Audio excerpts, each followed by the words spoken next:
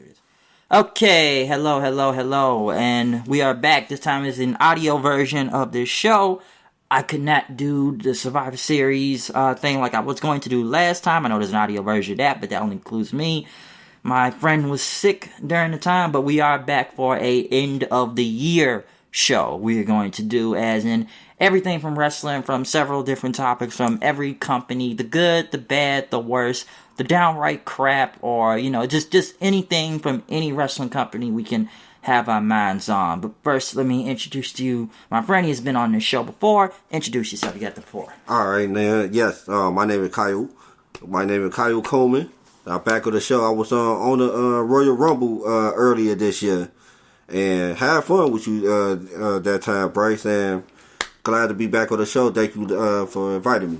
Yes, we are back again, and yeah, we got a lot to talk about. A lot, and I mean a lot to talk about. Yes. From any company, from WWE to AEW to NXT. I know it's WWE, but still its own brand. It is. It does feel like that. It kind of feel like that because of the Wednesday Night Wars. Yes. It feel like that. Impact, Ring of Honor, New Japan. And one of my personal favorites, NWA. Yes, the NWA. That's one of my personal favorites now. There's a lot to speak on the NWA of how people either like it or don't like it right now. Because we're going to go all the way from the beginning to what they've done and how they're now up to this point from what they got right now to what I've seen lately. But, you know, with all these things going on, where would you like to start off first with? What you want to talk about? All right, well, we're gonna really start with the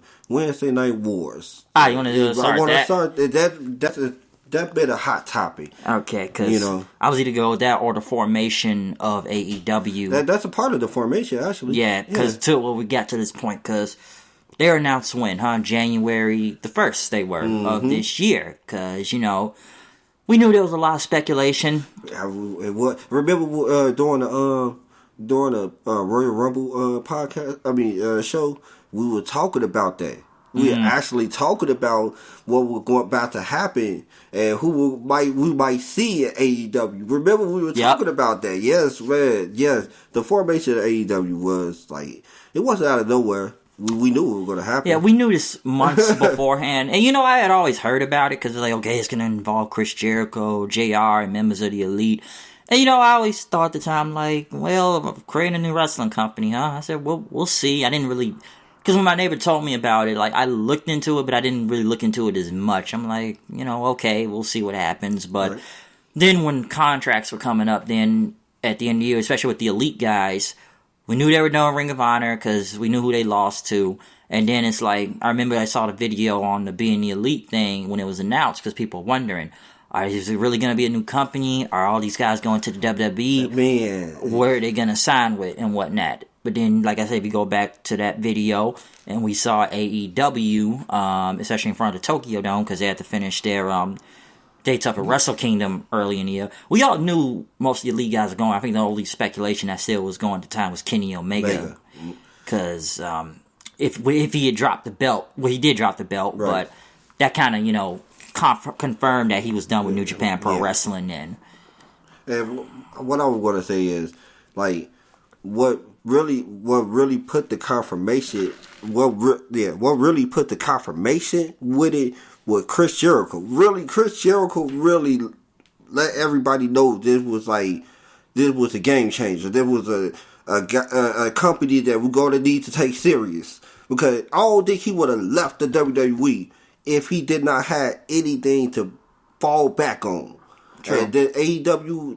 And once that sign happened, we knew, this is a company to be messing with. Because we already knew Chris Jericho was somewhere already gone from the company when he was first announced with New Japan over a year ago, and that was already a shocking moment. That was a shocking moment right there. That came out of nowhere. I'm like, is Jericho still with the WWE? I'm like, holy shit, he's in New Japan, and they put the Intercontinental title on him and whatnot, and he's still there, and he'll be wrestling. He'll get to New Japan soon enough. But when we saw that and everything, we knew that he wasn't with the WWE anymore. But as, more of AEW started to come up, we can go back all the way to the press conferences back in January, because that's when they said this is a reality, and they brought Jericho out, who was part of the roster. And, you know, we knew the Bucks, we knew Cody, we know Brandy, and guys like, you know, Pac, formerly known as Neville. Yeah, right. And, right. you know, Janela, several people. Well, I'm trying to remember back from the press conference they did back in Jacksonville, because I'm sure everybody goes back to that day, because they were right across the street from Smackdown, and then they were trying to ban people from the crowd. They said, you can't come in with that shirt. You can't come in here with that. Don't come in with AEW. No, you ain't coming in here with that. You gotta put on WWE shirt. And I remember those press conferences as they went on from, you know, when they actually had Kenny then, and then, you know, the Lucha Brothers, and, you know, we knew Jericho versus Omega was going to happen again. I think that was back in Vegas, because that was the first time they were going to announce their pay-per-view. And they've had, like, how many pay-per-views, or pay-per-views before, you know, the show. You want to count the all out? Yeah, I'm going to count that. Double or Nothing. No, Double or Nothing. That was their first one before the Fyter Fest. The Fyter Fest was the last one before the show began on TNT. Yeah, because I remember Double or Nothing, and that's when Moxley debuted, because he was finally gone from the WWE and everything, so it was already going to be known he was going to be there, and we're going to get into Mox soon a lot. There's going to be a lot to talk about Jon Moxley. Mox was the talk of the town in 2019. Yeah, he was one of the talks, all right. And between him and, you know, I go back for the Double or Nothing, because Double or Nothing was the show they need to prove. In a way, they need to prove themselves for people to take them seriously. And, you know, you can go back for them bringing in new people. Like, come on, we saw Awesome Kong came back. I popped for that. Man. Cody, and we're going to get into a lot about Cody Rhodes. Yeah, man. Cody, yes. The Throne. The man, yes. He kind of, the way I was thinking about him earlier this year is totally different how I'm thinking about him now. See, and when that Throne happened, I was just thinking like, oh man, you bitter. They make you the top star over there, so you gotta take shots at him and everything. But as the year went on, and especially with the show happening on TNT, he not making himself a top star like that. He only went for the title once. He really, after that one time, you ain't hear about him being on the top of on the main event status there. So I was thinking like, all right, kudos, Cody, kudos. You ain't putting yourself up there like a Jeff Jarrett. You know what I'm saying? Yeah. And, you know, I know there's a lot of opinions on Cody Rhodes where, and I've seen people go back and forth with this, because there's shows I listen to, like, either they like Cody, or some people call him Cody Christ or whatnot, of the stuff he does. I just remember that thing with the Throne. No, I'm like, this is a direct shot at the WWE, and Triple H more. Come on, it's the direct shot at him, okay? Yeah, of course. No one can say it wasn't. It was a direct shot, all right? And there's going to be a lot to say about the WWE shots, because there's going to be a lot of WWE shots. Now, there's been some problems with some of these shows, I felt like, because we have to remember they're a new company, and don't get me wrong, you're going to get some mistakes here and there. Now, I do believe some of these people they have don't really need to be on TV. They don't need to be on TV. Like Fyter Fest, don't put Michael Nakazawa. Don't get me started that oil. You see that oil shit where he went against the video game guy back at Fyter Fest? Oh my God, he's the dude that pours oil on himself. Get out of here. Michael Nakazawa. If he was on there last Wednesday and everything, the one Pac was supposedly beaten up, or you know, supposedly Kenny's best friend now out of nowhere. But go back and look at Fyter Fest. He went against this Jabelli guy. He see the Fyter Fest is teamed with the CEO, like, you know, video game type of tournament, because I think, you know, Kenny's really into big video games and everything. And CEO is like it's like a big video game thing, but I think it's like like video game competition. Jabelli's like the owner, but it's like, why is this guy in a wrestling ring at the same time? And, you know, you've seen stuff they have from Mox and, you know, the Bucks. And I'm trying to see what they have in AEW roster they've announced in the past few months. You know, Jungle Boy, Luchasaurus, the Dark Order, like I said, Pentagon and Phoenix, several teams. Hey, you know what? My dumb self, man, I need to do some more research, man. My dumb self ain't no Jungle Boy was Luke Perry's son, man. Yeah, it took people. I didn't know he was Luke Perry's son neither. You know, rest in peace to him. Yeah, rest in peace Luke Perry, by the way. I did not know. I would, I did my research after hearing JR said it like 5,000 times throughout the match, but that's neither here nor there. I still like I like Jungle Jack better. Jungle Jack Perry still sounds like a cooler name. Man, it does sound like a cooler name. Yeah, JR said, they need to go with that. Yeah, Jungle Boy just sound like he sound like a character. You know what I'm saying? Like, he sound more like a cartoon character. Same with Luchasaurus, but Luchasaurus looks like a monster. Monster, though. Luchasaurus can go. I could go with Luchasaurus. Like, all right, you big dude. You can keep that name. and they brought guys in like MJF and everything, which I think is great from the time I've seen him in the past couple years. MJF, man. From MLW. That boy is nice. He is very nice. He's a natural heel. Yes, he is. He can wake up to just make you mad. He'll wake it up. Why this guy wake it up today? That's how he is, man. Yes, he can pull it. At one point I still kind of called him. Before I liked him more, he looked like discount EC3 to me at first. He did.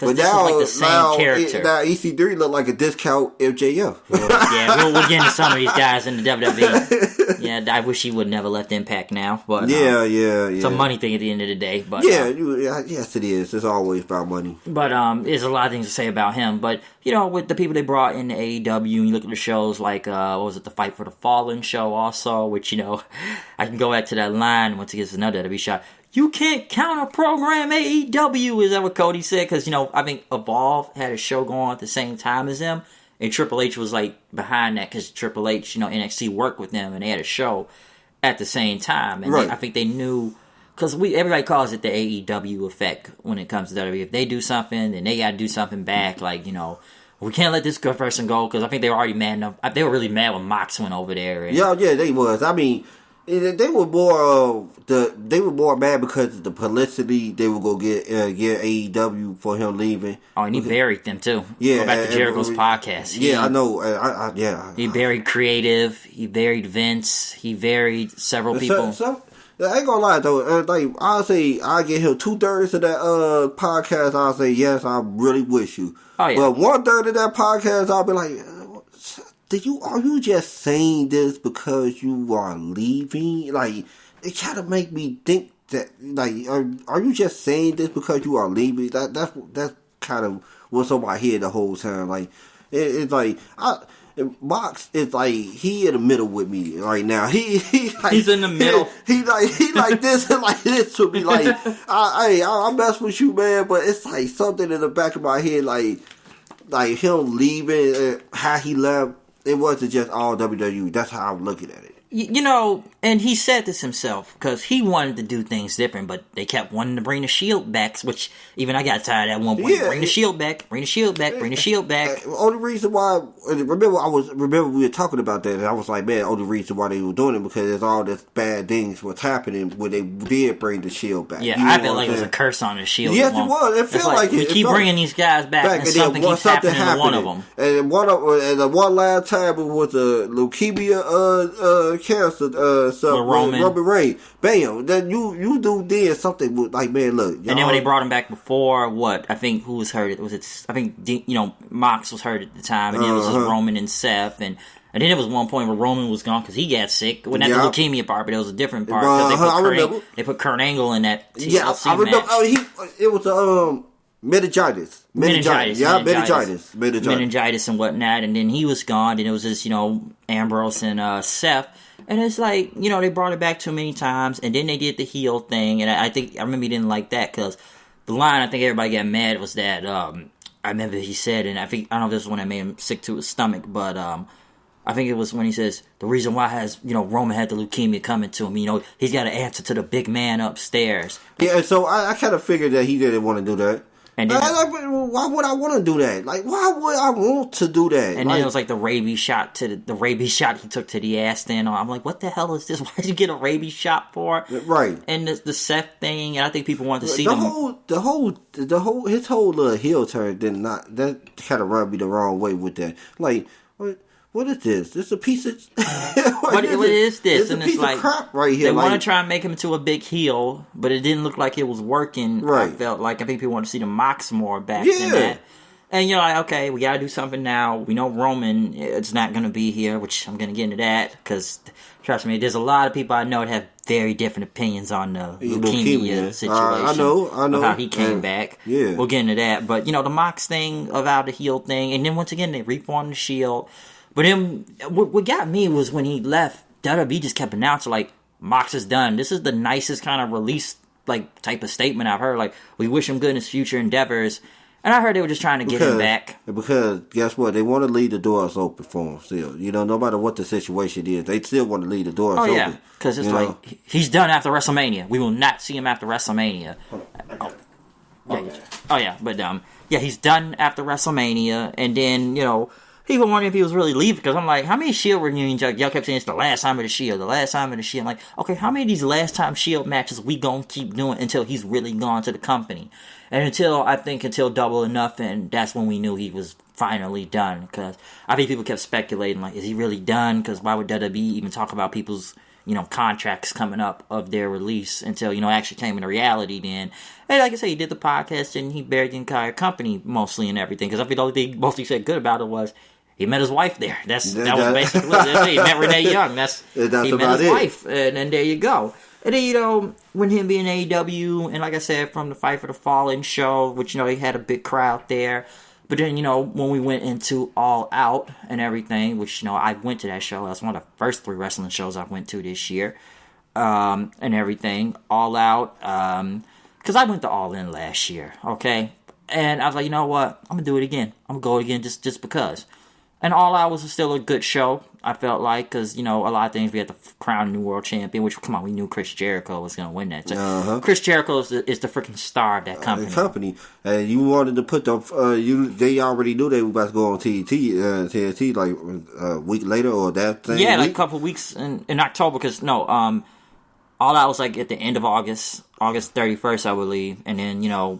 When did Jericho capture the title? August the 31st. It was in August. It was at the end. Alright, so they wanted to put the title on a guy who everybody recognized, even the people that was going to happen. Right, even the people who haven't watched wrestling in a long time, they knew somebody was going to be flipping the channel, and they going to see, oh man, hold on, is Chris Jericho? Yeah, we know who Chris Jericho is, so that's going to give you a reason why to watch the show, because, come on, like, they were going to put the belt on him regardless. Yeah. I knew that was happening a mile away. And, you know, All Out was a good show. And we saw other people like, you know, I'm trying not to call him LAX all the time, but yeah, I know. I don't mind their new name. PFP. Proud and Powerful. I kept calling him Proud and Powerful at one point. Like Proud and Powerful. But every time I see them, like, I just keep calling them LAX. Right, but you know, I tried to say Santana and Ortiz, but I saw them debut, and you know, I kind of figured that was coming because I knew they were done in Impact and everything, and I kind of wish that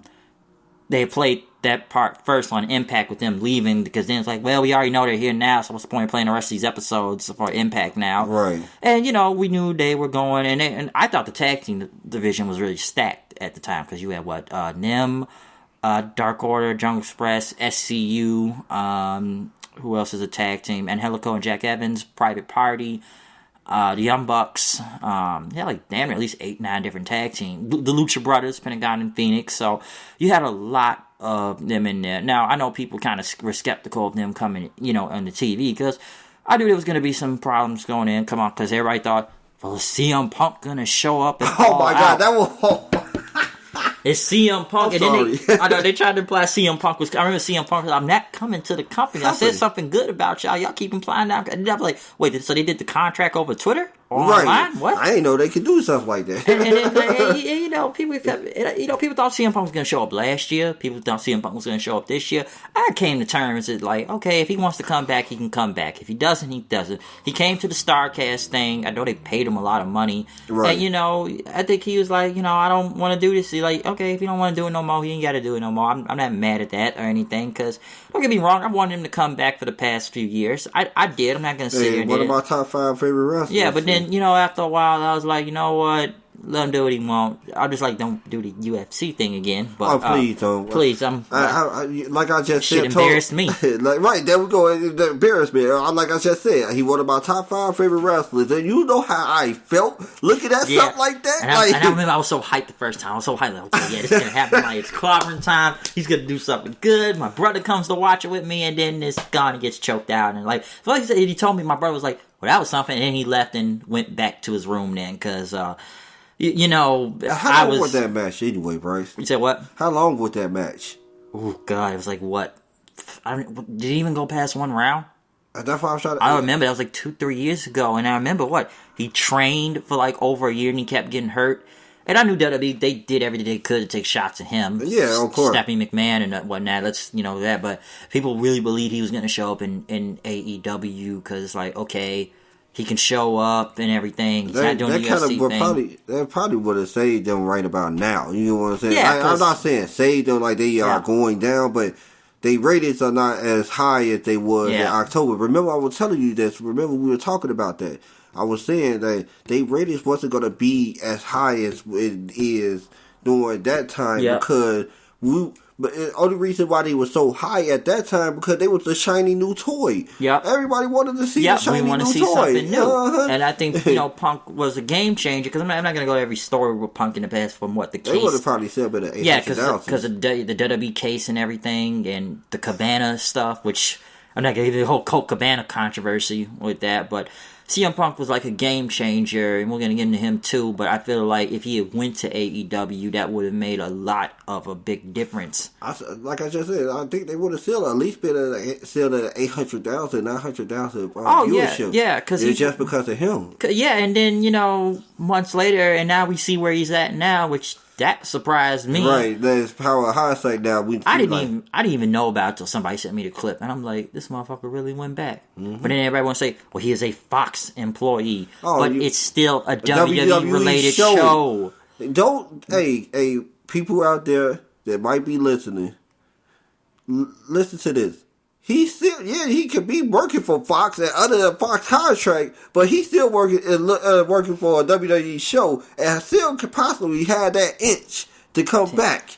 Now, I ain't saying he was going to come back, but if he did have that inch to come back, guess what? He there already. He back. Yes. And they're going to offer, I know they're going to try to offer him as much money as double, triple. They'll suck his dick if they want him to come back. Man, but, with him on Fox, he can say anything he wants, but I'm saying like, okay, he can talk about the company and how bad stuff is, but is that going to make them change anything? Because, listen, he can't go back there because he's not going to work with Vince and Triple H. We all know that whole little story and whatnot. Because I didn't even really believe you when you sent me those articles about Triple H saying, we're open to business. I'm like, well, that's just Triple H. I feel like he was appeasing to the damn marks out there. I kind of figured there was something going on because I was thinking to myself, like, we heard this before. Why are you repeating yourself now? That's what I was thinking. Now I'm like, myself. how many times are we gonna hear this? And like, I knew the rumors, but I didn't really, believe it at first. Because listen, with him being on that backstage show, I heard the ratings ain't even still doing good. They went down. That's a peak man. I don't watch that shit. I only watched it 2 times, and because of him. I guess I'm lucky that I worked at nighttime and stuff.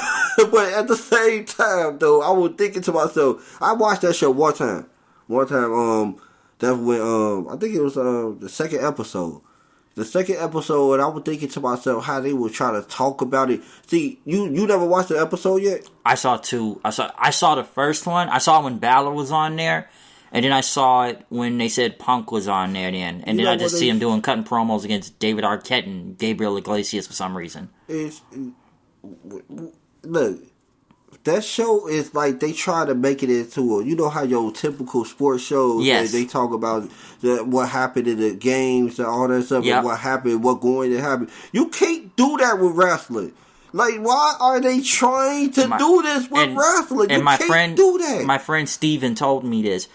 It's hard to make people watch a show, this is on a Fox network, on a sports program, and this is a kayfabe show, which is already a work, and we're trying to make it into this like some sports show. It's on a Fox Sports 1 channel. It's on a sports channel. At 10, 11 o'clock at night. How many people are watching that? And they know what they were doing. That's a death slot. And like you got, Renee Young, Booker T, I think sometimes Christian sometime. I know Joe was on there a couple Joe was, times. Paige, how does she still have a job? Paige, how? I don't know. I don't know how but she's still there for some of those. Well, let's not get into that, but it amazes me this girl still has a job. She gets around, though, I'll say that. Yeah. I think Ember Moon was on there, because she was hurt. She was just not too long ago. Yeah, she's hurt right now. Yeah, Bliss. And I didn't even know that. Yeah, Moon been hurt for a minute. That's why she been gone. And then I heard about the Bliss clip about her trying to bury people on the internet because they talk bad about her, and which I don't think Alexa Bliss is fucking good in general. I buried that girl. The crazy part about it is I don't think she that good either, but she needs to take criticism. I'm sorry, you're not that good. Even me, I'm one of your fans, and I'm telling you this personally. I know you are not that good, so you're gonna have to eat those criticisms and go back and train some more, because you're gonna have to, because you are a basic move person. You know how to do your basic moves. You know what I'm saying? You know how to do your DDT. You know how to do your little suplex. Yeah, she can do it. I saw that DDT a few weeks ago on SmackDown. They botched that. Oh man, yeah, I know, but I'm still she that's one of her finishing moves, so I guess she can still do it. And I just got sick of that girl. I'm sorry, they just pushed her to the moon. She did, they did. But she a 5-time champion. That's how she's hot pushed. And she has a nice ass. That's why I said that they push her down people's throat. That's what I was saying. It's they pushing her down our throat because of that very reason. And people wanted to call this girl the next Trish Stratus at one point, which I thought that was asinine. And people think Trish trained. And this girl's in NXT though too. Right, there we go. Trish ain't had a situation that she was in NXT getting trained. She had to get thrown out there in the rules. Here you go against Jacqueline. Whoa, hold on, Jacqueline. Go against Ivory. Go against Jazz. Go against Victoria. Lita. You get what I'm saying? Trish. From when she was with Tessa Alba TNA is totally different from Trish when she retired from the WWE in 2007. Because she was a fitness model before she was a wrestler, I believe. Fitness model, I believe. Hey man, look, I remember I was doing some little binge watching when I first got the WWE Network a few years ago, and so and I was doing a little binge watching. And when I was binge watching, I was actually watching some of the old Raws and stuff. And I was just looking at how Trish was so green. You know what I'm saying? And then all of a sudden, I started watching it more and more in the 2005 area. That she has to carry Christy Hemme. Yep. Now, that's a totally different person that I was looking at. Yep, because she retired in 06, right? 07. 07 it was. Yeah, 07. Yeah, I remember that last pay-per-view and everything. She had the title one more time. She was actually going to have a match with, I think one of her last matches was with, before Lita, that match with Lita, was that match with Melina. Yeah, because I remember she won the title at that last pay-per-view, and that was her, last ever match. But, she came back later. She had a match this year. Yeah. We'll get to that, too. But, Trish was there at the time. That's why I find it asinine when people compare Bliss to her. Like I said, I wanted her fans and wanted Bliss fans, but I can really say that. How dare you say she's somewhere near Trish? Yes, because personally, I just buried this girl to the point where it's like every time I see her, I don't give a shit, because y'all be saying she's got an undisclosed injury. What is it? Another boob job, or she hurt this time? Which one is it? Come on, man, tell the truth, man. I don't want to hear it on backstage from goofballs like Ryan Satin. There's another guy that sucked his dick all the way to get the their dicks to get the WWE. By the way, he's another one. He's so-called journalist online, because we'll get into them too, especially with AEW, like Meltzer and Brian Alvarez at AEW and whatnot. But like I said, with the whole thing with the women, like I said, you see CM Punk on there. Can I say this right here? Yeah, go ahead. And talk to the audience right quick. Hey, look, you gonna come to this podcast right here, or this show right here, and you gonna hear the truth about everything. We're not biased on anybody, okay? WWE can get it, AEW can get it, NWA can get it, New Japan can get it, everybody can get it. Yep. If you not doing what you are supposed to be doing, you're gonna get it. We're not those guys who go, no, AEW better than this, or WWE better than it. No, you're not gonna hear that. Yes, thank you. And this goes on now into we're finally in the Wednesday nights now, the Wednesday Night War, which NXT was a couple weeks beforehand on them. But now we go into AEW on TV, and where we on week 11, 12, I believe. Mm-hmm. Yeah. And I look at the show, from its beginning, and the 4-year pay-per-view too. We got to count that. Now listen, AEW's had some mistakes, some audio issues, some other things. There's a lot of criticisms, and I like AEW. Don't get me wrong. I call those accidents right there. When people want to pick on the audio stuff, that's an accident. Yeah, I know, but some of it was like going on for weeks, though, because it was like it was like last week or two. The audio was so bad for like 15 minutes, and it took them a while to fix it. And there's a lot of good and bad to say about them, because, like I said before, it's a shiny new toy. It's different, and they've had a couple solid shows. Yes, they did. Yes, they did. But I look into more of it. I can see where they had problems and why they've lost in the ratings. Okay, now they started off like $1 million at first. Ooh, I believe, man, million. Especially when they came into play. Everybody wanted to try to downplay. Oh man, it's 900,000. What 900,000? It's almost close to $1 million to be my friend. And they were on top at one point, but you look at the roster, like. What would you count as the good and the bad out of this since their debut, going up all the way into now with AEW? The good is the good is the good talent that they show. I like their matches. I like how I like some of their matches. They give a different vibe from you watching a different show from the WWE. Nobody gonna mistake watching the AEW for the WWE. They not. That's just point blank and simple. But here's the thing that I really point fingers at sometimes. They don't know how to pace themselves. Thank you. It's like everything got to be boom, boom, boom, boom, boom, and then match in with a roll-up pin or something like that, or some goofy pin up or something, a crucifix pin or something. Like, hold on, time out.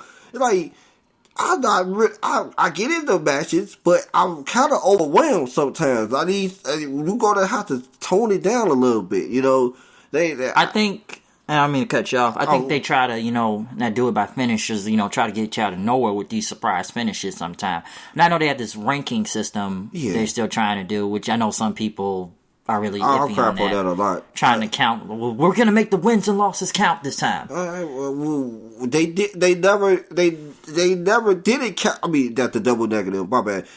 It ain't like they didn't matter. What you mean? They win losses didn't matter. People didn't understand that. Like, I didn't understand it. Like, why would you say wins and losses matter when like they didn't matter or something? Like, if you lose to a person that you're not supposed to be, that we see that you're not supposed to lose to, we look at that as a berry, and that really a blemish. That's how I look at it. True. And, you go from that, and you said something about the pacing of the show, which I think there's a lot of problems, which they still do this. When they go to the picture-in-picture thing commercial, the problem I have is this, and this has to do with last Wednesday, too. Don't go to it when someone's cutting a promo or doing something important. Especially your top star. Your world champion. One of your best promos hitters. I want to hear what he got to say. I was ready for it. I was ready for it. Because this is the thing I've noticed in AEW. The most things that are really good on AEW is this. Chris Jericho, he is the fucking show. He is the show. He's the only thing to really watch from the show every week. Come on, but he even brought that list back. He brought that back. He brought the list back. The lexicon of Le Champion, a little bit of the bubbly, all these catchphrases. He's got his own liquor bottle now. Can you actually, where would you rank Chris Jericho amongst the best of the best history-wise? Not just... of all time. About history-wise, I really have to put him down. He almost top 5 to me. He's got to be in that top 10. He can reinvent himself. He can reinvent himself. JR said it too. JR said it in AEW. Did you hear what he said on this past Wednesday? What did he say about him? He said about how Chris Jericho is not unlike the other guys out here. And he can actually reinvent himself. He said that right on TV. Yep.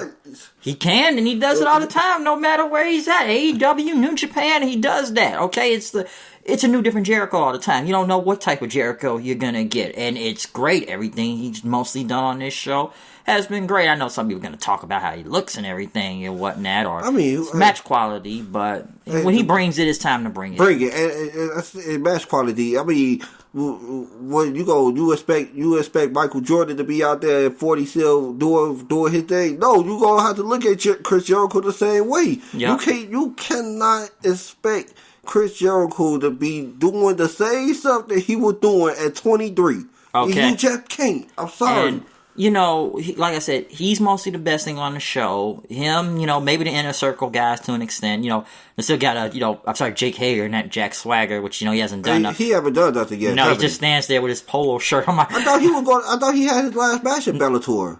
He fought at Bellator. I thought that was his. Oh, that was his last one? I thought so. I'll look it up. I'm like, when is this guy ever wrestle a match other than wears polo shirts out there? Look, he's going to a bowling alley and whatnot. But, you know, my neighbors say he looks like that rich dad that's taking his kids somewhere on a Sunday or something. And, you know, them, you know, LAX, you know, Santana Ortiz, I like those guys. Guevara, they're trying to make something into him. Who else is that? All the Inner Circle? Like, you have them. Yeah, Proud and Power. That's what I just said. Santana and Ortiz. Oh, yeah. My bad. You got them. What else? Because Jericho's one of the best things on the show. Cody and his promos. Yeah, Cody and the promo. They very emotional. Very, very emotional. It took me 14 years. I don't know why I like saying that. I know it's serious, but like, it took me 14 goddamn years to get to undesirable, to undeniable. I don't know why I like saying that for some reason. I wish I kind of disagree with the undesirable part. You were desired. Don't get me wrong, sir. You were desired, but don't. We're not that other company.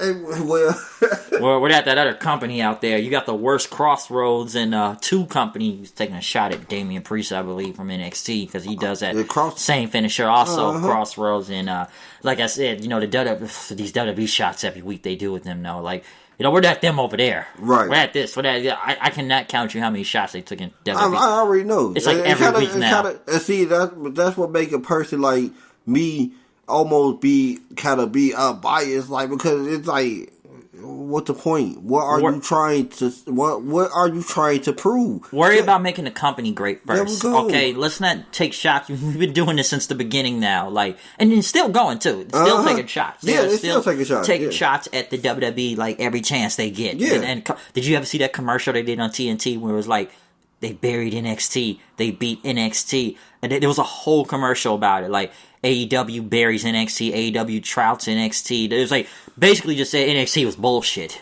That's basically what it was. I never seen that commercial. They there's a commercial like that. There's like articles that say like AEW buries NXT. You cannot have a commercial like that, man. I didn't even believe it until I saw it. And I'm like, they really put this out there.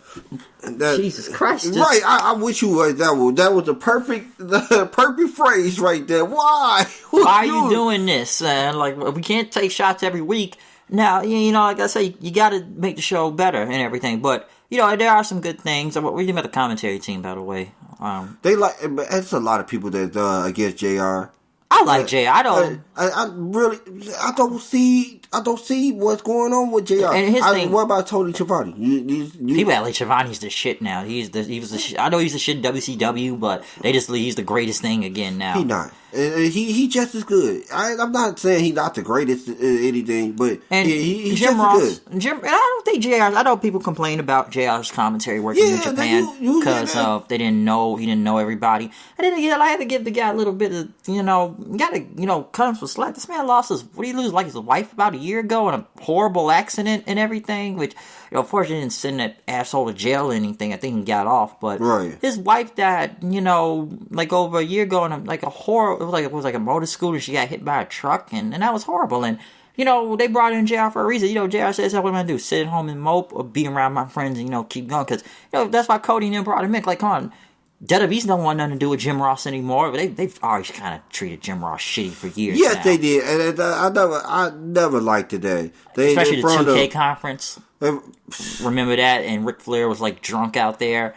And they blamed him all for it. You're right. I ain't understand that. 2K loved it. They fired him over what Ric Flair had done. Just shooting on everything, and let's go after JR and last say he got retired then, and then we'll bring him back sometime. But you don't want to do nothing with JR. Then what they do, bring him back, they just get rid of him again. Yep. So I'm like, good, let AEW have him, okay? Like, listen, like, at least he's doing his job out there. JR's not going to know everybody out here. Like, come on. Well, I knew it was going to be a couple steps and whatnot. I don't know about, and what do you think about the Excalibur guy? The guy with the mask? That's the one I don't like. That's the one I don't like. Like him? Because whatever he do say anything, it's not really anything. Like, I don't. Yeah. It's like he don't be saying nothing to me. Like, it just seems like it just be JR and Tony Giovanni. That's how it be to me. Like, yeah, because and we'll get to some of this roster they have, because I want to get to the part when he goes about it's the Blade. Who the fuck are these guys? You talking about the Blade and the Bush? I just saw these guys. They took an L. They took an L. Like, wait, right off the bat too. Like 2 weeks they've been on. Right. Wouldn't you give them wins? Wins, right? 50-50 booking. 50-50 booking. Oh, you ain't one of the. You ain't like that. You ain't like the other company, are you? Come on now, man. And I'm saying, like, wait. You just brought these guys in. Nobody doesn't know who they are. We know who Allie is or whatnot. Right, we know who Allie is. She's the bunny, but then again, that didn't make any sense, because wait, what's this girl beat up 2 weeks ago by Kong and she was a face, but now she's got a heel gimmick now, which came out of nowhere dressed as a bunny, which I like the bunny in New Japan better. Look at that one. But I'm saying, like, why is she heel now? And then it's like, I didn't know they worked for MJF. They said it was a video on Twitter. I didn't see that. And then it's like, wait a minute. You just brought these guys in. They beat up Cody 1 week, and that Marshall. But then it's like, wait, they already taking L's? Back, right, and Cody come back and take his heat back or something? I'm not saying put the belts on, but like give them a win streak or something, make these guys look serious, introduce us who they are. They look like horse heels to me. And I like the look. They look like tough guys to me. They really do. I thought they were going to be somebody to be reckoned with. Yep, and...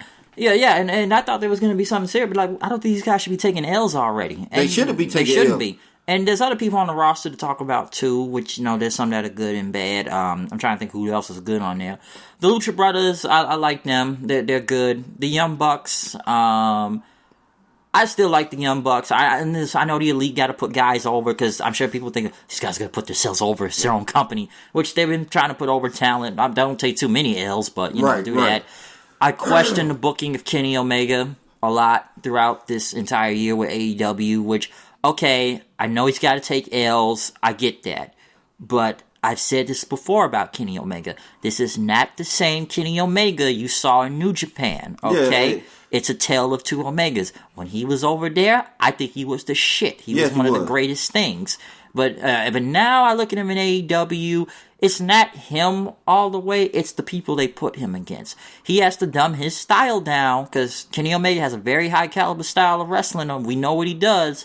But it's like he has to bring himself lower to these guys' level to be on their level and whatnot. The crazy part about what that situation is, he got to dump himself down for guys that not really supposed to be on TV just yet. Oh, like, yeah, we'll get to that. We'll just get to that. But these guys are not supposed to be on TV. Some of these guys are not supposed to be on TV. Some of these other guys, they are good talent. Don't get me wrong. But at the same time, Kenny Omega kind of heads and shoulder better than everybody in the company. Oh, yeah. And so that's why it's kind of tough for him to have good matches, even with the top stars of the company. Yeah, and, I just kind of question, like, he said, come on, he had to carry Janela in that match a few weeks ago and whatnot. And then, was that a hardcore match still?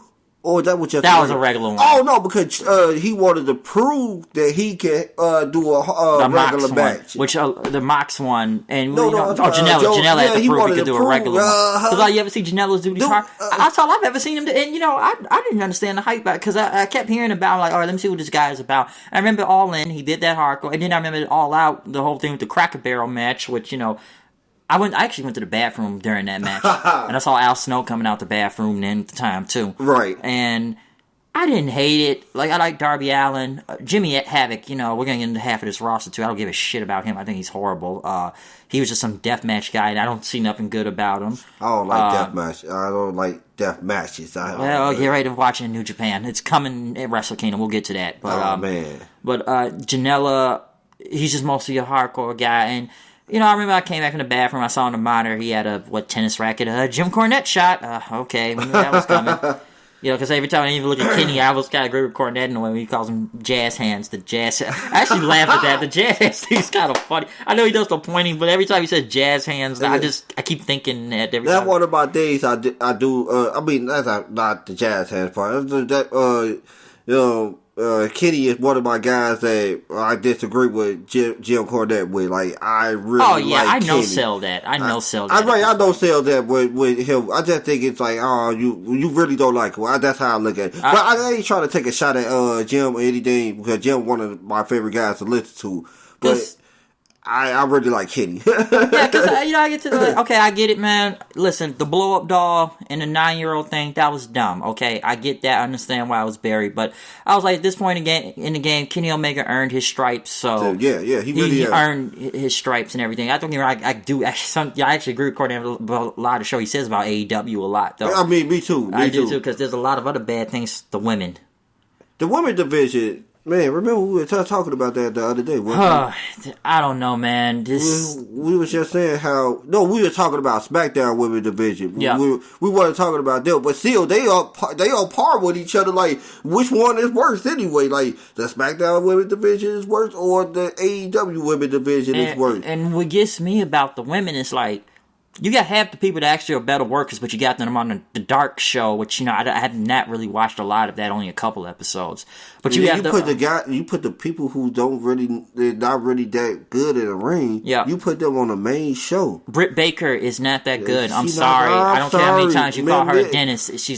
I get it. She's Adam Cole's girlfriend. Yes, but I don't think she's ready to be at the top yet. Man, did you see that match on Wednesday? That Stylinder girl had to carry her. Yes. She had to carry her. Man, I thought she was going to hurt that girl a couple of times, man. I saw that match with Rio, and I didn't think it was good. Which, by God, where is the women's champion, by the way? Rio? We have not seen her since the pay. I think she was there last Wednesday, but we saw her in the crowd for like 3 seconds, and that was it. But she hasn't been seen since the fucking pay-per-view. Right. And then I know people don't take Rio that seriously, because very small, 98-pound Japanese girl. I don't think Rio's bad, but her offense does look kind of ineffective, though. Really. Yes, her offense do look ineffective. That's the reason why people don't really take her serious, because her offense is very look like it's like nobody can no-sell the hell out of all of them. And I know they want to bring in more of the Joshi wrestlers. I know that. I think Kenny is like really big on that one, trying to bring him to an American audience. Which I'm not saying that doesn't work or anything, but. Just make sure you bring in the right ones, I feel like. Because I like the Hikaru Shida girl. She's good. That Emi Sakura one, oof. The Freddie Mercury one. Yeah. That's bad. That shit is bad. I watched her, was it last week? I watched her. That was bad. That was bad. Big Swole. And they just signed that. And Big Swole's good. I'm glad they finally signed her. Right. But that Emi Sakura, this is bad. Right. I thought that title match they did at the pay-per-view was bad. Yeah. That was really bad. It was not good. No, it was bad. No, it was bad. It was announced at the last minute. This girl, Emi Sakura, had more L's, but we're going by a win-loss ranking system, but she's taking more losses than she took wins, so how did she get a title shot? And that doesn't make sense. And, I look at some of the women they have, there are better ones. I really thought they were going to pull the trigger and just go ahead and put Britt back into the title picture. I think they already see the heat that they were going to get if they would have did that. They probably would have gotten heat. I know we haven't seen this person on the show in a while. Nyla Rose, which... Yeah, I think I thought she was suspended. She is? Because, everybody thought they were going to put the title on Nyla Rose, which I even had a problem with that. And, not the other thing, but there was one thing, if she's supposed to be a big monster and everything, why was she taking L's before the show even started? And she's supposed to be the big monster. The very first episode of AEW, you're gonna put her against the women's champion, and she lose. Yeah, and not the women's champion, but this was to become the women's champion. And she lose. Yeah, and I think enough people had looking at, and I saw people say this too. It was like a do or death type of thing. Okay, we put on the belt on 90-pound Japanese girl, or technically a guy. Yeah. That's, and I wouldn't get into that much because I'm sure the people on the internet would bitch. Right. But look, people. All right, we not, back to what we not going to sugarcoat anything with y'all, okay? We not. It's not a sugarcoated thing. I feel like, at the same time, this don't look right. You know what I'm saying? This don't look right. And it's a dude fighting women, basically. And y'all might as well just bring illegitimate matches there. And then full out illegitimate matches. If you're going to have this guy beat up on women, you might as well just have full out illegitimate matches where the guys just having matches and slinging women around.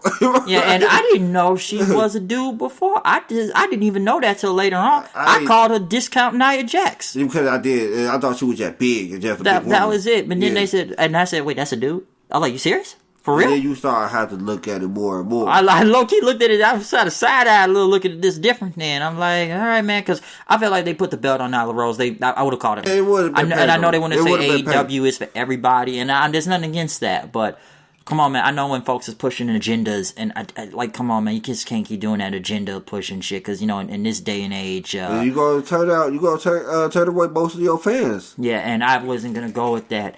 And, you know, it's just like the women they have on TV, it's like, all of them aren't bad, but here's another problem. Why are we pushing Brandy Rhodes and with this? What the fuck is she doing? Me and my brother were just talking about that earlier. Me and him were just talking about that earlier, and I was telling him about. I'm like, well, what the point? What she kind of pointless to me, to be perfectly honest with you. Yeah, I don't know why she there. Oh, we know why she there. Oh yeah, but at the same time, like, why is she on TV? Like, why do she have to do anything or say anything? She could just be in the backstage handling business. Well, you see, Brandy has a lot of power. She's like the CBO, or the Chief Branding Officer, or Chief Brandy Officer. Has a T-shirt about that. But she's like the overseer of the women, and, you know, I believe she's the one that signs the women. And what she talk about, like, everybody's gonna get equal pay, which I don't know how that's gonna work with AEW. Everyone gets equal pay. No, you cannot give people equal pay, man. Not with something like this. This is like this is like a sports team. Not everybody gonna get paid like LeBron. I know if everybody get paid. And no, you're not. Everybody's gonna get free travel. They're gonna provide rides to everybody from city to city, I believe. And oh man, Tony Khan got that money or something, because the money mark. Man, because the money mark, because they using that money mark. That's one thing I do agree with Jim. I swear I agree with Jim with that. They are using this man money to the max. Like, yeah, man, he gonna be either the company gonna fold or he gonna fold. Or his dad is gonna stop this. Right, his dad gonna say, I know people call him like the new They call him the new Dixie right now, the new Dixie Carter and whatnot. He like, man, I got the Jaguars to think about, son. People try to compare him to Vince McMahon. People try to compare Tony Khan to Vince or Shane McMahon. I'm like, he's not Vince or Shane. I saw that stunner he did, and it looked weak as ever. It looked very weak, and he shouldn't have been doing it. He's just a guy who just was a wrestling fan, and he knew he could. He wanted to make a company, and then everybody think Goldberg was going there. He said he was friends with Goldberg. Did anybody think Goldberg was going to AEW? Because everybody kept saying that was going to happen at one point. I mean, they're going to put butts to the seats and viewership, and people turn into the channel. But once it happened, everybody gonna be like, what's the point of he doing? Yeah, that? and the whole Brandy thing, what, I don't even know what this gimmick. I call this just another version of the straight edge society with cutting people's hair. Because, by God, this woman gets a lot of TV time, and she's the top heel, and she's not a good wrestler. She didn't have a good match at that Fight for the Fallen show, and that didn't make any sense to me. Because I remember, like, okay, you're painting her as a face, but she's the heel and brings Awesome Kong out. Kong, I don't mind seeing Awesome Kong. I like Awesome Kong. Awesome Kong. Yeah. Yeah, but it's like, dude, why are we doing so much of this Brandy stuff? I'm sitting there like, yo, what am I watching here? I have no idea what this gimmick is about. I have no idea what she's saying. I don't get why there's some bald dude and she kissed on the head. And what is this Disney villain? I call it a Disney villain. She does look like a Disney villain, don't she? Yeah, she comes pointing, and I'm like, what is this? I'm like, we got enough dark gimmicks in AEW right now. We got like 3 different spooky dark gimmicks. Everybody, and my friend Brian said this. He's like, everybody wants to be the Undertaker right now. Yeah. Everybody wants to be the Undertaker. Them, the Dark Order, which that whole thing last Wednesday. What they like? I buried that segment. Corporate. Aces and Eights. You called them. Ace and the Eights. I called them the putties from the Power Rangers. Putties from the Power Rangers. Well, I was just ministry discount ministry. Really? Oof, a discount. I think discount. That's kind of being generous. Damn, I was trying to say discount. I was gonna say the Evil Uno guy looked like a wannabe shredder trying to recruit people like he's the fucking Foot Clan. All this like cult like group, and my friend said they're glad they made Evil Uno. They said Evil Uno needs to lose some weight. Wear a shirt. He said make him wear a shirt. Make him lose weight. He does not look good out there. Some of these guys do look like they not in shape. Marco Stunt. God, please. And people say I'm too hard on him. Dude, you're not too hard. When Meltzer tried to compare him to Rey Mysterio, are you on crack or what? That felt like a disrespect to Rey Mysterio. Rey Mysterio, right? That was disrespectful to me. You talk about a guy who grew up in the luchador business and honed his craft since he was a child. Okay, since he was a child. He was training since a kid, and you gonna compare this man to him? Not even close. And I just like Marco Stunt will never be on the level of Rey Mysterio. Okay, I'm sorry. And people say, "Oh, in time." Like, are you sure about that? Because I think he's only been in the business for like only a year or two, if I'm not mistaken. But I'm just like, why should I take this guy? I remember my friend, and he doesn't really watch wrestling that much, but he turned one day. And my friend Daryl, he saw and he turned. It was like the Jungle Express versus the Lucha Brothers and whatnot. Man, he did not. And he watch turned it that to Raw. match. And he told me, he says, "Bryce, what am I watching here? Why is this small child going against this luchador?" And they are selling for him. Selling, and it went like 11 minutes. 11 minutes. I'm like, that match should have been done in 5 minutes. They didn't cut him off until like probably 5 minutes in, and then they got their heat back. Yeah. And it's like, wait a second, they were getting whooped on for like 5 minutes here. And then people try to call him Spike Dudley. They think he's like, I know Spike Dudley was a human projectile too, but Spike looked a little bit tougher, at least. Yes, he did. Spike looked kind of big. This guy looks like a 12-year-old. And what they did with Spike was they had him go against these big guys and stuff. He was going to lose most of the time, and then he was not going to get that much offense in. And only time they had to get only time that he had got the offense in, if they hit the ring buckle by accident. He comes in, they try to run him to him, he moves out the way, and they hit the ring post or something, and then he get his offense in. It ain't like he get his offense in, he just whooping these guys. Yep. No, it's by accident, and then he goes in with his offense. With when I was watching that match against the Lucha Brothers, it wasn't like he was moved out the way or outmaneuver somebody. No, he actually went toe to toe with somebody who at least 8 to 9 inches bigger than. Oh yeah, and it's Pentagon Jr. for God's sake. Pentagon Jr. Yes, and it's like I'm looking at Pentagon is a nice size, and everybody know that. Yeah, and I think Marco Stunt brings that down, the whole jungle thing with Jungle Boy and Luchasaurus. He looked like Jungle Boy little brother or something. Yeah, like come on, way man. smaller too. And I want to be just like him. and people want to say and people have the nerve to say I'm too hard on him. I just say I don't think he's good, and there's a lot of these guys I don't think that are good on it. I don't think Janela's that good. I don't think so either. Which I tried, I really did, but I think I can see why people call him Jelly Janela also and whatnot, and I just don't think he's that good. I was just saying. Remember, I was before we started the show, and I was saying that he actually could be a good wrestler. I mean, not a good wrestler. He could actually be a good hardcore guy if they don't expose the guy.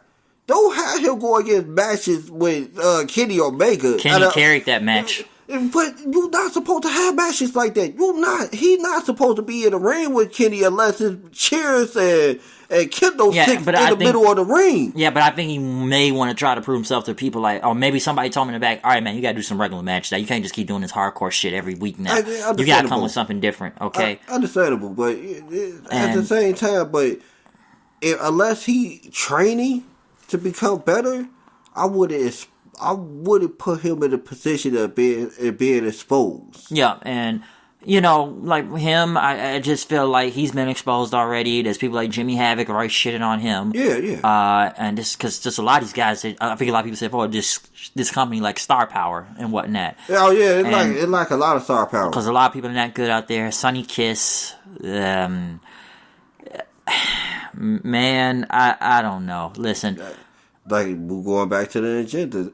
And listen, let me say this about Sonny Kiss.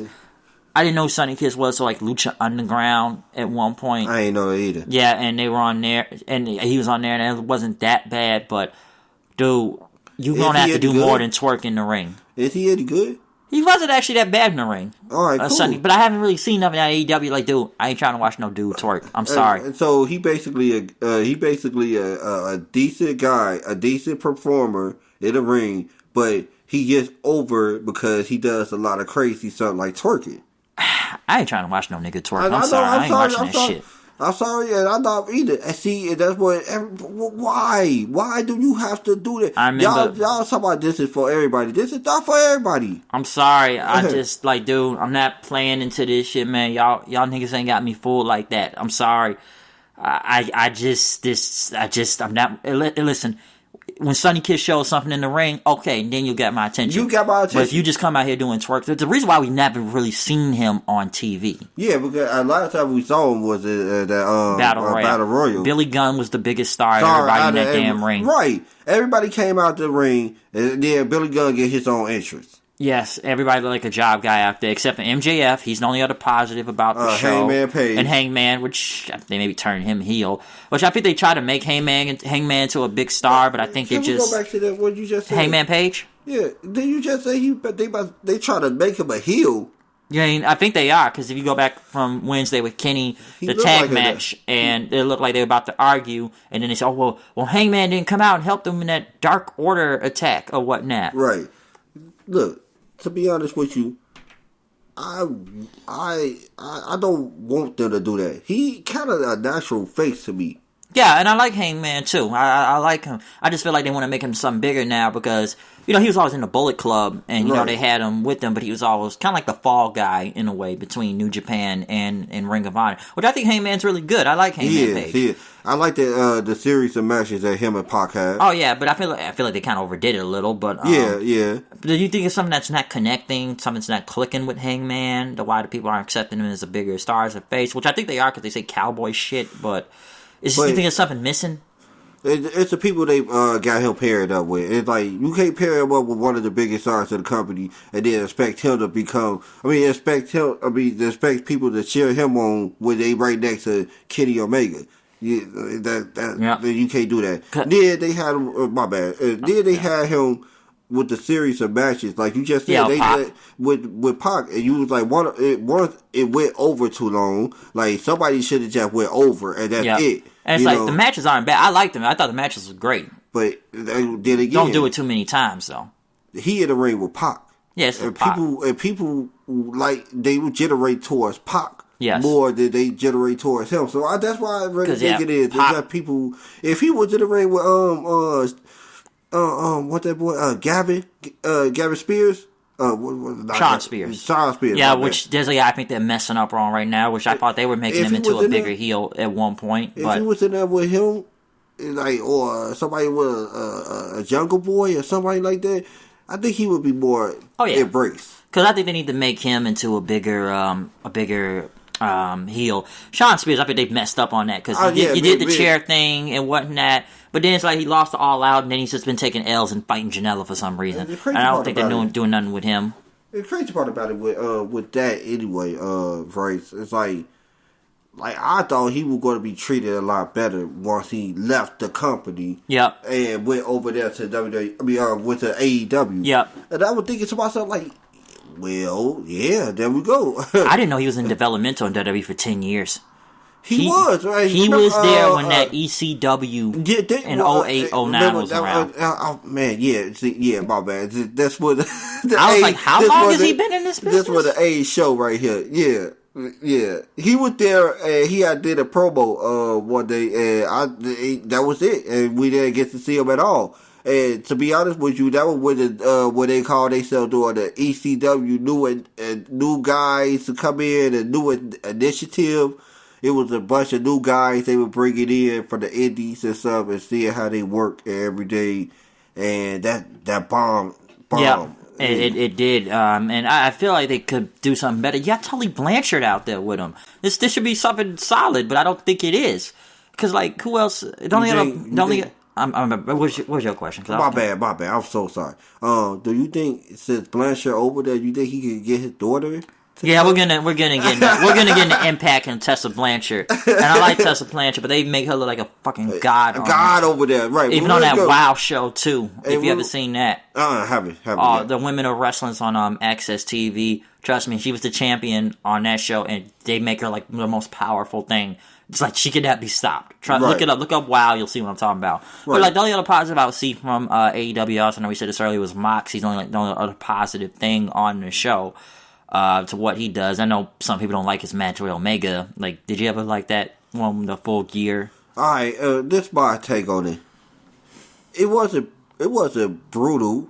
It wasn't brutal. It was some of that stuff was unnecessary. Like, who makes a beard full of barbed wire and say, I'm gonna need this for after because people gotta remember how you look at wrestling.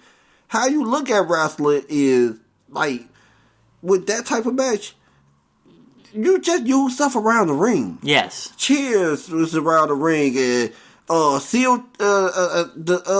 steel steps and grab a table and throw people through the announce table, stuff like that. You can't make me believe that you made this being a barbed wire and thought you gonna really, really, really, really need this at this match. In this match, like I'm gonna really need this being a barbed wire in this match. Who thinks of that? Yes, and I didn't hate the match all the way. Either.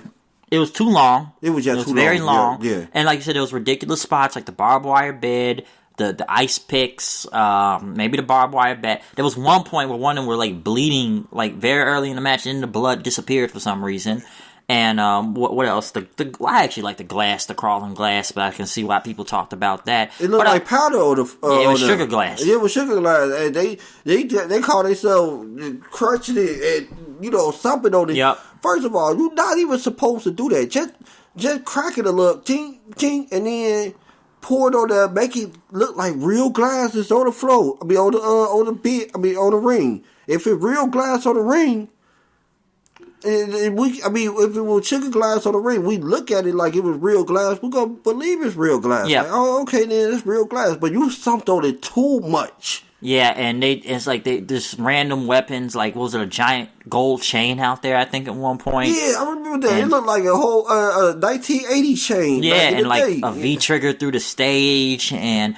there were just points where the match was getting a bit ridiculous. The ice pick. Yeah, I said the ice pick. Yeah, they stick them in the head. Nobody bleeds. Right. No blood. And I just felt like it went on too long. And I know people said, well, they went out there and had a regular match, it would have been better. And, possibly they really could have done a regular match, it would have been better out there. Because I think they were doing too much out there. I know some people didn't like the match, but I'm not going to go and say, well, it was too violent and too bloody. And, I was hearing that. I'm like, if it was too violent and too bloody, y'all go throw up as y'all look at a death match then. Go look up old ECW. Oh, boy. Go look up Terry Funk and Mick Foley and, the FMW barbed wire explosion thing. I've seen way worse, bloodier stuff than that. I saw a match that they was almost dead. I don't care what nobody say. They were CZW. Almost, yes, watch they matches. Watch old John Moxley matches back at CZW. And that's what I think Mox is trying to bring himself back. That's what he was trying to bring the CZW Mox back, the one that was very violent.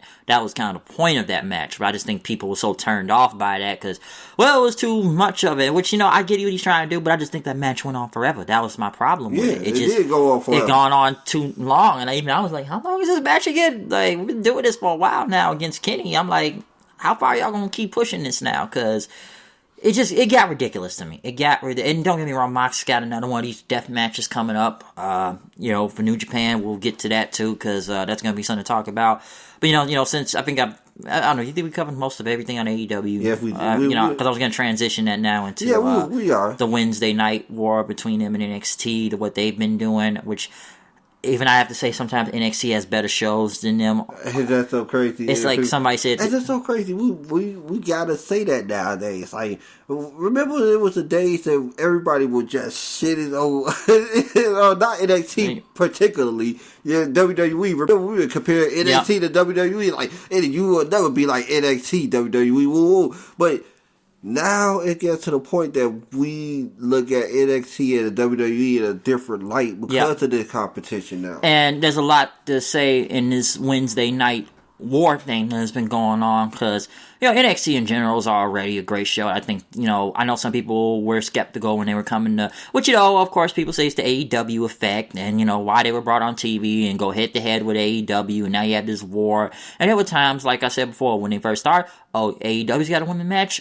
NXT gonna have a women's match. Right. Y'all got 2 title matches from last Wednesday. We gonna have 2 title matches from last Wednesday. Oh, y'all gonna go commercial free? We gonna go commercial free. We know what this war is about. And you just look at NXT in general. Like some people say, I think people say it's better because it's like a well-oiled machine, better than AEW and whatnot. I mean, guess who is behind the machine? Yeah, and you have the Performance Center. You ain't got a whole bunch of amateurs behind the machine. Because you look at NXT throughout the whole year, and this is kind of a little bit before they got on the USA Network and everything, because I can go back to matches with Adam Cole and Gargano back at TakeOver New York, or I still call it Brooklyn 4 because it was in Brooklyn. It was in Brooklyn. You can go to the past WarGames, which I just went to, by the way, with Ciampa and all them. You can go to, like, most of these NXT takeovers, all the way back to Phoenix and everything before the Royal Rumble that they had. Like I said, the Gargano and Cole matches, which, I like the first one, but I think they kind of, when they got to the third one, they kind of overdid it, though. Yeah, that's what I thought too. The whole 3 stages, and they fell off the top of the thing. Because, Adam Cole won the matches before the... Yeah, he won at the TakeOver 25 back in, because there wasn't no WWE show going on that weekend, so it was just an NXT show. Right. And I remember people were more pro Cole, and that was, I know some people say it wasn't as good as the first one. I think people just were happy that Adam Cole won, and, I remember one thing, they brought out that dude, the Wrestling Flow guy, which I'm surprised they signed him to a WWE contract. Like, did you ever see that stuff I told you about, the Wrestling Flow? Yeah, I ain't see him, but I know who you're talking about. Yeah, he makes the video. He remixed a lot of wrestling songs on YouTube. Remember, I didn't know who he was. And then WWE must have got a hold of him. Now he actually signed to a contract now and there. Okay, he really is. And because that was actually the first one he remixed was the Undisputed Era one. And you go look it up because this guy has like songs from Undisputed Era to Guerrillas of Destiny to Marty Scurll to Balor, Kane, The Shield, Nakamura, DX, like Jay White, several different songs. I believe until WWE. I think he still has some, but he doesn't have them as much as he had before because WWE signed him. I'm like, oh, I know that guy. He did the remix of the song. And they brought him out there for it and whatnot.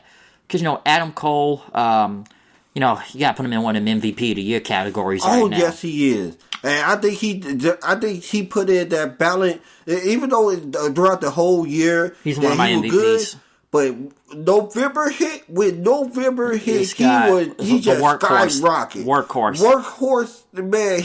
The workhorse of the year goes to him. Yes, and especially during November last month, because you look at NXT when they got on the TV, because they were already on TV before AEW did, but they're only there for an hour. Then the second hour, you got to go to the network or whatnot. Like everything you've seen in NXT, like and everything from them people, bringing people like Balor, he's back on there because.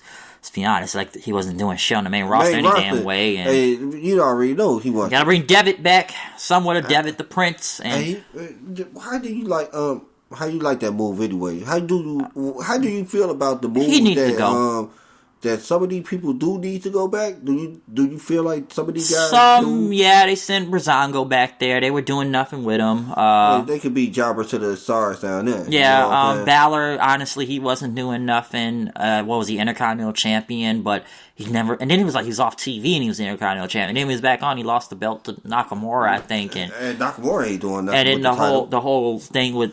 the Fiend there, we'll get into him soon. But, I remember he said, a few months ago, they'd say he was the hottest thing in the business. I'm the hottest thing in the business now. Because, people paid attention when he went back to NXT. And I know some people have problems with it because, why did he need to go back up there? Because he couldn't cut it on the main roster.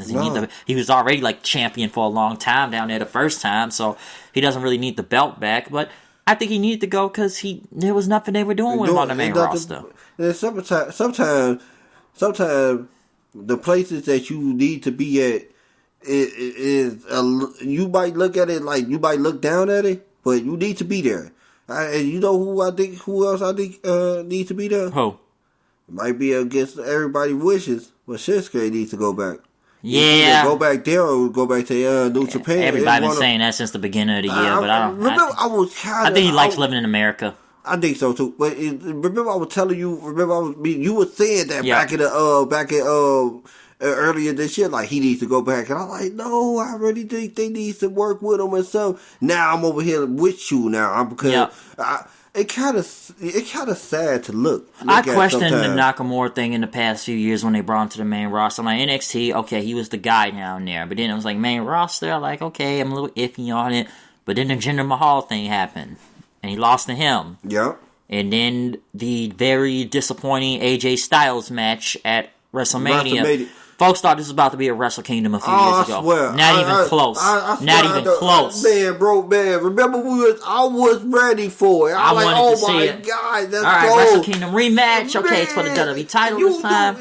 I'm like, oh man, WWE, y'all know what to do. All right, cool with it. Boom. They never really got out of first gear, and I'm like, what? No, out of first gear, they turned him heel, and they made him do the Nutshot Nakamura. Yeah, Nutshot.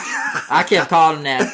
Should have made a t-shirt out of that, but Nutshot Nakamura, and then it's just like he kept losing to AJ. And then I remember that one point. I know it's not doing do it this year, but what he did, like they had a no DQ match and they both kicked each other in the balls. Oh, yeah. It's a no DQ match. How do you hit that? Doesn't make any sense. Right. Oh man. So Nakamura, and I know they got him out there with Dancing Sammy, which I enjoy Dancing Sammy. I do too. It's pretty hilarious to me, but there's another guy which I just don't think they like him that much in general. Nakamura. I don't think so too either. Yeah. But NXT, I was gonna say just going with NXT. Yeah, he would need to go back down there. But NXT, there's a reason why people like NXT better than the main roster with WWE right now. Now I know some people want a little bit worried about the 2-hour format because everybody thought Vince was getting involved. And we all know why it was a 2-hour show and whatnot. But there's been a lot of good things on there. Like, come on, Rhea Ripley. Man, that's my girl right Won the there. title, that was great. Girl. Man, hey, when she won the title, I almost jumped through the roof. I ain't gonna I was like, thank God they took the belt off Baszler. Yes. Asuka 2.0. That's what they did. And I'm sitting like, is this girl gonna beat everybody? And the crazy part about it, even though I don't like that she would have the title that long, but I do like all the creative ways that they had her win the title. I mean, win the matches. I do like that. I think some things that didn't make sense though was like she beat someone, then that person turns heel. Oh, beat Io Shirai, she turns heel. Yeah, heel and everything. She beat Io and then she turned heel, which I like heel Io. Her entrance is me too. I love her entrance. That entrance is Io Shirai is great. Got a lot of bass in it. I saw that moonsault she did at WarGames. That was awesome. Bianca Belair, it's like, okay, she was kind of like a face or a tweener, but then like, okay, they beat her and then she's on a team. Right now, she on teams with her now. Yeah, Candice LeRae, which I didn't think Candice LeRae was doing much on NXT, but standing next to Gargano most of the whole time. Man, how do you feel about her? I like Candice LeRae, and I've seen the stuff she's done on the indies, but I just felt at one point, is this girl really doing this much? Because often most times she's with Gargano most of the time. Right. Well, now they're having to do a little bit more, but I felt like she was non-existent to me in that WarGames match. I felt like she was. She felt very non-existent for some reason. She was part of that match. But, she was the main vocal part of that. Very vocal part of that match. But, I just looked at the whole Baszler thing like, my God, how many people y'all had to run through already? Like, y'all got anybody left? And I say Ripley, because Ripley's star, she did great in the UK NXT and whatnot as a heel, and they made her into a great face. People said, there's another person you gotta say that's had a great November, Rhea Ripley. Looking like what she did in that 3-4 time span, the WarGames match. Pinned Charlotte on SmackDown. Yes, she did. I didn't win the title yesterday. Winning Survivor Series. Winning Survivor. People say like she better than Becky. People say that like that's the real person you need to be pushing there. The crazy part about it, like she's a better wrestler than Becky. I'll give her that. Yeah, Ripley looks like a beast. Ripley is a beast. Man, do you see? Man. She looks better than she was as a face. They say because like the whole. I know you got the whole like steampunk. I wouldn't say steampunk, but like rock type of hardcore like thing. Because you look at her look before to her new heel look now and whatnot, all black and all that. Ripley is the shit. Okay, she is. That's one of your best badasses you got on the show on there. Okay. Yeah. That talk about the I was gonna say one other thing about NXT, which I'm kind of glad they're pushing him now too. Just another person, Keith Lee. Keith Lee is Thank God they are pushing him because months ago when they were still going like 1 hour, I was sitting there like, you bring this guy in, and he's been on these great matches, but he keeps losing. Why the fuck is he losing to Lars Sullivan if he's on his way up to the damn main roster? That really bothered me the wrong way, which, karma's on him, by the way. And yes, it is. Which, I'm not going to get into the whole racist thing about him, but I still look at that as karma, what happened to him, right? I didn't think Lars Sullivan was that damn good. He wasn't. He was never that good. this guy's taking L's to Damian Priest, Puncher Martin. Like, why is he taking so many L's for? Because people had a lot of problems. Like, Keith Lee's this great. Why is he losing to everybody, though? But now, what we've seen recently, I know he took an L, but I think they want to wait on that. We don't want to put the title on yet. Maybe till the next takeover or whatnot. But what he did over, Survivor Series weekend, Keith Lee's a beast. Yes, Keith Lee is a fucking beast right there, okay? And I like Lee a lot. So he's like another one of these positive factors to NXT that has been helping him in the 2-hour run. And I know they have a lot of people, because come on, you can go look at some of the signings they've had at NXT this year. You have Kushida down there from NJPW, Trevor Lee, or Cameron Grimes, they're calling him now. Leo Rush came back. Yep. I still looking. I don't know, it was like some money problems. That's why he left. He disappeared. But now, like, okay, he's on NXT now. It's like a lot of people they've had. Undisputed Era, all the gold. People like Velveteen Dream, are the shit. There's many names. I know I may not have them all right here in my pocket. I'm looking at like some of the top ones I've seen recently. We've seen in NXT from all the stuff that's down there, because we know why NXT is a great show. Why the 2-hour format has helped them a lot. I'm surprised they're doing a show this Wednesday. I think I don't know if it's taped in that, because like they gotta do the show at Christmas, right? I mean, even AEW gonna take a break. Yeah, I'm like, dude. I look at This Week in Wrestling. Either a lot of these shows are taped or they're just nothing's going on. It's a clip show. That's basically what they are. So, like I said, NXT is one of those things you have to put in the top part in WWE in general, because like the stuff we just named, it's great. A lot of it is great. So that's most of everything I pulled out of NXT of why they got better stuff. Now, oh, you got to transition or no? Yeah, you got anything else you want to say about NXT? Nah, not really. Not really? Okay. It's good. It's good. It's good. That's all I can do. It's hard to really say anything bad. I'm pulling all the positives and like the MVPs that have just been doing the greatest things down there throughout the year and whatnot. Now, you want to go into the main roster? Or you want to go? That'd be main roster. Yeah. While we still in the WWE, there's positives and negatives to talk, especially with and I know some people say the internet or whatnot. And this has to do with both shows, because we can go with Twitter with wrestling a lot, because of we can talk about how people like Corey Graves and the Ronaldo situation. Well, what was that all about anyway? I didn't really get into it. Graves said something about Ronaldo during the Takeover WarGames, because he said, well, you got a former Ring of Honor champion and, Beth Phoenix out there. I think he was trying to say he said too much. Listen, we all know Ronaldo has, mental health problems and whatnot. That's why he was gone the first time, because of the JBL thing. I thought the JBL thing was a little bit more. But I think this is like the second time this happened with Ronaldo. And Graves wasn't really about to apologize, and people just called him an asshole for it. Like, he was just being a prick.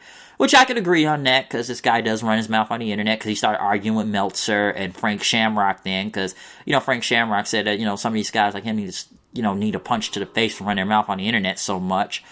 Here's the thing with Ronaldo, but this is the second time this happened. Like, come on, man, y'all can't keep letting this happen now, all right? Because either this guy is going to have to, grow thicker skin, or take a picture out of Joey Styles' book and knock someone out like he did the JBL. Because I think Ronaldo's a great announcer, but that whole Graves thing was just weird. And kind of like schoolyardish type of thing. And then he didn't show up on NXT the following week. Like he like you just said, he needs to grow some thicker skin, grow a backbone, and really take the punches to the face. Like those. Because Booker T wasn't playing with Corey Graves. Booker T was like, "I'll knock your ass out," basically. Booker T wasn't playing, and Corey Graves is kind of a prick anyway. But I'm like Booker T, like that's why they took him off commentary, because he would have really beat his ass. They beat it right. And he already knew better. He will do better. Yeah, he knew better and whatnot. Yeah, he ain't take no more shots at Booker.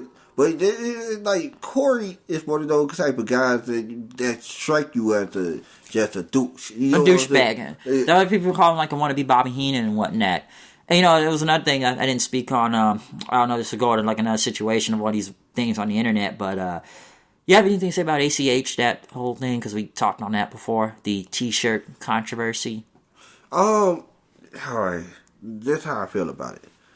Like, he could have went about it a better way. I think he could have went up to them and pointed out to them, like... Well, he said he did, I think.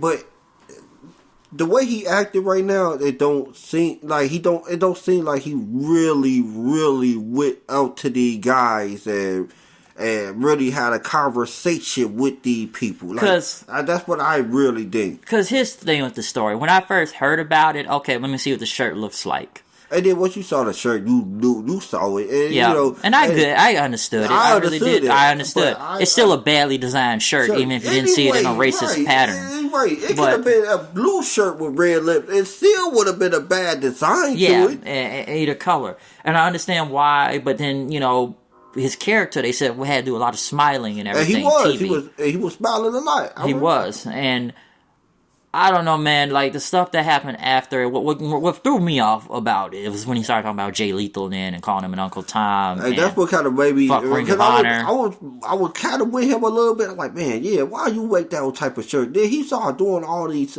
I'm going to go out to him and I'm going to go out to them. And Ring of Honor and Jay Lethal, which I can't say nothing that bad. I said about Jay Lethal before, like, calling him Uncle Tom. You just mad because I think he was you're just jealous. He's a better wrestler than you. Oh, so you were just mad because he was a top star over there. And you were not.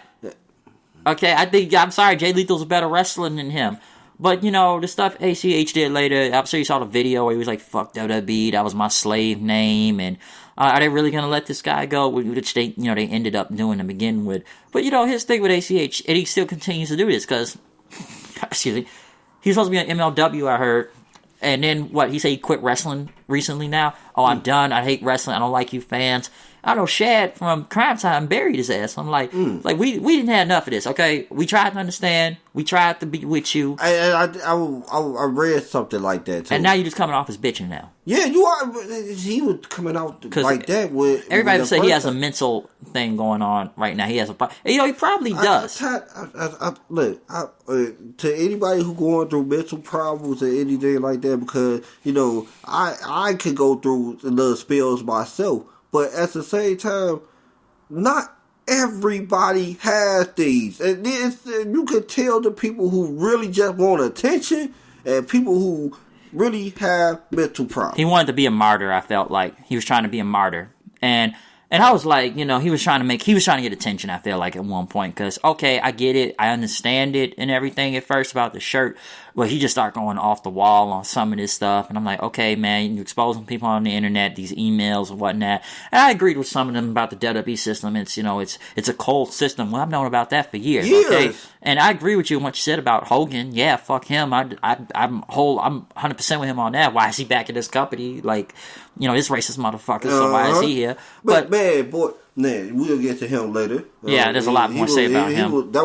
He was one of the worst things to happen in WWE in 2019. Yeah, but you know, the thing with ACH though, I just said like, okay, now he quit wrestling, and it's like, I heard that. Yeah, Shad told his ass off on live.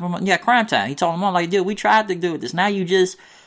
We trying to understand you. We're trying to do the whole mental thing. But it's like, now you just kind of bitch it. You want to bury everybody and you just want to keep talking shit to be talking shit now. To be honest with you, you had to bet your best chance was just to say what you had to say and dip and say low key for a while. Because now I'm wondering, like, why'd you even sign with the WWE now? Because ain't nobody gonna touch this guy. Ain't no other company really about to touch this dude. I really thought the Pandora group would go.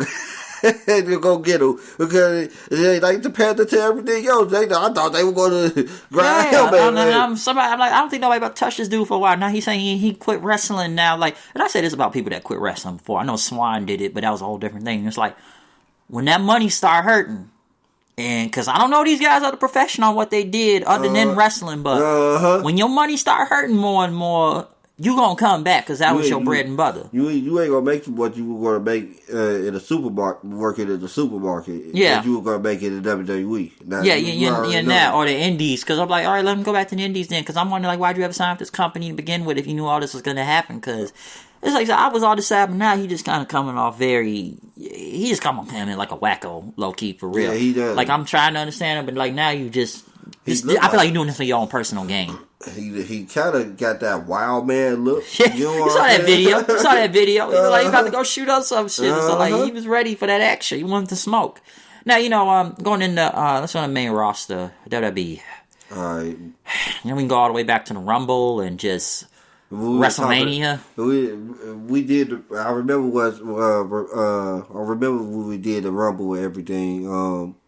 and the Royal Rumble winner, and so like who I forgot who was the Royal Rumble winner. Seth and Becky. Seth and Becky, ain't that something? Yeah. Yeah. Oh yes, we'll get into that too. Yeah, that was kind of probably the prelude to what they were going to be.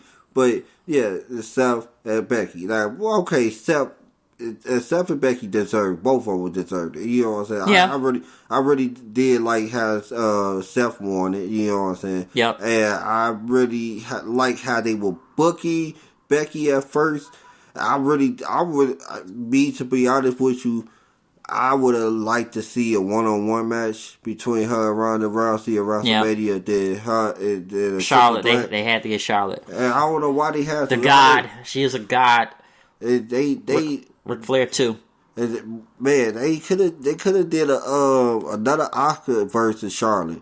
Match at WrestleMania. Well, they could have did that, and for the Women's Championship. You know what I'm saying? Like, oh yeah, they killed. Oh yeah, Asuka won the belt back at TLC late, and then they took it off on SmackDown. Like I was like, what the fuck is this? What is this? She went over on Becky that night too. On Royal Rumble, remember? Yeah, and then she loses the belt. Like, and I knew it was some problem. Like y'all didn't have no opponent for Asuka at WrestleMania, so winner take all. Let's put the belt on Charlotte. Let's give her another title reign because Ric Flair. That's why. It's like, this girl will be 100-time champion soon enough. She will be past Ric Flair's record. Yes, I know. And she on her way. She already 10 now. I am waiting for her to throw her jacket to the ground, bleed, and start elbow dropping shit. I want to see that for some reason. I know she doesn't have the same mic skills as Ric Flair, especially the charisma wise, but I don't know. They've made her 2.0. She's Rick 2. Right, and they are. And what I do like about her with her promo styles and stuff like that, she one of those people that she looked like a person that looked down on you. You know what I'm saying? So they play on that. Like, it's better than face Charlotte. She just tall statue type of person. Just look up, her nose always up in the air. I really like that type of character because that's how she can be portrayed. Yeah, somebody come. Yeah. Oh. Yeah. Yeah. Better than face Charlotte and whatnot. I'm not gonna get into the whole Charlotte's several faces. Get that? Yeah, so you know the joke. I'm not gonna go. That's not the only face turn that she had. Yeah, he had a face thing. I'm not gonna get into that right now. I know it's a joke about. I just hurt that girl's face. Hey man, Almas is the one hitting that. So I guess so. Good on him. I guess. Yeah, right. Good on him. But WrestleMania, they had to put her in the main event, and WrestleMania just felt like a marathon. WrestleMania feels like a marathon now. It honestly does. You're right. It's like you gotta go. You gotta pep yourself for that. You gotta take a nap in the mid afternoon to make sure you don't go to sleep. That show was like from 3 o'clock p.m. to almost 11:30 at night. Okay, that show was that long. And there's some good and bad about WrestleMania and whatnot. And I've said this before, too. Because, the one true main event to me about WrestleMania, and I think this is one of the positives of WWE, in my opinion, was Kofi Kingston winning the WWE Championship. That was the true main event. I was just having a conversation with somebody on Facebook and how they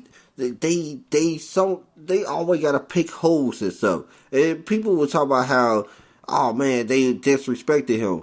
I don't understand the disrespect when you had a 6-month long championship reign. Now, I'm going to get into the title reign because, the build, I'm trying to go a little history on this one, but the build in the WrestleMania, it was really good. A1. Now, some people say that was straight out McMahon doing stuff like that because he was part of it, trying to hold Kofi back. And because at the end of the day, this was an accident at the end of the day. But okay? I was just telling that person that it was a good accident, though. It was a good accident.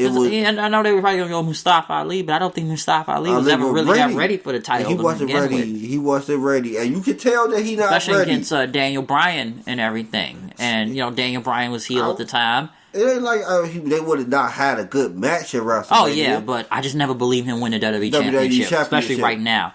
And Kofi, I believe, because, Kofi's been here for years. On a personal account, I've been wanting this motherfucker to become the champion for the past 10 years now because they ruined that whole thing back then, which, that ended up being a story later on when he was the champion. But I was happy when he won the title. I jumped out of my seat. I was just glad he finally fucking won the belt. And I'm sure that meant to a lot of people because, like people say, he's like the first ever now African-American world champion. World champion. Like full black world champion. I know people want to say The Rock, but The Rock is like half Samoan, half black. Like Kofi's like full black, okay? Yeah.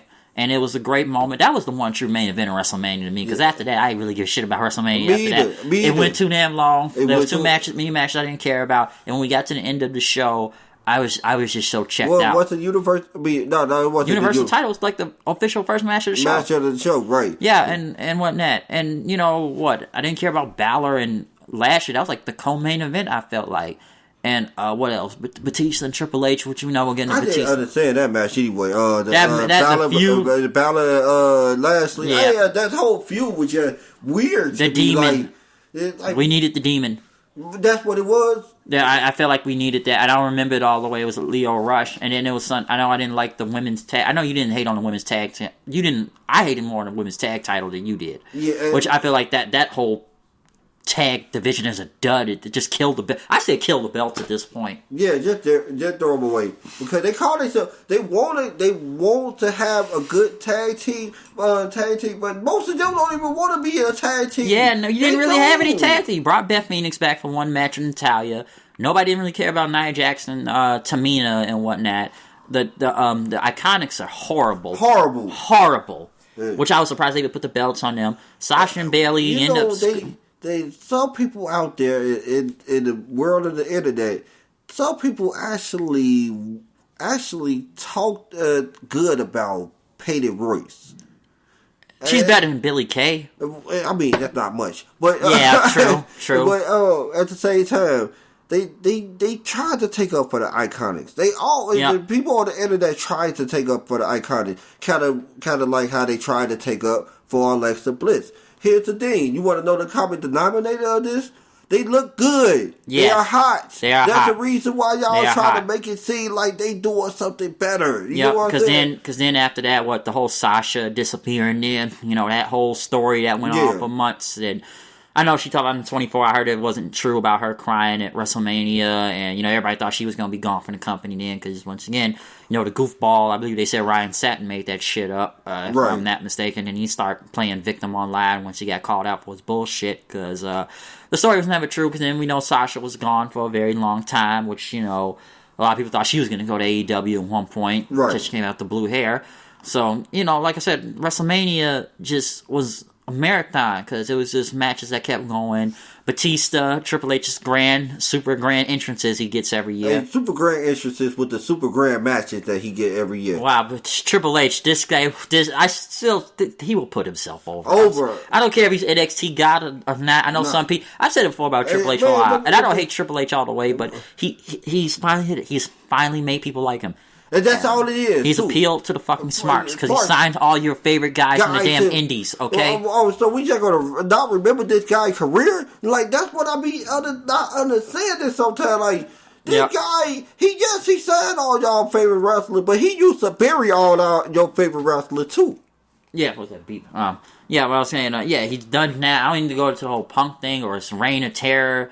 Or just several things with Triple H in general. At the end of the day, this guy slept his way to the top of the company. I don't care what anybody says. All right, and don't get me wrong. I always want. He would have been a main eventer. And he would have had a couple of main event matches. He would have. I said for Triple H is the guy that works with the stars, though. But not 14 titles. He was in the clip. 14. He a 14-time champion. I want everybody to know that. I remember when he went against Roman. I said he's finally done it. He has booked himself as the perfect face because everybody hates Roman. So now he's the greatest face of all time. There you go. And the thing with Batista, which I didn't really think that was Batista's last match, and then again, I never thought that feud didn't make a lot of sense, because this thing with Batista, you already beat him several times for the world title back then. We know this. And it's like, the feud doesn't make a lot of sense. You already beat Triple H. So who's really the heel and who's the face? And do we need to talk about the Give Me What I Want promo? Give it to me. Give me what I want. Give it to just give him the damn match. I'm sick of hearing he's spitting all over the mic. And I like Batista, but it's like he's spitting all over the microphone, and he fell into the ring when he got into that match at WrestleMania, and just a lot of this didn't make a lot of sense. I didn't hate that match all the way or whatnot.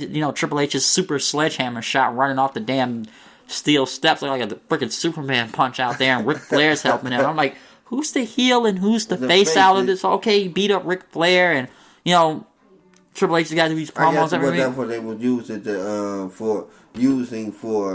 to make him a face. Yes. And he would fight at the honor of Ric Flair. Yeah, he was doing it for Rick and everything too. But I just remember that, and I like, what is the point? And then I didn't know that was really Batista's last match. He pretty much went on to say, because it didn't really feel like it to me. I still feel like he'd go if he wanted to. I just feel like Batista wanted closure at the end of the day, because before Batista wanted to go on his own terms. Right, he didn't leave out on his own terms. He left the last time he left because you told him, Triple H. And I can believe that Triple H told him that, oh yeah, you can be a world champion again. Yeah. Oh yeah, woo. But here's the thing, I understand why he left, but you people especially him, don't act like if people not going to strike fire. Yep. And Daniel Bryan was he came at the wrong time. You came back at the wrong time. He was the wrong place, wrong time. Because at first, and I said it before, I was like, why does everybody hate Batista so much now? And then like at the Rumble, because they were so pissed Bryan didn't come out. It was like the next year too, but I just remember when they brought him back, and he was the one that tapped out in Mania, and I like Batista. I just didn't understand why people turned on him so fast. It was because of Bryan and everything, which I felt like it backfired in a way too. That's the reason why right now that they were over here trying to build up Roman Reigns and stuff, because he was a part of that Daniel Bryan effect. Yep, and, you know what I'm saying? And I remember Batista's his last match before he came back, the one where he went against the Shield. And the Payback show. I was there at that Payback show, so I was like that, kind of like the last time I saw Batista wrestle. Because I think Batista I don't think WWE's ever really believed in his movie career like that. That's why I don't mention it a lot, because Batista wanted to prove he could do it on his own. That's why he was in the Guardians of the Galaxy and 007 movies. Yep. And they've always looked down on Batista, because I don't think they never wanted to give. And then there was a point in time like, oh, Batista maybe go to AEW or whatnot. He's hanging out with Jericho, but then, I'm sure that'll be like, give him all he wants. Give him anything. Just give him all the money. Soon as that picture surfaces, then bam. Yeah, and because I said Batista wanted his own closure. Batista wanted to go on his own terms, and he's been wanting this match for a while. So, like I said, he wanted to go out on his own thing. Yeah. Now, about him going to the Hall of Fame, I just feel like they're running out of people to put in the Hall of Fame at this point. That's all it is. And remember, you said he didn't need to go in there right now. I felt like not now. It was too soon, and that's what I thought to myself. Like, because it's a lot more other guys. Huh? A little closer to the bike. Oh, okay. But yeah, I was like. There's a lot more other guys that I felt like that needed to go in before him, especially. And then the other thing too, like, why X-Pac is going in there with the NWO? Yeah, there should be the original NWO, the original. That's it. The first three, the Hogan, Nash, and Hall. Which, by the way, all these guys are now 2-time Hall of Famers now. Two times. Hey, and NWO needed to be in there because they was a huge significant. And they deserve it, but it's like, dude, NWO had like 100-something members. Right, but I can see if you put the main three in there. Yeah, the main three. X-Pac was never even the fourth guy. He was never the fourth guy. You had DiBiase and the Giant in there, and dude, I could go like so many, damn, 100 NWO members, and that's not even including Wolfpack and LWO, LWO and whatnot. I'm like, where's Kirk Hennig? Where's Well, they hate Luger. They still think he killed Miss Elizabeth. She couldn't handle a Coke, but she was in NWO. Macho Man was in NWO. Conan, DiBiase, Dusty Rhodes, Masahiro Chono. I think the Great Muta. There was an NWO Japan. The crazy part about with them putting X-Pac in there is X-Pac is very, very plugged. You know what I'm saying? He a part of the clique. So click. Somebody said it's Triple H put his buddies in there. Click, click, click. There you go. DX 1 year. Now it's NWO this year. We need another faction. But Batista's cop is he's Triple H's buddy too. So right, that's another one. He is. Which Batista deserves it in the end of the day. He does. He deserves it. Remember me and you were talking. I'm not saying he don't deserve it, but at the same time, it just felt like it was just. We just saw him wrestle this year. We just saw him wrestle this year. We saw him wrestle, and WrestleMania and everything, other than being a marathon, and I just felt like the whole main event was botched. The whole women's main. At the end of the day, listen, I was already skeptical on the whole women main event thing, which I don't mind it, and WWE still has this problem with women main events right now. We're going to get more into, but I could see if it meant it like this one, because at the end of the day, if they didn't have Ronda Rousey out there, they would not be main event WrestleMania. There we go. I don't care how hot Becky was, and y'all could call her the new Stone Cold Steve Austin, when she's not even near Stone Cold Steve Austin. And see, I thought somebody was going to agree with me. If it wasn't, Austin. It wasn't for Ronda, that main event would never happen. And I felt like the crowd was drained. I felt it was pretty botchy. I thought we were going to get to that. I was waiting for you to get to that. That show went off like 11:30 p.m. I was sitting right here at the spot that I'm sitting at right now, and I was asleep. Damn. Dude, I had Starbucks. I had like a large venti Starbucks. I couldn't stay up no more. I should have got a triple shot. Bryce, I couldn't stay up no more. And then, like you were just saying, if it was a good match, I would have been up. Yeah. Probably on half sleep or something, because I was sleepy. There was no doubt about it. Sure. But you gonna have me watch a Boschfield match? Yeah. These girls, you could tell they were nervous.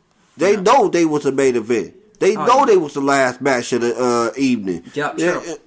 So they were nervous. And it just went on. Not Ronda. The other two were nervous. Oh, yeah, true. I can believe that. And, I still say Wrestle Kingdom was a better show, which I'll get in New Japan later. But, WrestleMania, I didn't hate WrestleMania all the way, but WrestleMania just feels like a marathon now. It really, it's a botch finish, which you thought it was a roll-up, but they're so Becky won, right? It hit it I had to see the replay, wait, she kicked out at 2. What?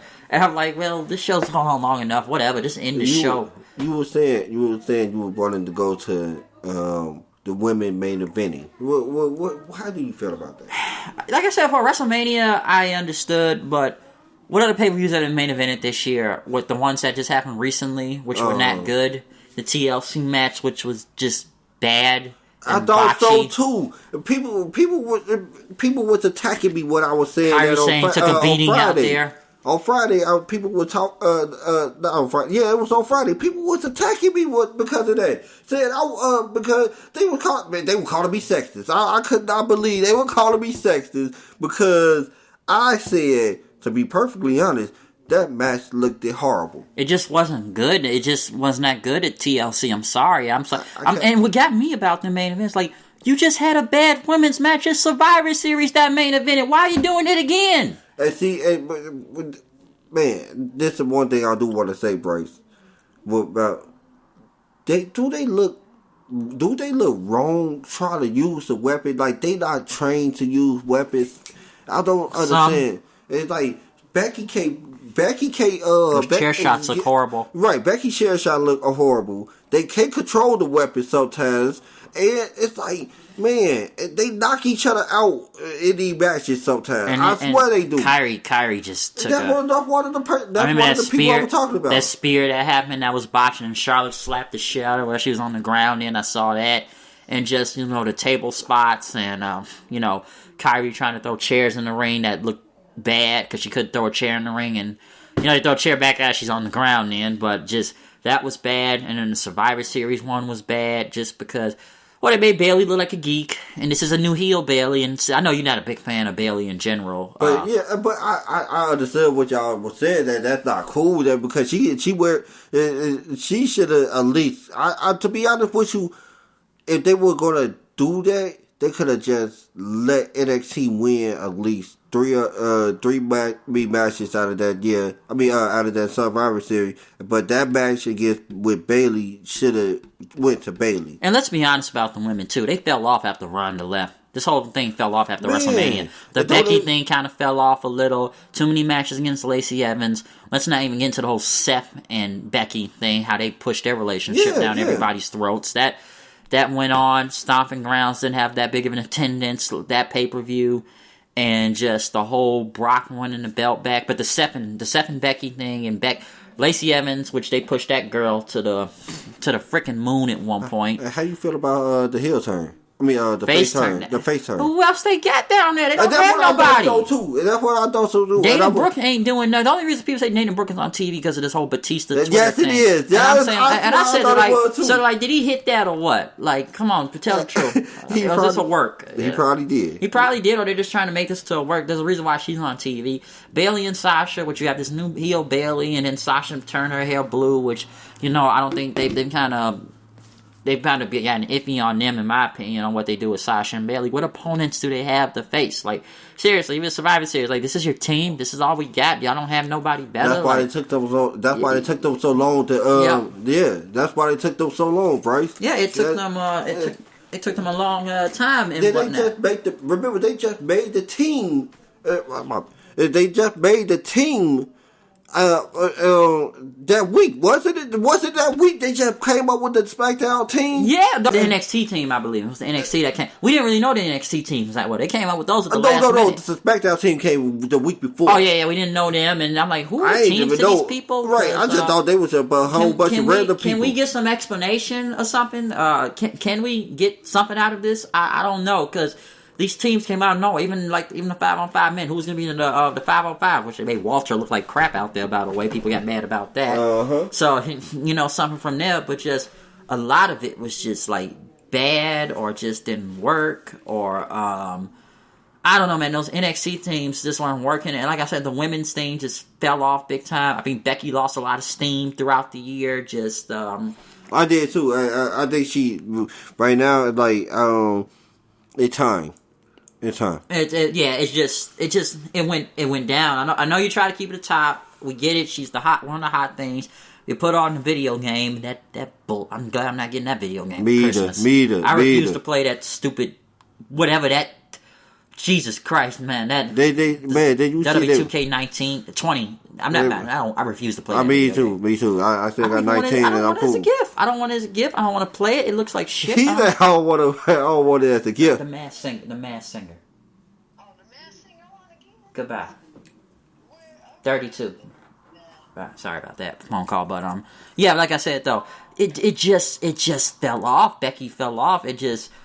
You just look at the women's division as a whole, it just kind of got iffy. I don't mind in the tag team titles, no one cared about. You had the Iconics, no one cared about. Nobody cared about. Bliss and Nikki Cross, I didn't understand that. Right, Asuka and Kyrie, I give somewhat a crap about. And then again, their team never made no sense to me because you just had Kyrie and Io Shirai. And, Gail Kim said this before. They just put all the Asian women together. She said this in an interview not that long ago. I remember that. She was right about that too. And then Paige was there for a cup of tea. I have no idea what she was there for. I'm like, so she's the mouthpiece because they both can't speak English well?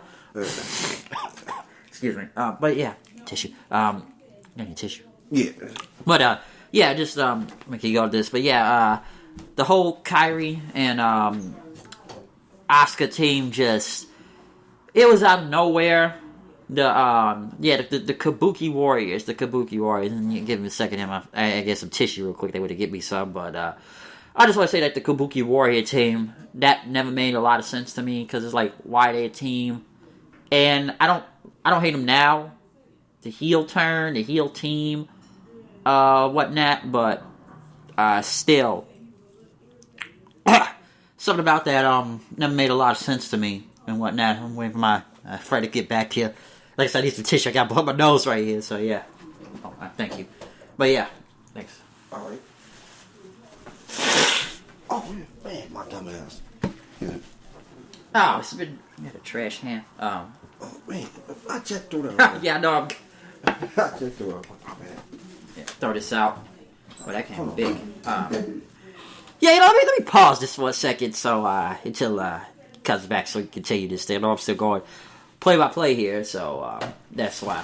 Alright, yeah, it's trash, but I was gonna say, like, the women's tag teams, though. Yeah, you just look at all these teams, I just say kill the belts, because, you got the Kabuki Warriors now, and I never liked the name of that. I never liked the name. I never liked it. I like the heel one. Once I learned I really didn't like it, because it seemed like they just put the words together. Because if you really know the meaning of the Kabuki, you would know, like, this means performer. Yeah, like, that's what it means. It's like an art type of thing, and someone explained this to me also. I like the heel part of them right now and whatnot. I don't mind that, but they became non-existent at one point, because I'm like, I didn't know Asuka was still around the company until they brought it back. I'm like, we still got these tag belts? What is this stuff? So I think the women's division, they took a very heavy hit on several things on what they've done, and just the Becky thing, they just try to put her up because they got nothing going on, and then the Smackdown title that has nothing going on and whatnot also. It's like I said, you know, how they do them. Because, like, okay, how many people really care about Bayley right now? Even heel Bayley. Because they didn't care about face Bayley. Hey, and you want to know what? The first part of they only liked it when she first did it. Oh, when she first turned heel.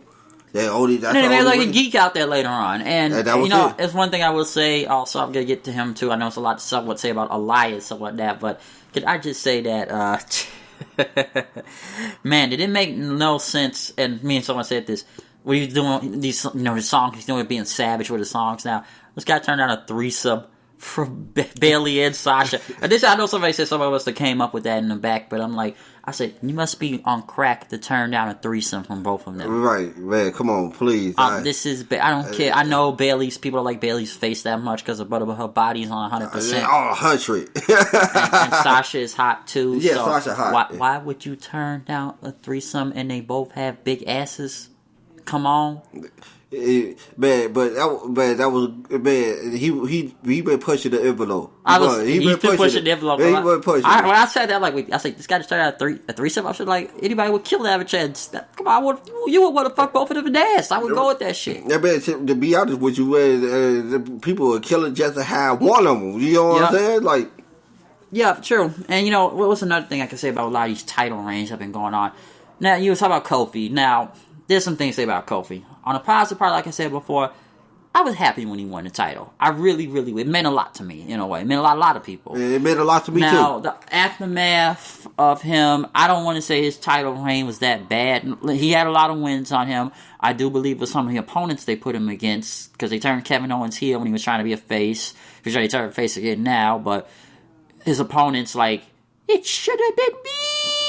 Dolph Ziggler and well, that kind of could go into a positive too, because they had, you know, matches that were good. You know, I really liked it. The best view was Randy Orton. The best view. They had a lot of story. They had a lot of story, and it meant a lot. Because if you can get him to go over Orton, that meant they really liked it, this guy. Yeah. You know what I'm saying? People, the stupid thing. And so I understand, and I didn't like how it abruptly ended.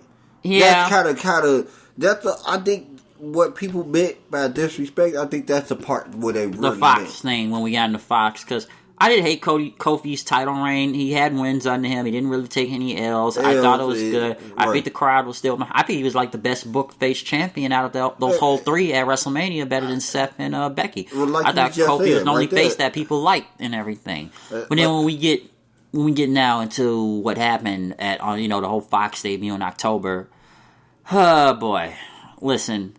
It basically, I just felt as a slap in the face. Listen, I knew the belt was going to come off of him because of Brock, of course, because Fox wanted Brock, but he's not even on Fox right now because they put him back all Raw. Ain't that something? We'll get back into square one of him in a second. But the fact that, here's the thing. We knew Brock was going to win. I knew it. I'm like, it was fun while it lasted, but come on, man. He could have went out with at least as a fighting, in a blaze of glory. It's like, okay, if he gets killed out there, okay, like, let it be a few minutes, let him get a hope spot or two, and then I'll be fine with that. I know he was going to lose the title, but the fact that he just ran into him and lost in under 5 seconds was just disrespectful. If they wanted to make it into a quick match, they didn't need to make him look stupid along with the situation. And I'm gonna say, like, his whole title reign didn't mean shit. And what's worse about it is that, oh no, let's kill Kofi. Like, they wanted the belt off that Kofi. Fox wanted the belt off that Kofi big time. Hold on a second, man. Yeah, and I kind of figured they wanted the belt off of Kofi soon enough, but I just felt like they could have made it a lot smarter than what they were going to do. Not run into the guy and jump on his shoulders where he can do the F5 that he does to his back. I mean, his move is, and you gonna just have him. That's how he lose. And what made it worse to me was, it's like he doesn't even remember his title reign anymore. He's like he had amnesia. Like, right. He's all happy and like still just back to square one. Just back to regular Kofi. Like, we're not gonna mention it. No rematch. No nothing. Which on different shows. The only time that they ever mentioned the title reign What? This past Friday. This past Friday with Corbin, we're talking about it. Right, that's about your title time. reign. Because it's like he had amnesia. It's like he forgot about his whole title reign. And what made it worse is like, oh no, let's take the belt off Kofi. Let's move on to Cain Velasquez. Let's make this UFC 2.0. This guy was in AAA not that long ago. He wasn't even that bad in the ring, but Cain Velasquez, just to have him come out there like, this is what we saved this for the Fox debut. That's what it was, and he just killed Kofi. And I know some people... And nobody popped. Yeah, and nobody popped. Nobody knew he was. It was. There we go. He beats up Ray like the following Monday, kills him and his son, but now it's like, okay, now he's got to, kill Kofi. They had to get the belt off him, and it's just, I know some people kind of side at Kofi right now because he signed a 5-year deal, which to sign everybody to a 5-year deal nowadays. Some people like that. Should he have signed a 5-year deal? I'm like, I don't even know. Some people lost respect for him. I know they lost respect for Kofi for signing with them again. Because I don't think he's going to touch the title again. But it's like, well, Kofi been there for a long time now. First of all, I wouldn't lose respect for him. He know where he at. He knows where he at with the company. But I'm not about to. No, you're not going to lose respect for him for signing that 5-year deal. No, yes. you can't. It was that or what? Go to AEW? Like what? Yeah, how long is that going to go? And the thing with Kofi, like I said, he's been in the company for a while. I don't think he was ever really going to go anywhere else. I don't know if he would even really ever touch the title again. Because some people say like, well, maybe he should have just never had the championship in general. I kind of disagree with that. I'd rather have had him as champion than not have been champion at all. Right. He's better than Jinder. He's better than Jinder. Yes, he is. He was better than Jinder.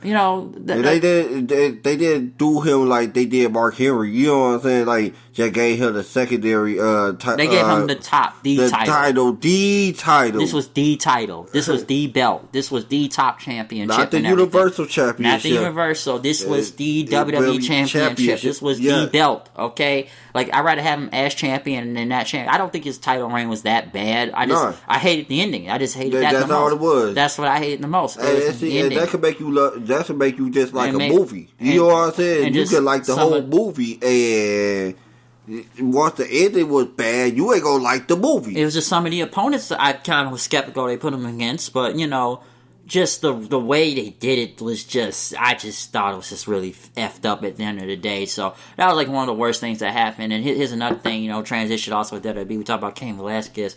Let's talk about Blood Money. Oh man, you know the song I've done. Yes, to Saudi Arabia, folks. Yes, Blood Money. What's it? The third show in Saudi Arabia? I think the third one was the second one this year, but just the third or fourth one in general, and just these Blood Money shows. Saudi, man, that they getting that money, man. They getting that Fox money and they getting that Saudi money. And they got the money to do it. But here's the thing, though. I just don't like it. I just don't like it. This Saudi thing is just bad. It just rubbed me the wrong way. Like, and you've seen my reviews on it. Like, yes, the one I did back months ago in June. It was very funny. And then the one on the one Halloween night, and I brought the pumpkin. You go look up that video right now. But I was like, Blood Money. I played the blood, the One Blood song, and I did the that was the funniest part. I did the famous next one that like Hoes Man. It was like Blood Money. I'm getting that Saudi money, and then I wish I had the lyrics. I wish I had the lyrics. I actually wrote the lyrics on this one, but I did like an Ignition remix. Like let me get that blood money. Ignition remix. I did one. The R. Kelly one, the Ignition one, because I love that song. Fuck Lifetime, but yeah, you know what I mean. I understand. Yeah, I know what you mean, but still, I did a remix to that, and I actually wrote a whole thing on that. I wish I had the lyrics for it, but you go look at the video, you'll see. But I just made fun. I just think I watched the show because I wanted to make fun of the show. Some people just weren't going to watch it because it's just so bad. Come on, these guys killed journalists over there, and you still went over there because you took the money. But just the Saudi and the pandering and Undertaker versus Goldberg. Oh my God. That's why they had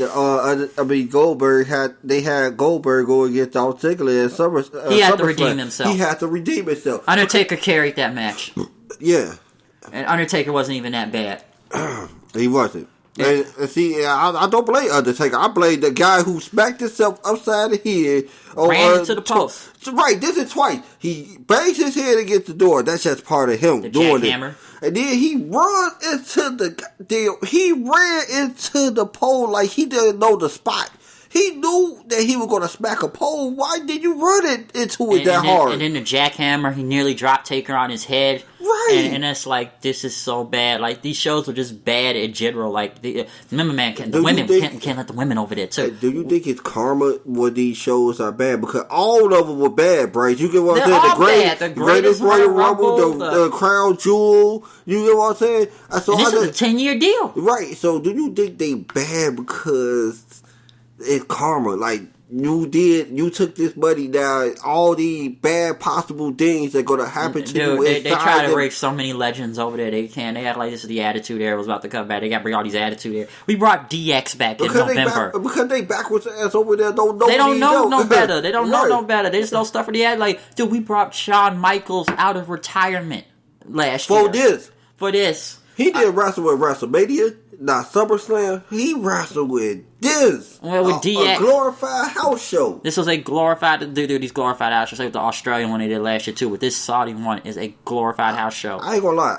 It's canon. The Super Show, the Super Show, Australia, yeah, I liked it that better than all four of them. Yep, and we just have to. I remember like we got to bring Ric Flair out there, that 5-on-5 match, which let's make Roman look like God out there. And one thing I didn't say about Roman, especially he's one of those. He came back from leukemia. He was gone for like 5 months. He was gone 5 months, yes. What do you think about that, real quick? See, here's the thing. Man, it's always in me that not to want to talk about stuff like that because I don't want to sound like a douche. You know what I'm saying? I don't want to say it's a work. I got 3 that's people. What I don't 3 people told me it was a work. And see, remember we were talking about that. Remember we were skeptical about it. Remember we were saying how we didn't like how they were saying it was a work. Remember we was talking about it. We was like, I don't like that. Then you saw really just the red flags were out there. Does a movie with The Rock. Shows up a Georgia Bulldog game, some workouts, still looks like he looked jacked as hell when he was in The Rock, the Hobbs and Shaw movie. And just like the timing of it and before WrestleMania, like kind of odd you come back because I'm like, listen, man, this is a form of cancer. That's no joke. I don't play around with shit like that, especially leukemia. And there are people that have leukemia before that's done way worse. And it's like, his second go time around now. Don't get me wrong, he may have had some great doctors and medicine and whatnot. But it was just always strange to me. He came back 5 months. I'm like, I thought he was going to be gone for a year. Yeah. I thought he'd be gone for at least a year or two because he looked the same. Yeah. Nothing looked different. I don't think he lost a lot of weight. Maybe it took some time to get back in the groove of things. But right. It was always like the same thing. Because I'm people like, well, we can't boo him now. This man had leukemia. Which the fans don't boo him that much because we haven't shoved him down our throats like we did. That's what I think it is. I was telling my boy. The other day about that, Bryce. And the reason why I think that they not booing him as much as they did before, right? Because it's a combination of what you just said, him coming back from a leukemia, and it's a combination of him not being shoved down our throat. Yeah, it's like he not being thrust in the main event. You know what I'm saying? Everybody it's like it that because they like, oh well, at least he not in the main event going for the title, Yeah, that's true and everything. So fans do like Roman right now. Don't get me wrong, it's still some up and downs. But yeah, of course. It's not as bad. It's like just a mild version of Cena. The Cena effect, the mild version of it. Effect, and it's like people said, it's just I was always skeptical when he came back that fast. Though it just. Something about it, like it didn't look like he lost a step either, or that you could tell that he been in. Because to be perfectly honest, they put it in remission again. And so if you put it in remission the second time, right? And if you put it in remission, that means you did a lot of chemo, very fast, too. Right? A lot of chemo. So why you are not looking skinny or nothing? He looked the same. He looked the same. It is like. People thought this was a way just to turn him face and everything. Like, I try not to think like that. Right, because we don't want to think like that. Like, I don't want to downplay stuff, but there are people that tell me, like, that motherfucker ain't never had no cancer. He ain't had no cancer. That was work. He ain't had no leukemia. It was just to get him over it. But I'm like, yeah, listen, don't get me wrong. I wouldn't put it past his company to do something like that. They've done worse stuff. But they done worse. Eddie is not there. He's down there. Come on, right there. Right. Right. So we know they done worse. That made me not even want to watch the show at one point. Yeah. I remember that, and there's several things I can go with this company on what they've done, but I'm like, this is leukemia, this is cancer we're talking about. Like, I wouldn't put it past them, but I'm like, this sounds a little bit too serious, and even other companies had to like give their sympathy and whatnot. Like, even if they were competition, they respected Roman, and they knew that this wasn't fake, and like this is still a person in the wrestling community at the end of the day. So that's why I just always found it skeptical. He came back, and he's still trying doing the same thing, and he still wrestled and whatnot, and. They had him at the Saudi show, but, it's like we said about the shop, kind of going back into the Saudi show and whatnot. This is all blood money at the end of the day. This is all blood money. We got all these legends. We got to bring Hogan out there. We got to bring Flair out there. We got to do these super matches out there for some reason. You gotta put Mansoor in a match with Mansoor, and I didn't even know he was in NXT. I never saw him in NXT, and I'm like, people always wanted to talk about man. Yes, he was. You want to talk about pandering, and then these super tag matches, and just these. I just like all these matches. They just are like, well, so what's next? So what's the next thing y'all gonna do so I can laugh at it? And the Fiend winning the title that came out of nowhere, and just. Velasquez and Brock. Brock was probably smart. I'm on the first match of the show. I want to get the fuck out of this country. I ain't staying in this third world bullshit ass country and get killed over here. And the Velasquez match sucked. And I said, like, y'all put all this hype into Velasquez for 2 minutes? With a busted knee? Right. First of all, y'all knew he had a busted knee in the first place. They know if there's a bust about the situation. It was trying to be like Bloodsport. They wanted to be like Bloodsport. They wanted to make it was like they tried to be a work shoot. This is not UFC. This is not. When was that fight? Over 9 years ago. They say that Bloodsport thing I've seen. At least Josh Barnett, he perfected that. Go look that up. Look up Bloodsport. You'll see what I'm talking about by Josh Barnett. He perfected that shit. It's like a work shoot with wrestlers, but these are like legit guys at the same time too that can go. But still, my point is this. This is like they're trying to make a work shoot, and it's like, this is going to be UFC 2.0, and they tried to hype this up, and then you just look at the result. I just laughed like, what did I just watch here? What did I just watch? Like, seriously, what did I just fucking watch? Like, this 2 minutes. And it looked with the half the roster gets stuck over there then and whatnot the plane, and they had to call in NXT to help. But guess who did get stuck over there? Vince McMahon. Brock didn't get stuck. Right, Brock didn't get stuck. Brock got his own plane. He like, oh man, I flew over here by myself. I'll see y'all later. and it's like we had to call NXT for backup, and the only people that didn't, because you see a lot more wrestlers don't want to go over there nowadays. Daniel Bryan he was there, but he don't want to go over there no more. John Cena don't want to go. John Cena got a Hollywood image to worry about now. John Cena, I can't be involved in this shit. Right, I can't be I got involved. Movies and shit now. Right, I'm gonna be in what is it? The new Suicide Squad? Yeah, casted for, and what other movie he gonna be in? The Fast and Furious franchise. But we haven't seen Cena a lot nowadays. But dude, everybody said we need Cena back nowadays because the ratings are garbage. Okay, I think he do need to go to either SmackDown or Raw. I'm like, we kind of need him back. We need him back. Talk. John Cena, like, everybody say he came to Rock, but John Cena got a Hollywood image to worry about nowadays. Like, I can't be over to no Saudi Arabia involved in this shit. I don't want to. He did that one time, but then after that, it's like I got an image to think about. Yep. And you see more wrestlers do not want to go. Undertaker didn't even go back to the last one that just happened back in November, but just the Saudi stuff in general is just easy to make fun of and everything, because there's a lot of bad things to talk about when it comes to WWE, from Monday Night Raw, the wild card rule. Yeah. Yeah. Oh man, that was a piece of shit right there, boy. Dude, who showed up this week? If I was only 3, let's read half the SmackDown roster. Yeah. Oh man, it was. That's only 3. Oh, it's 4. Oh, tag we gotta team. Get Roman on Raw. Tag team counted 1. Let's do that. Let's let all the tag teams count as 1. Kofi's on this show this week. He's on that show that's this week.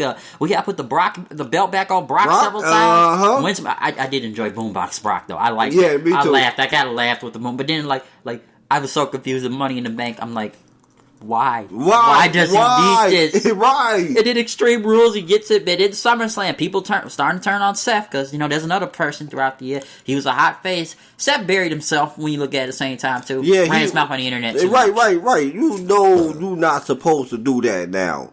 On you Twitter, know. buried Mox, became a company guy, which I don't know how. I do believe some of the stuff the company probably told him to say, but I do believe a lot of this was on his own accord also. Yeah, I think so. He buried himself. Yeah.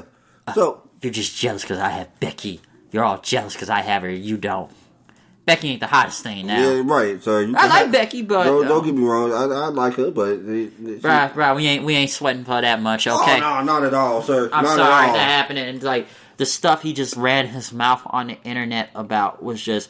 Fans slowly tried to turn on him more and more, which they had to turn him heel at this point because they don't want another Roman situation on their hands. There we go. So like, we got to turn him heel now, which like I say, he's done this on himself because he's just like, we're the greatest company in the universe. I'm one of the best wrestlers in the world. I'm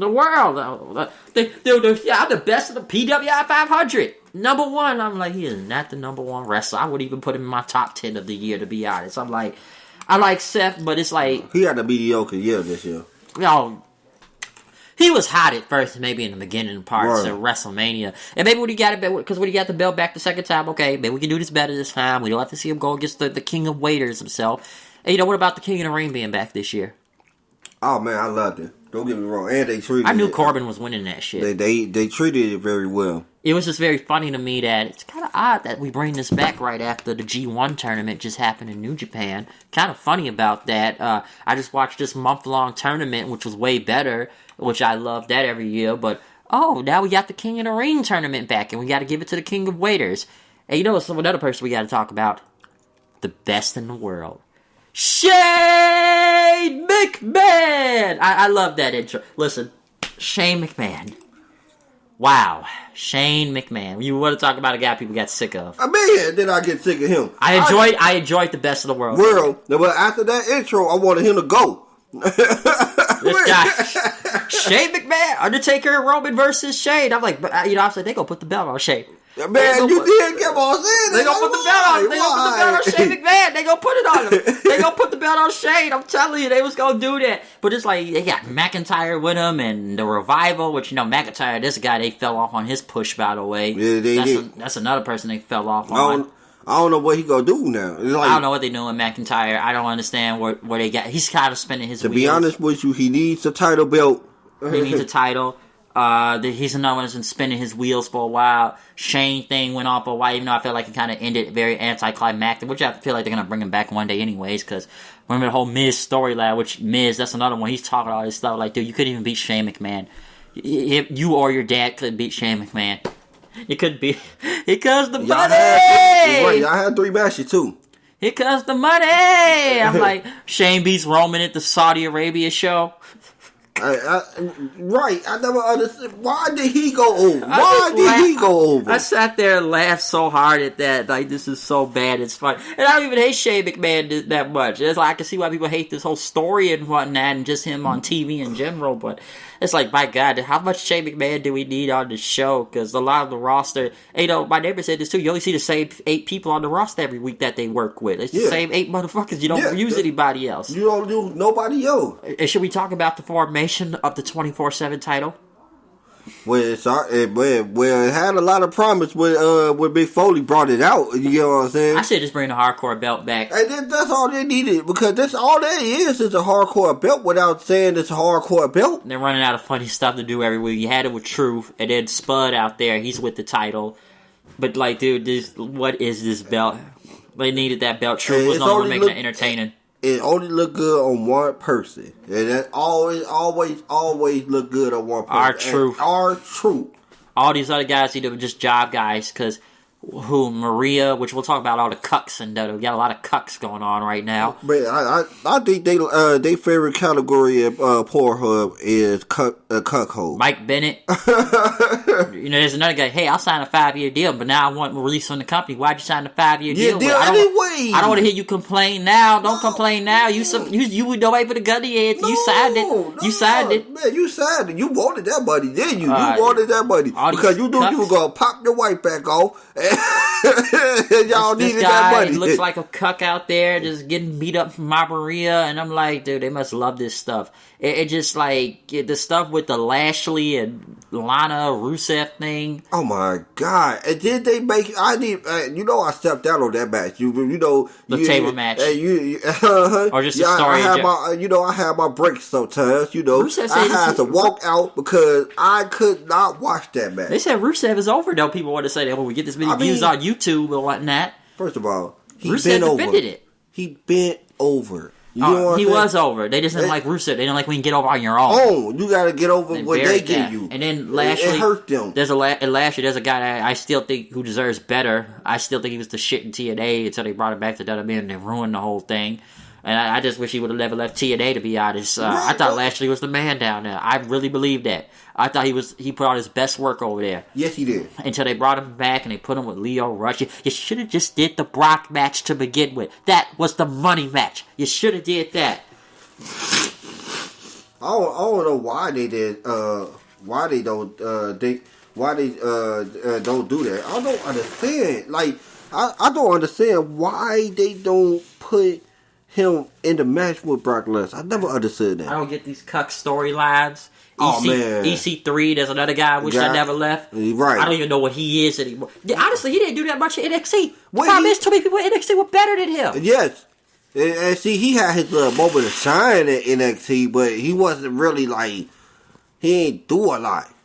He didn't. And then they brought him up, and then it's like he must have pissed somebody off in the back real badly, because, people already questioned before, like, all these NXT guys that show up on the main roster and not failing. Because you go back to the episode in February, remember the time when they brought NXT guys in that, what was it, Lafayette, Louisiana? These southern crowds were so bad, nobody knew who the fuck these guys were. They brought Gargano, Ciampa, Aleister Black, and Ricochet, and nobody reacted. Remember that episode where Triple H had them all out there?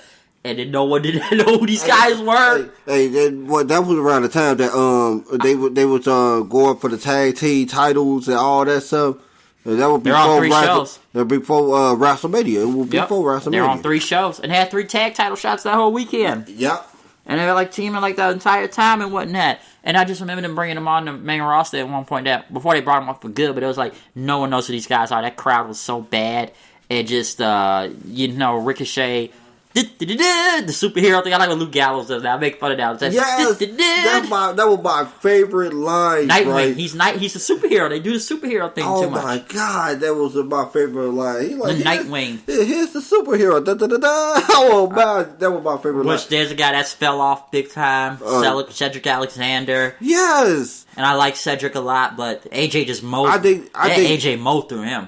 And see, I think you want to know that was the combination. Yeah, I understand. I agree. It was the combination of AJ Bowen through him and her how do you pronounce that boy's name again? Humberto Carlo. Yeah, Humberto Carlo, and him coming in, because I really think he took a lot of shine from a lot of people that came in. Yeah, I didn't know who he really was. I don't watch 205 Live, right? Me either. I know, and he's not bad, but it's like this guy looked like a Power Ranger on there. First of all, he don't look intimidated to me. Like, it's a baby face. He's a baby face, and he's the perfect baby face. They said Vince liked them. Yes, that's the crazy part. I didn't know that at the time. I'm like, sure? And I don't think he's bad, but once again, AJ mows through the guy and whatnot. Yeah. AJ just mows through these guys and everything. AJ, there's a reason why they got Gallows and Anderson, because, 5-year deal. The contract's almost run up. Oh, no, you can't go to AEW. No, we need you here. Aleister Black, the man that will not leave the boiler room closet. Who wants to pick a fight with me? I liked it. I like the time on SmackDown when he went out the door. He's like, will someone pick a fight with me? Please, someone give him a fight. And somebody, right? Me and my brother was like, man, somebody give him a fight. Hey, go in his room and say you want to fight him. Enough of him sitting in this. Is he hurt? I'm sitting in this boiler room in the same dark suit. I mean, my friend said this one day, like, I'm tired of you in that dark suit you got from layaway and whatnot. Like, what are you wearing out here? Like, come get in the ring. We know Aleister Black is good, but it's like, god damn, stop with this. Stop with it already, man. Yeah, enough with the suit. And what about the draft? What about that being back? it sucked because they decided they wanted to put it inside a real draft format. Like, we really care about where these guys get picked. I just care that who is going over to the other side. That's it. They gave it away. No, they gave away the whole list early in the day. I knew there was something wrong with that because I was looking how they had the list and they had like, who's on Raw, who on SmackDown. But when I'm going down the list, how they doing this in order, like, you guys gave it away earlier in the day. I figured that out after the first round. It's like, wait a minute, like Brock then this. And I'm like, wait a minute. This is the same thing I said who was going earlier. This is off the list I read earlier. They gave away and leaked it earlier in the day. And the way they just did those war room things, like, where they had all those guys and the Fox robot in there. And it's like, we got Roman Reigns. We got Roman now. Oh, yeah. Hey. Oh, my God. Let's go. Hey. Stephanie's like Roger Goodell, the commissioner now. Right. I look like, what? Of the NFL. I'm like, come on now, man. Like, I just didn't like the format. I didn't like it, and I'm saying, like, even I look at the draft right now, who's on whatever show, it's got, the commentary teams, and, what do you think about the Raw one? I know they got Joe on there, now, because, Joe is hurt. I'd call him Jabba Joe, because he gets hurt a lot. Well, I like Vic. Joseph's good. What about Heel Lawler? Well, I don't know. Is he a heel? Yeah, he's a heel. He's a heel now. They have Heel Lawler.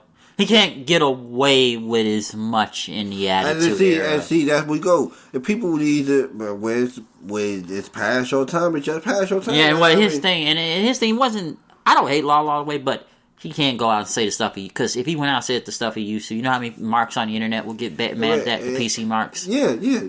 And see, with him is he very come off. He shoot off the hip.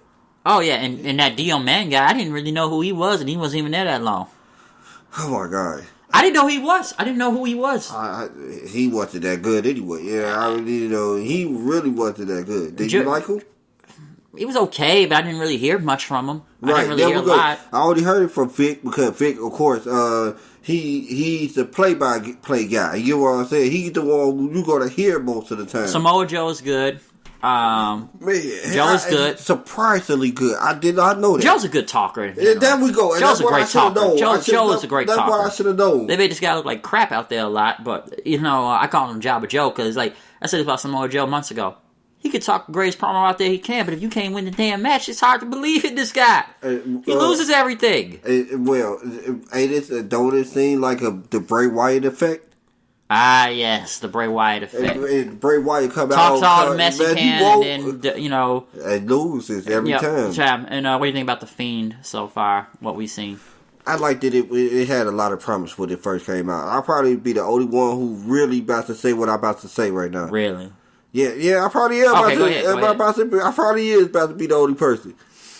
I don't like it no more. It's like, you remember how you got that new game and you were playing the new game all the time, but then all of a sudden you just see yourself slowly putting the game in the back of the shelf now. And that's how it is with me and Bray Wyatt. And at first, I was excited. Like, first of all, I was excited to see him back. That's one of my guys right there. Because this is a guy that has just been creatively destroyed. Creatively is destroyed. I go all the way back. I blame, some people blame Cena for that a long time ago. I blame Cena for that. I blame the match with Undertaker. They should have had him go over the Undertaker. Yeah. I'm sorry. That's what they should have been happening. He said too much of the same stuff. And I thought he brought up down the whole Matt Hardy thing when they did the Woken thing. I said, I don't blame Matt, it's him. I felt he was the problem more than Matt Hardy. I think it was. Why do you think they had to bring the Hardy Boys back then and whatnot? And, I know we see Matt Hardy back on TV, which I heard is, once again, he's on TV because contract's coming up. Jeff, and I know we don't see him because Jeff's hurt, and obviously Jeff Hardy needs a lot of help right now. Yes, he does. This guy just keeps... I like Jeff, but he keeps falling off the wagon. That's all it is. And I like Jeff, but I know people told me it's hard to stay clean like that. It really is. Especially when you go through a hard situation like going through matches like that. Yeah, you going through ladders. You banging your body against everything. Because it's hard to cope with pain sometimes. 1 minute's DWI, then 1 minute's DUI, and I was like, come on, man, come on, Jeff, again? We doing this again, man? This ain't happened like over a year ago. Yeah, I know. And I know some people come at Matt and them because they started arguing online. Well, Matt's wife, Rebby, which that's another story for another day. Yeah, a lot of people get sick of her. Like, I do too. I get sick of her too. She just run her mouth on Twitter too much. Yeah, she does. A lot. There's a lot to say on that. But, like I said about Jeff Hardy, I don't know. Like I said, I don't want to see Jeff Hardy near a wrestling ring until he gets the help he needs. But, Bray Wyatt, though, The Fiend, which is, I know he's got this Dr. Jekyll, Mr. Hyde type of Blues Clues, which I've enjoyed the Funhouse thing in some ways and whatnot. I like the Rabbit and whatnot and some of the stuff. But when it came time for him to get in the match in the ring, it looks cool. His entrance looked cool. I don't think he's bad. He looks in better shape, Bray Wyatt. Very great shape. But, I think that the worst thing with Bray Wyatt was Seth feud, the Hell in a Cell match, one of the worst matches of the year. I hate that red light. I hate that stupid. Yes, I did too. I did too. And that Hell in a Cell match, I could hit this fool with everything but the kitchen sink. Hit my finisher 10, 20 times, but this motherfucker still kick out at 1 and 2. Then he gets back up like it's nothing and then kills me with one finisher and wins the title. I think that's the reason. I think that's the reason why I don't like it no more. See, because I didn't know how they were going to book this character, but I just thought he was just going to be a psychotic sicko, psychotic person. Like, yes. he could go both, like, his brain could switch, and one day he, Mr. Rogers, and then the next minute he could turn into some type of evil person. Gimmick and whatnot. And see, that's what I thought they were going to do. They thought we were going to have a mystical creature. I've enjoyed the Daniel Bryan thing in some ways, just story-wise and humanizing. There we go. It kind of humanized. Yeah, and even at Survivor Series was a better match in general. I just say get rid of the light, but it was a better match in general. And I know they cut Bryan's hair. Bryan the American Dragon out there. Man. Bryan Daniels. I was a little iffy on that at first, but he looks like the Bryan like he was in 2010, 2011. Daniel Bryan. I remember and I get why United States champion. I like this promo he did on SmackDown. All right, that makes sense then. What his hair is out. But the Bray Wyatt thing, I like it. I didn't think they were going to put the belt on him this early, but it's like, well, they got to put the belt. We got to get the belt off Seth because who else? Because who else you got? Right. Who else you really got? You go over there to Raw. And he was on Raw. I mean, no, I'm just saying when you look over there at Raw, who going to be the champion? Well, I mean, who was Seth going to drop that title to? Yeah, because we're already back to square one with Brock Lesnar again. All back to this square one. Champion, not on TV, folks. The invisible champion. The invisible champion. Put Rey Mysterio out there, which funny they give him a title the next night after he lost the match of Survivor Series. Man. The Joker lost. And that's why I like working with this guy. He seems like he in my head a lot. Man, look, bro, I swear, that's what it was. Like, hey, I'm sorry that you're going to lose this match. You're going to get killed, okay? But here's the consolation prize. Yep, and people be saying, like, here we go, man, Ray, so say it's saying with Ray, they don't want him leaving. That's why they got his son and whatnot involved in this, too. And it's like, this is why we can't have these guys leave because they didn't do it. No Rey Mysterio when they brought him in to begin with. It became an afterthought. They keep bringing these guys back all the time. Like I say it about John Morrison right now. Man, why didn't you come back? First of all, I'm sorry, John, but you're gonna be back in where you was when you were first around. Too many guys. Upper mid card level guy. He ain't about to become no world champion. And I like Johnny Mundo, John Morrison, whatever you want to call him, but it's like, is this guy really about the world champion? No, he not. He wasn't world champion when he was. Alright, if you want to count the ECW championship, you can. But he was never a world champion when he was hit there. Yeah, Morrison was great. He just couldn't talk. That was his problem. That's why he was always. And, I liked him in Lucha Underground. I liked him in Impact at the time. Which his promo game can look here, there, whatever you work with. Because that Slam Town stuff just sounds kind of goofy sometimes. It's Slam Town. It wasn't that, because I was just surprised he came back. I'm sure everybody thought he was going to AEW, because it's like, it has to be some money ploy type of thing. Man. It's like, how far is Morrison about to go up on the main roster? I swear to you, because like, we can't send him NXT, because he doesn't need NXT, alright? But somebody said, what are you going to do? Put him against Matt Riddle out there? Which, I like Matt Riddle too, the bro. It wasn't that, which he's great, but, I don't know, man. Morris can have great matches with a lot of guys, but it's like, I don't know if I want to see him, because it's like, he ain't about to last something. He gonna be like everybody else they bring back. They're gonna be hot for a second, and they gonna go back to the lower tier. Fizzle out. They gonna fizzle. So because it's like, these guys, because money. You're right. Nostalgia is only good for a few seconds. So how long and whatnot, and you just look at other things, like I said with the Fiend, Wyatt, which, like I said, I like what they do back and forth sometime with the split personality. He talked about the reptilians and whatnot a few weeks ago. I think people really should look up those reptilians, by the way. I'm telling you, man, the reptilians are real, nigga. I'm telling you. People think I'm crazy. He may have a point on that. He was telling the truth on some shit about that. But, still, like, the Fiend, it's one of the only good things on SmackDown right now, because, what do we got going on? The King of Waiters and Dog Food. You got that on SmackDown. Then you got your women division that's not that good. Your champion who supposed to be a heel, but she a face. Supposed to be a face. Supposed to be a heel, but not a face. But she doing a horrible job at being a heel. And I like Bailey, but I'm trying to give this a chance. I really am. That's why they gotta throw Sasha out there with Sasha with her out there. Sasha gotta record that rap album. This girl can rap, apparently. I know why I gotta hit it. This girl better have some bars. Right. This girl better have some bars. I know you don't like her Snoop Dogg remix. Oh my god.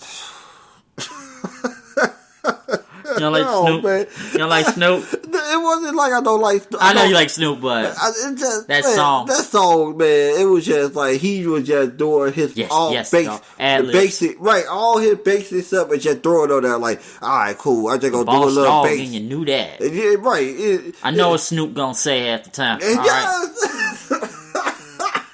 He said, yes, I agree. Yeah, I agree with that. And I just look at, what about these releases we've had recently with WWE or whatnot? Luke Harper, I know he was happy. He been actually. Luke Harper been one out the company. He gonna probably end up in AEW. Yeah, who else? The Ascension? Like, I was surprised they even made it this long. I didn't know they were still there. I mean, either. I didn't know Primo was still there until I heard he got suspended. And Sin Cara wanted out too, which Sin Cara was already a dead character for years. Anyway, he was dead for a number amount of years and whatnot, so he was just already kind of on the chopping block. Probably don't let more of these guys go that want out, because everybody wants to say they want out now. So it's like, I don't want to be here no more. Like, I don't want to be here no more. I don't want to be here. Like, some people said, do you need to do it on Twitter though? Because wrestlers is now Twitter's go-to thing for wrestlers to say anything on the internet.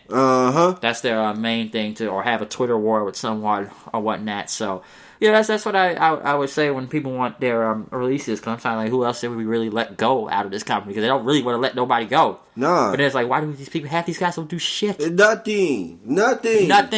How are they still there? I didn't know Way Jose was still there. Man, I tend to forget about him. And what about the war, what name we're calling this week? War Raider, Viking, War Machine. First of all, I like them, but they need to. I'm glad they stuck to a name and gave it to them.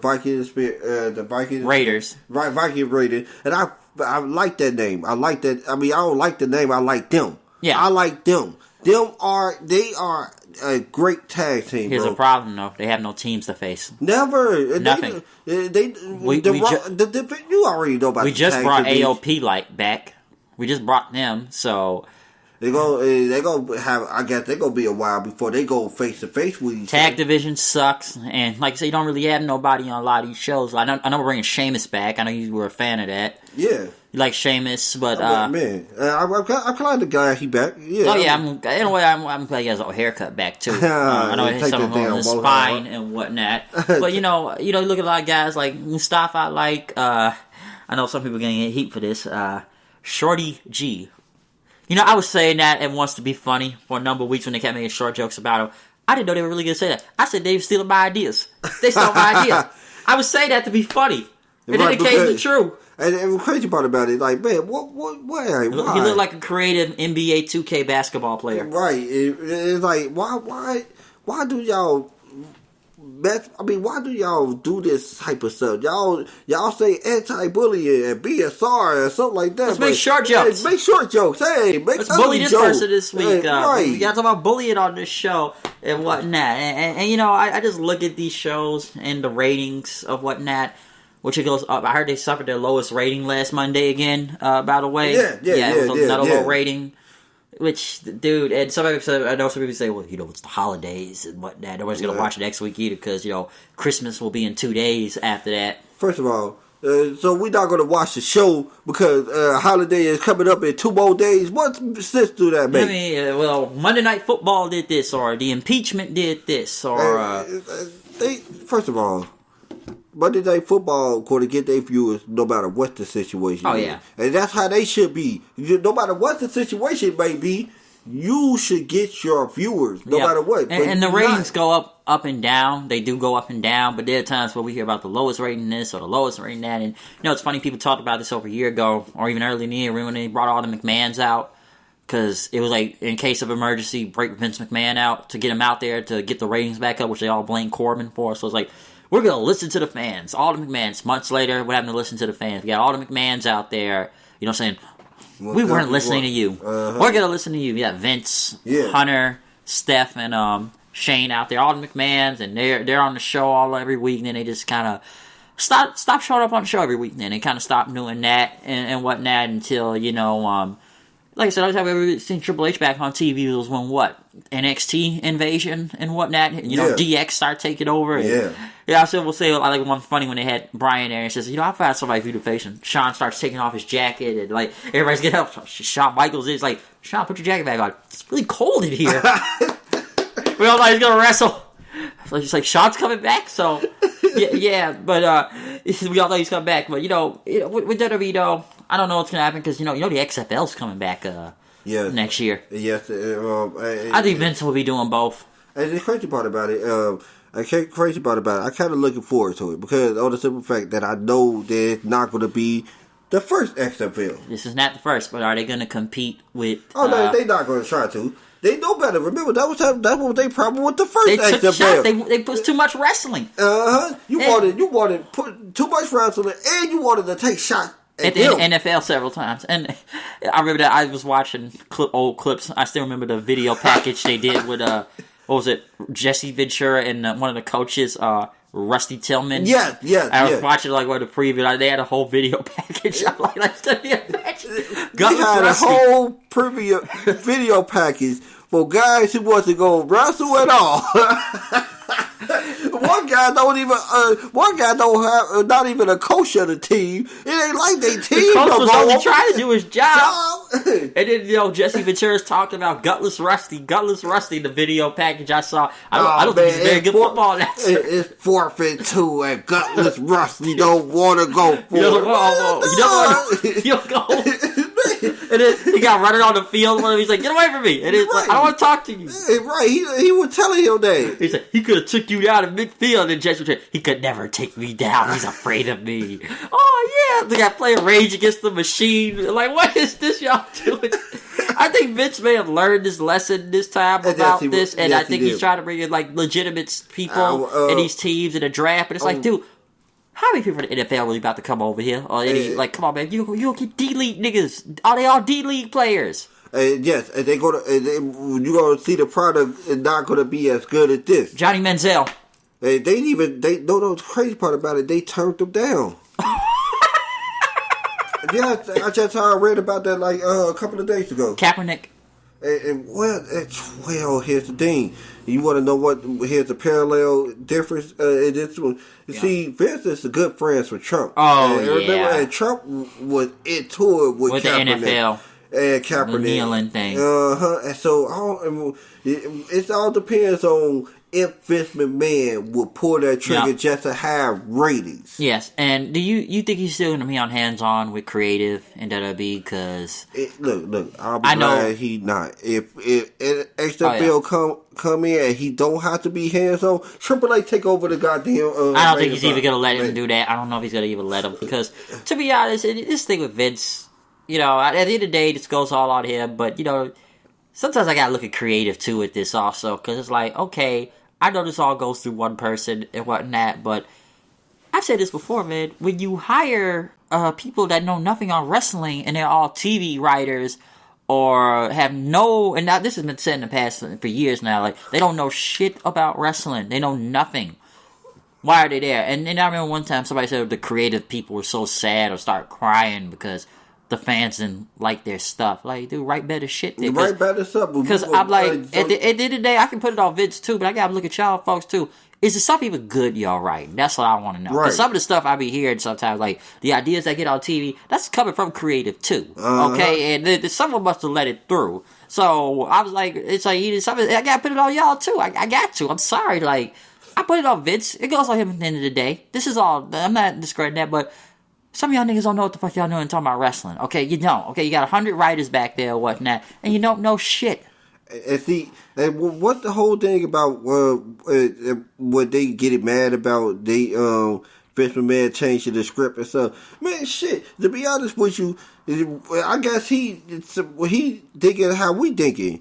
Write better shit. Wasn't that or something like that? Because listen, a lot of this is bad. Don't get me wrong. It is. And people, I know somebody's gonna come to tell me like, well, it's Vince. It's Vince. There's no argument. It's Vince. I know that. It's Vince. Right. I get that. I get it. But, I gotta look at some other folks, too, on a couple things, okay? Yeah. I'm sorry, this company, it's more than one person, all right? He's the head honcho at the end of the day, but come on, man. Don't they got Paul Heyman writing back there now? I'm seeing people blame Heyman. Then they had Bischoff. They hired him at a point in time and whatnot, because, and then they fired Bischoff, because he wasn't even there that long, and they had him, and come on, look at the people they brought back. They brought Bruce Pritchard back, and when Dana Warrior's on the creative team and whatnot, and just several people they got bring it back. I'm like, y'all might as well hire Vince Russo back there. Yes. And I think they will.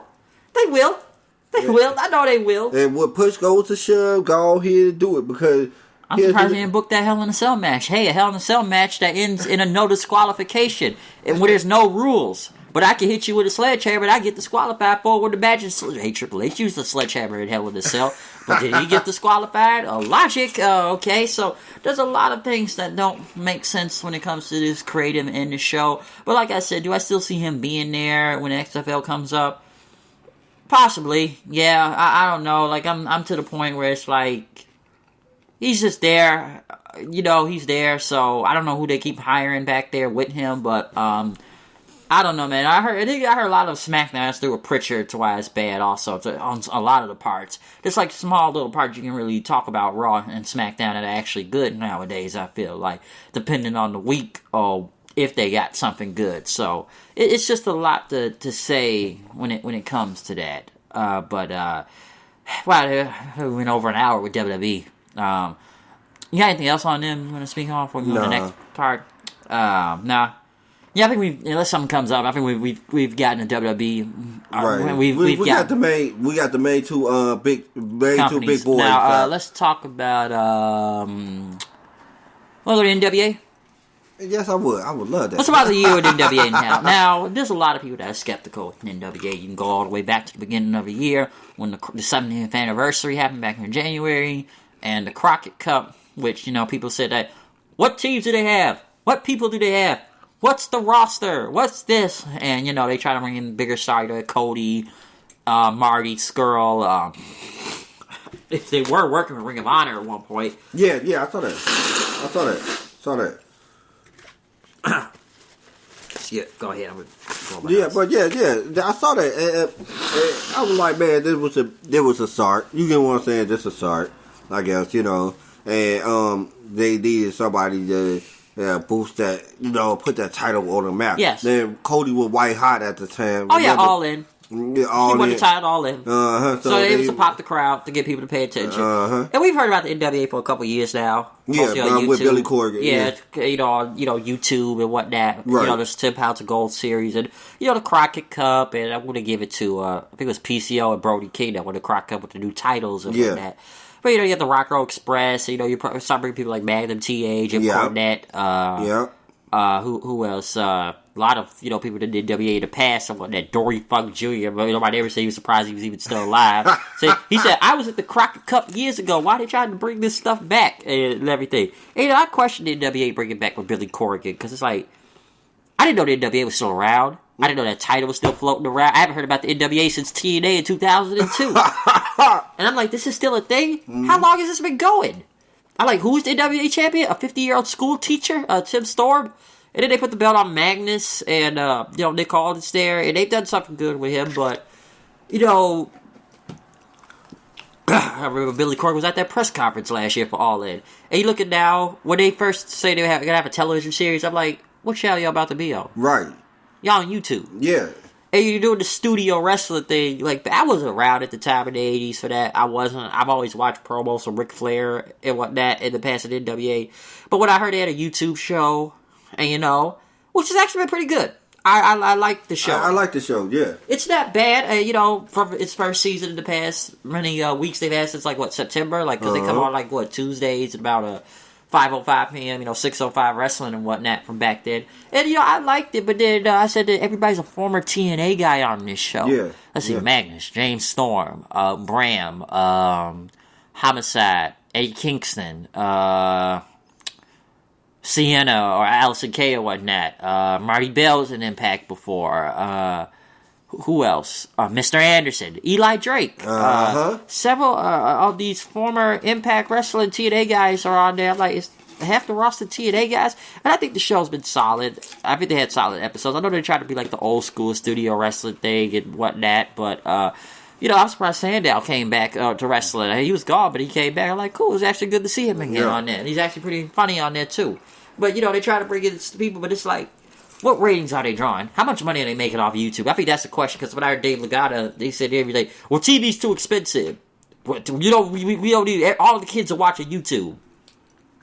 What? I'm like, you need a television show, okay? Even Bischoff said this too. You're running a YouTube show. You're not on TV, okay? It'd be different if you were on TV. You're in front of a studio audience that's been taped for like several weeks now, okay? Right. And I think the crowd's been lively. And I like a couple things here and there. I know they want to try to make it like the old school thing, but has a new twist on stuff. But I know people are telling me, why am I watching the Rock and Roll Express wrestle in the ring? The Rock and Roll Express. Yep. How old are these guys? Ricky Morton can do a Canadian Destroyer. I was surprised, but man, come on, man. Like, it's they good enough. They still good, but to me they should be just on NWA. Like NWA. When it comes down to seeing them on AEW, it was just, I don't know. I don't know. I just don't know. I don't know what to really say. Because they were on New Japan, too. They were wrestling. Like, they're wrestling on New Japan? Yeah. Like, what the... How many... These guys are... I'm like, dude, like, Ricky Morton everywhere. I'm like, dude, Rock and Roll Express supposed to be the hottest thing again or something. And, you know, like, the NWA, to what I've seen in the belts they've created, like, the North American title. I know they're bringing the television title back now, but this is, like... You got 12 guys. You gonna put belts on all 12 guys. You keep telling me that. You got 12 guys you on there. You only got 12 guys. You got 12, you don't need that many belts, my you got a friend. TV title. You got tag titles. You got women title. You got a North American. You got 2 secondary belts now. You got 2 secondary belts and a world title. And I'm looking at it. I saw like the second season, like, and that was going to be a tournament. And then there was like, why do you got the world champion out here? They said, like, listen, why are you out here? You already got 1 belt. What do you need 2 for? Like, dude, you don't have this many people. Like, what, C.W. Anderson from ECW? When's the last time I saw that? And, you know, we saw they had a pay-per-view not that long ago to Into the Fire. You just say you finished watching that today? I finished watching it today. It was good. I mean, it was all right. I mean, the 2 out of 3 fall match, you know. It's good. Yeah. It's good. we're not crapping on the wrestling part of it, because they found guys who could actually go, who could go in the ring, no matter what the situation. The question mark is over. The question mark is over. It's funny, but it's over. Oh, it's over. What? here's the thing with it. Well, they gonna start losing talent. It's always happened like this. The smaller companies always going to get hurt like this. They gonna start losing talent. You know how many people tell me James Storm? Why isn't James Storm in a bigger company? James Storm deserves better. Right, he deserves better. Why is he not in a bigger company? Because why isn't he bigger? He's not even in a bigger company or whatnot. I don't understand that. Because James Storm's been around for a while, but it's like somebody just say half these guys just want belts. You say Magnus just wants a belt. He just wants a belt. He just wants to be the champion. That's all he wants. That's why he's in the NWA right now. And then to the Fire thing wasn't bad. I saw they brought Marty Scurll, which I think he may be done with Ring of Honor. He's a free agent again and whatnot. We'll get to them soon too. But Marty being back out there, I don't know if he's really fully with that company and that, because everybody said, well, he's gonna go to AEW because the Elite and whatnot. It's Marty Scurll, so I don't know what's gonna come from that or anything, but still, the NWA just ain't really got a lot of guys. See, people say, why is Marty down there? Huh? Why is he really down there? And you just look at it, you don't have that many people. And I've enjoyed the show. I liked it. I liked the commentary. And now let's get to this whole Jim Cornette thing and the whole controversy with that, with the chicken joke and the Trevor Murdoch thing. It was one of those situations that it wasn't. It was bad. Don't get me wrong. It was a bad joke, but it wasn't funny, and it wasn't even funny. It wasn't even funny to the point that everybody else would have laughed at it. So it was more stupid than anything. And I'm glad that he faced up to it. He was trying to downplay it, but you couldn't downplay it. He had to address it on his show. They talked about it. Yeah, I listened to his podcast, so I wanted to hear his opinion. Right, I did. I was waiting for the podcast to drop that night too, but yeah, I was waiting for the podcast to drop that night. I was like, yeah, okay, then I listened to the show, and he was right. I mean, it's a lot of people who just looked at him just like he was some type of racist prick. And like, no, you can tell that he not. He just thought that joke was gonna be funny and everybody gonna be, oh my god, no. Because this is how I look at it. When I first heard it, I saw the show that day and I heard him say the joke, but I heard him say it and everything, but I didn't really look into it that much. I just kind of like... I kind of figured that you heard it where it was live. I mean, not live, but I was just trying to watch the show. Right. I didn't hear about it, the backlash up until hours later on Twitter, and I'm like, what did he do? Did he kill somebody or something? What did he do? And then they played the joke again, and then I'm like, listen, it was a bad joke in the day. I get it. He shouldn't have said it. Now, personally, was I offended? No. I'm black. Like, come on, man. I've said this before. But was I offended by it? No. Can I see why other people were offended by it? Yes, I can. Because, maybe everybody's not going to react the same way as you react to anything and whatnot. Yeah. Because, he said it was a starvation joke, which, I kind of knew that, too. But right. It was more of a starvation joke than but you putting the word black people and chicken just is not going to go. Just not going to miss. You're just not going to go. Going to go out well. But then again, I got to put the blame on the NWA as well. This show was taped several weeks ago. Nobody saw that and thought it was bad. He said that about Dave Lagana. Did you think it was bad? Did you? Because it's like, you could have easily edited this out. Somebody must have thought it was funny back there, but it's like, you could edit it out, you wouldn't be going into this much controversy. There we go. Because then, everybody wanted Cornette's head, and listen, the people out there are mad on the internet right now about this. These are people that were never watching the NWA to begin with. They just didn't like Jim Cornette. And the people I see that don't like Jim Cornette already are his enemies online. People like Janela, people like Joey Ryan, people like,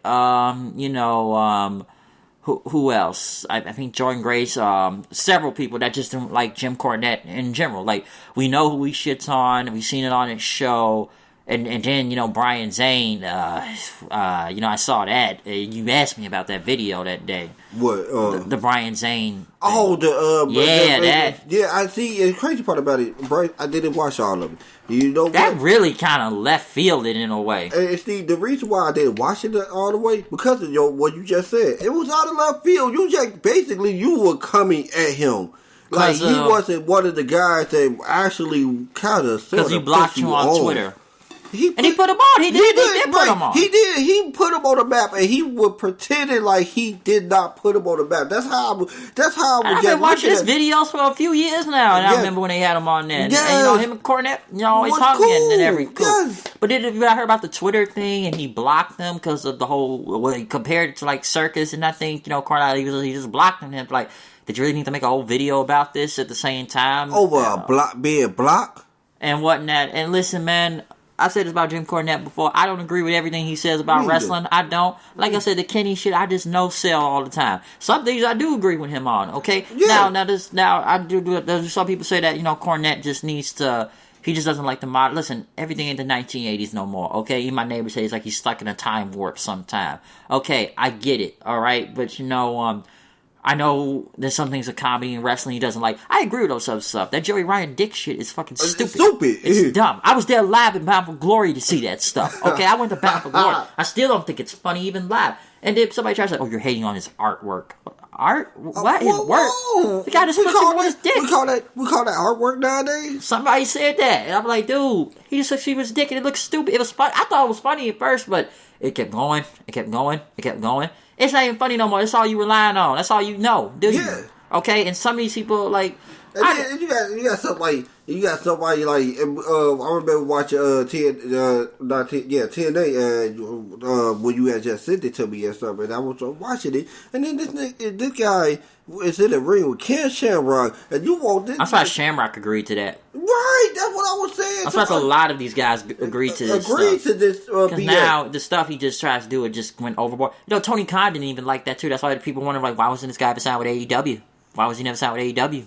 I heard he didn't like it at All In over a year ago. That was like the only thing he did not like at All In was that because of the old Dick Druid penis thing. And it's like, come on, man. Even he knew if they signed him to TNT, you think they're going to let him get away with that on TV and that?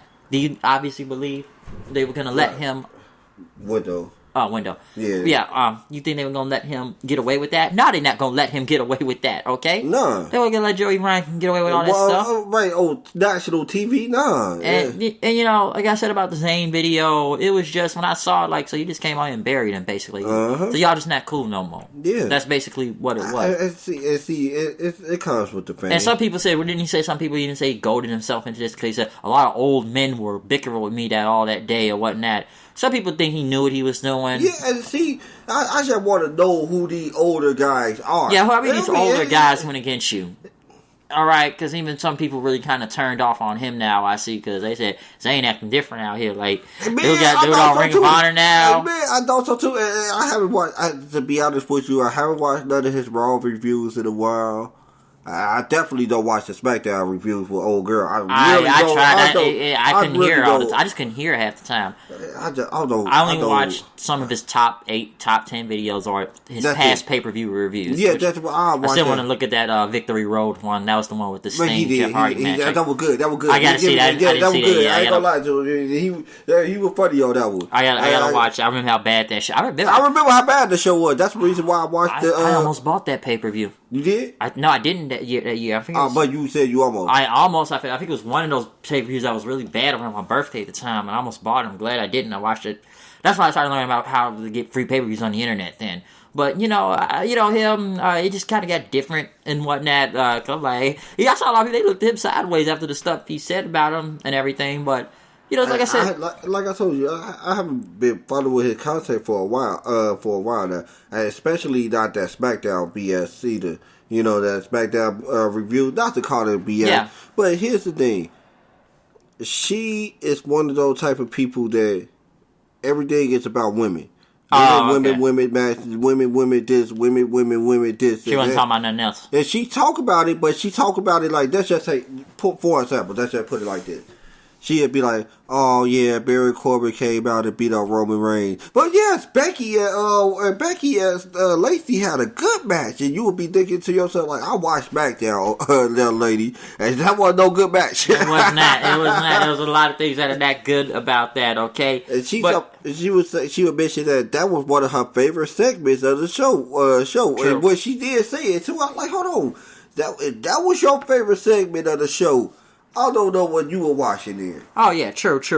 But, just to say about the whole NWA thing with the Cornette, do you think that the NWA should have just let him go, or did he resign, or how that whole thing went? Yeah, he said he just quit. He said... Because, the funny thing is, the viewership went down because people were mad that Cornette left. Yeah. And then what my problem was this. Yeah. don't try to edit out the show after it happened. You know the show's already taped. Yeah, play the rest of the shows. You can move on when you get a new commentator, which you got Barrett for. Okay? Because now, and I saw people complaining also when the last time they had it was when they had the Rock and Roll Express win the belts, and Cornette was out there celebrating with them. And then, they thanked Cornette for his time there after, okay? Because they literally played this sort of clip show in a way, too, but then people got mad, like, why are you thanking him? But he was actually a good part of the show. I never had a problem with him on commentary. I don't, because wasn't he on the MLW thing at one point, too, but then he left from that for whatever reason. And, like I said, yeah, at the end of the day, like, it was a bad joke. Yeah. It was, but I think he could have just been fined and, hey, don't say this again, or they just didn't want to keep dealing with the backlash. I did. That's all it was. They wanted to get rid of the backlash. So they, hey, we got rid of him now. Can y'all leave us alone? Stop complaining on the internet, because even I listened to his podcast and he was like, if you want to kick him off, go ahead, bro. No, my foot got caught in my shoe. These are my old shoes, but like I said though, yeah, it's just they got caught up into that, and he had to go. I understand it and everything, but then again, it's like fans turned on him at the same time too, because you caused this backlash because they want to see him. But it's like, don't edit the show, because that kind of made him come off looking weak to me. Yeah, just play the rest of the show. When you get to the pay per view, you don't have to deal with it no more. Okay, you could just you got Wade Barrett out there now. Yeah, you got him commentator. Yeah, how you feel about him? Yeah, but Barrett, that. I think his asset help him a lot. You know what I'm saying? Yes. Yeah, you know what I'm saying? I like Barrett. Yeah, I do too. Yeah, I'm really, I'm getting into him because I ain't know he was a commentator. Yeah, I know he has. I think he was on that World of Sport Wrestling thing not that long ago, about a year or two ago, I believe. But that folded, I believe. And I like Barrett. Barrett's just always been injury prone, but I like the dude though. Yeah, too. That's why I think he mostly on the show. I mean, mostly doing commentary. Because I didn't even know season 2 was this week until I had to look it up. I was taking care of business at the time, so I didn't know the season 2 was already happening. They were taping these shows and whatnot. Because one thing I didn't notice about these tape shows in the last tape, notice how one part of the crowd was tarped off. Notice that. Because I'm like, where are all the people at? It's like half crowd, and then it's like, where are the people's music? We have music for these guys. We gotta have music at the pay-per-view. We need music for these guys, okay? I will say one thing about Aldous there, and he said something about the Cornette. He said that Cornette overshadowed the talent. Really? The commentators overshadowing the talent? So who fault is that? And it ain't shit. And then Cornette even said, "How am I overshadowing you?" He was like, "If I'm overshadowing you, to do something to get over to me, then do something. Shit, you're the world champion.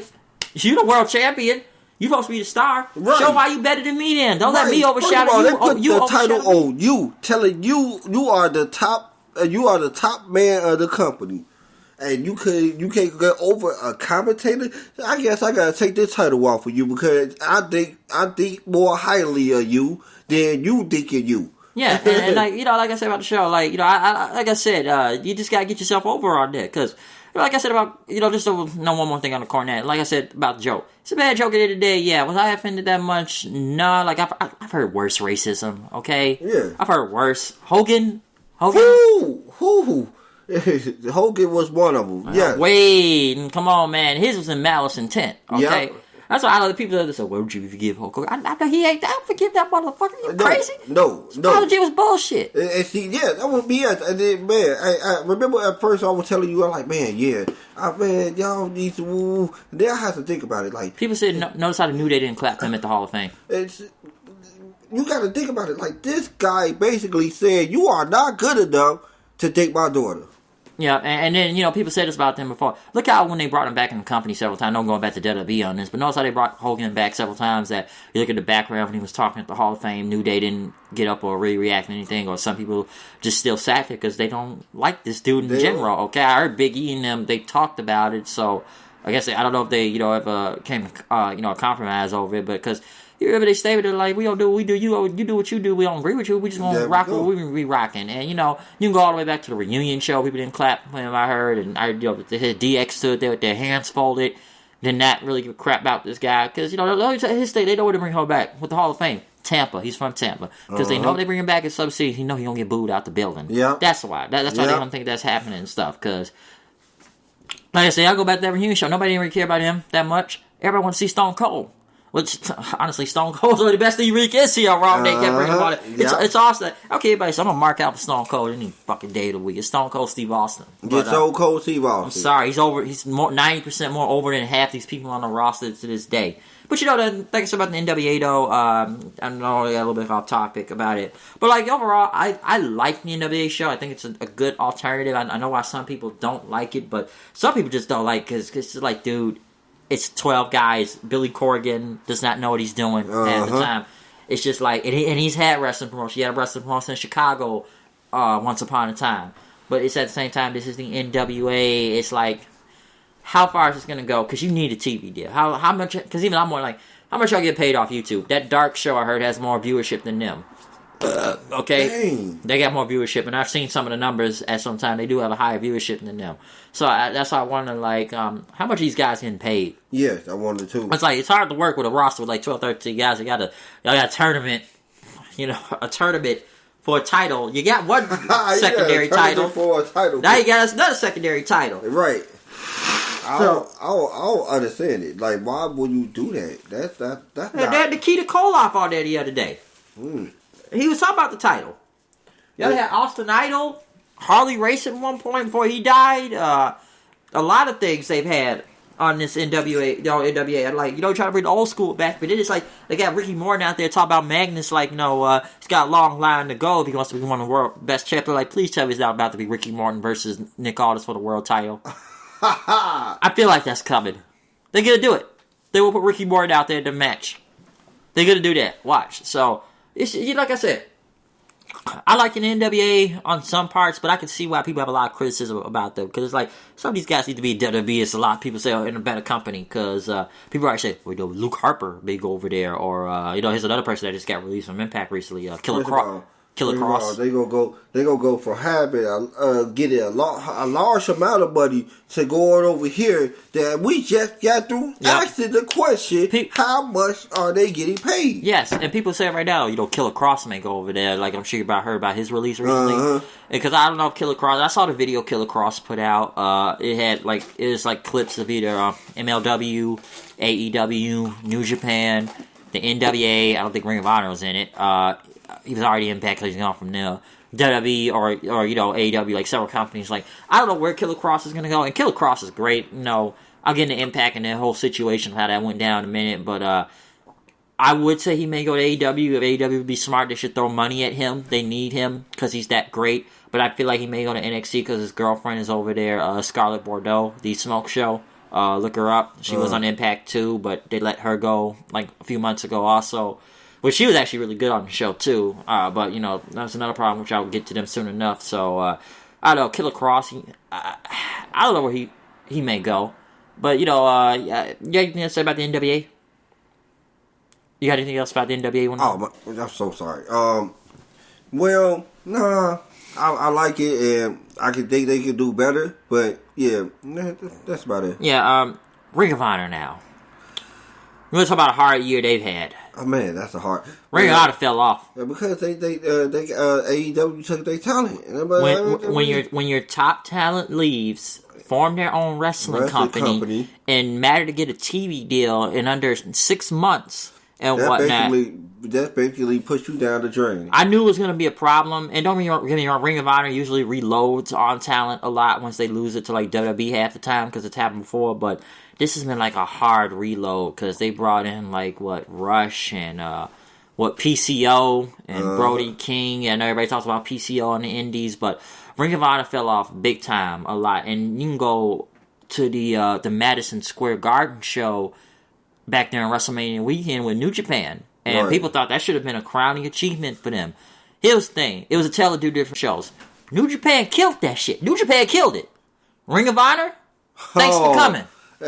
Everybody said they become too sports entertainment. You were part of the ride. Yeah, it was like everybody said they become too sports entertainment. Nobody didn't really care about ROH that much throughout the year. It's been several problems mostly. Your talent leaves. People aren't getting paid, I've heard. People keep leaving the company.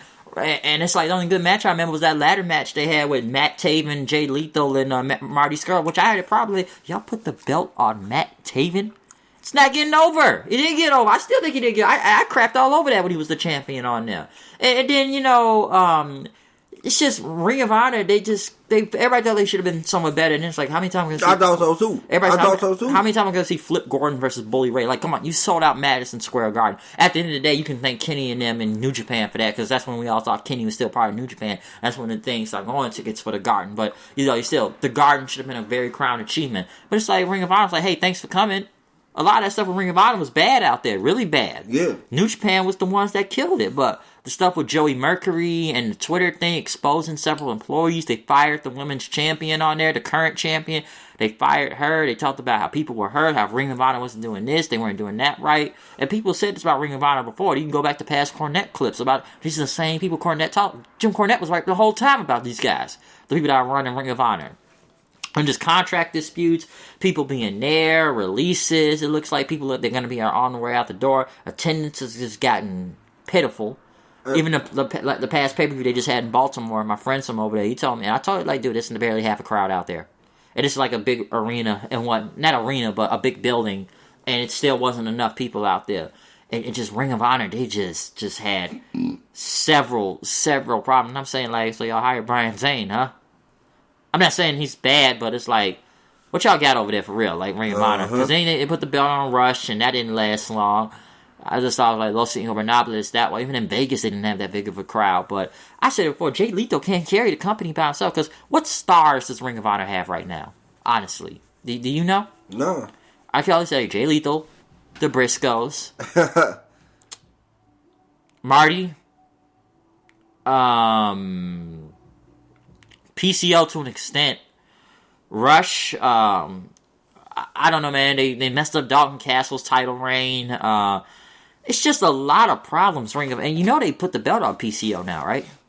I ain't know that. No, they put the belt on against Rush, which that match was not that good. It looked, I compared it to the TLC match with the women's, it was just a giant street fight.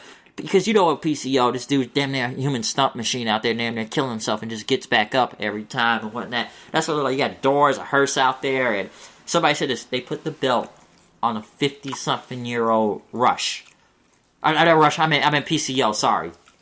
Part of the whole Villain Enterprises thing with Marty, and PCO's had, like, several, he's got one title already, he's got that 6-man title with Marty in him. Right. And then it's like, they put the world title on this guy. And they had a whole bunch of title changes on their last pay-per-view. Okay, we put the tag belts on Jay Lethal with Jonathan Gresham. Let's put the television title on Dragon Lee. And I don't know, man. Ring of Honor is just in a very somebody said they become what TNA when they were in a bad spot at one point. That's what they've now become to. Because Joey Mercury just exposing folks online. He's just exposing management. Just very bad about Ring of Honor, and there's a reason why people that were in the company before, you lost half of the people to AEW. You let them take half the people. I'm gonna say, like, Marty about to be there next. Everybody said Jay Lethal needs to leave and go over there. Like, there's a lot of guys that say, like, when they leave the Ring of Honor, Ring of Honor. So, can you give me a list of these guys that can possibly be released that could go into other companies? Jay Lethal. Damn, that's the only list I see. Briscoes too, but I don't think Briscoes want to leave. I think they're like 10-time champions down there. They're like the 10-time tag team champions. So they don't want to leave. I don't think they want to go. Marty, I still think he's on his way out the door. Like, he already said he was a free agent. The crazy part about it, I asked that question because I just thought they had more talent. And nobody will utilize to that talent. And I think Ring of Honor has great people. I don't know everybody down there, but still, like, what else they got? Now, I like Silas Young. I like some guys down there, but Ring of Honor just ain't really selling out nothing. I said, the only thing that's what, Bully Ray. Oh, they'll get me started on the Bully Ray story. What about that? Do you remember that whole controversy with the fan? Yes. And then I heard that story, so let me get this straight. So, a fan said something about, which he's supposed to, about heels and whatnot, but the Allure, or formerly known as the Beautiful People, and, Bully Ray's with Velvet Sky. So, so let me get straight. Y'all pulled this fan to the back and put him in a room with Bully Ray. And Bully Ray, so, y'all interrogating folks now. This is what we doing. We interrogating. We, like, y'all don't like a fan say something. Like, it did, like, how the fan put him in a chair. They did security, put him there, like, y'all go put him in a room. Bully Ray go beat the crap out of him then and whatnot. And then, like, the story just said, he said, like, go be a fan. And then how Bully Ray kids are like, I just said, go be a fan. And then my friend said something. I was like, thanks, Bully. And that's how it looks like. He's like, hey, go be a fan. Thanks, Bully. And then he walks out. Thanks for taking me into this closed room by myself with just me and you, but just telling me just to be a fan. Okay, thank you. Because, like, we gonna fight. Is this what I gotta fight you now for me being a fan? I gotta go fight wrestlers now? I gotta fight this guy? That's what it looked like to me. That's what it looked like. Cause like, okay, then if we gonna fight, I guess we gotta fight, man. Come on, man. I ain't no punk either. I don't care how big you are. So I'm gonna go out doing something, but it's at the same time like that's not a good PR look. And then that was a whole controversy for a minute. It's just like, so y'all interrogating fans now? Is this what y'all going in? Is this how we doing things in wrestling now? Like, you can't let fans out there say anything. It's just like attendance has gotten low. It's just like, I don't know, man. You know, you want to hope good from Ring of Honor, but at the same time, people say, oh, WWE's going to buy them out, or Anthem's going to buy them out. You know, Access TV, everybody's like, who's going to buy out Ring of Honor? Because I think the only thing that's keeping them still alive right now, y'all still got that partnership with New Japan. That's kind of the only thing she still got. Because, like, you got Russian over there. I don't know all the shows how Ring of Honor. I heard the television show itself is not that good. Ring of Honor, I heard it looks like a clip show. I don't like some of these guys over there because they've been on New Japan. Rush, the only reason why, because Los Ingobernables. That's why. Naito and all of them. LIJ and everything. Because, you look at it, you can compare it now to New Japan I'm going into. New Japan's had a great year. I mean, would they not? Sold out the Garden. Would they not? They sold out the Garden. You know, I know they had a video package the other day because they had their go-home shows into the Tokyo Dome. And all the clips they had, that was really good. And there's a lot of things to speak on New Japan because you look at Wrestle Kingdom, you know, back in the year. I think the difference is because Wrestle Kingdom is going to be a 2-night thing now on January the 4th and 5th because it's going to be a lot of matches and it's a long show, okay? Because, you know, one thing I could say from New Japan, we, you know, learned about the retirement this year. This is the final year of Jushin Thunder Liger. He will be retiring January the 4th and 5th. You know, he had his final matches in the Korakuen Hall. But I just saw the past few days now because of the Road to Tokyo Dome shows. And he's been doing a lot of his final matches and done his final ones in America. Over 30 years. Man. Because I was surprised. I didn't know how long Jushin Thunder Liger's been in the wrestling business. Yeah.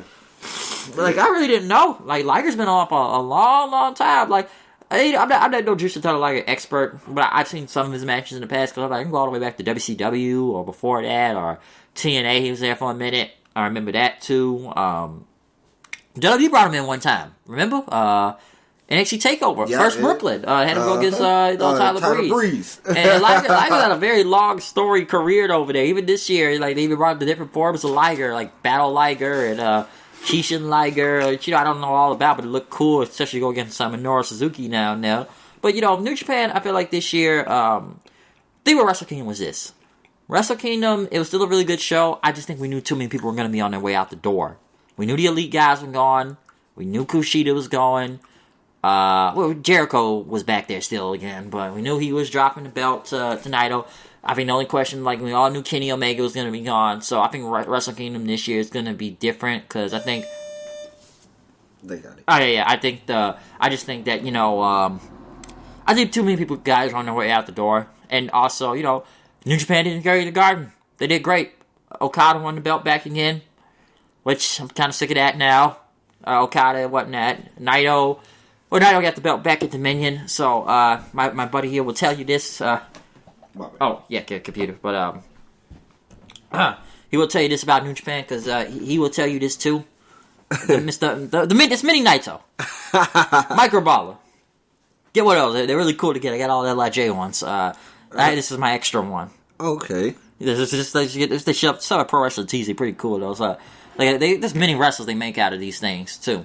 This mini one, but New Japan, New Japan's already good for what they are. Come on, they had the G1 tournament. We saw Jon Moxley down there. Right, we did. Yeah. Mox was down there. He had a big thing going on. He had the U.S. title. He was in the G1 tournament. G1 was in America, which I don't think they should really do that at the American Airlines Center. It was core fans there, but there was a lot of empty seats. Yes, it was. They got to do these American shows. I know they're doing a lot of these LA, somewhat near, I wouldn't say the South in a way too, but you see Access works with them. That's why I was in Texas, and they do a lot of these LA shows because they have a dojo over there. I've seen what they produce from that. They don't need to be in LA, Miami, and stuff like that. Yeah, come over here. Right. Go to smart towns. Like, you know what's going to fill up fast. Yes. New York was different.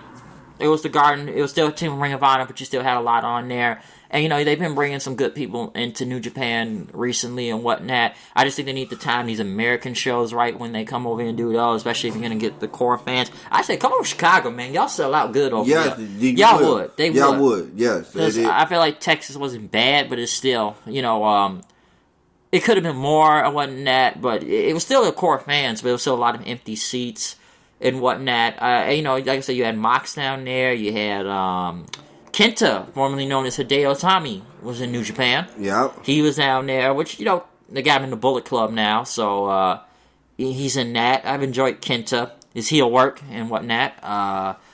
Who else? One person, and, you know, I know I'm going to say, you know, for the whole MVP, one person you got to put in that MVP Wrestler of the Year, you got to put Will Ospreay in there. Will Ospreay has been a madman. I'm telling you, man. This dude has been a madman down there in New Japan. I'm telling you. They have put this guy in damn near every tournament. This guy from Wrestle Kingdom against Ibushi, from being in the New Japan Cup, from winning the best of the Super Juniors. I didn't think he was going to win that whole thing. He beat Shingo Takagi, man. I was surprised about that. Like, Will Ospreay, it just, even, they put him in the G1 tournament. I know. Had a match of the year with Okada during the summer. That was great. And you just had Ospreay and everything. I'm like, my God, Ospreay's just been like super powerful down there. Okay, best of the Super Juniors tournament, a tag tournament too. So Ospreay's like one of those guys you got to put in an MVP category of, like, you know, type of thing. I feel like Kota Ibushi, he won the G1 tournament. I feel like they owed him that in a way because he was in the finals last year. Because, you know, people thought he was going to go to AEW, Kota Ibushi, right? Because, you know, Kenny, his friend, and right, that. and he over there, right? So yeah, I think everybody thought he was gonna go over there or whatnot, and you know, it's a lot of things speaking on New Japan called MVPs. Jay White, I was surprised they put the belt on him. Literally under a month after Tanahashi won it. Jay White, you know, he's the leader of the Bullet Club or whatnot, and, you know, he got the Intercontinental title right now. But I'm like, I was surprised they put the world title on him that fast, but he felt like a transitional because they dropped it to Okada back at the Garden and everything too. Right. But you know, I like New Japan. And this is someone that watches a lot of New Japan shows and whatnot. I think they've had a lot of great stuff throughout the year. I feel like it's hard to say anything bad about them or whatnot. I just think now, I think they do have a lot of big things. Do you think they're gonna work with AEW? There's a rumor about that because they could use more of the American exposure. Yeah, I guess it'll help both of them because Kenny needs opponents. Right, Kenny needs opponents. So.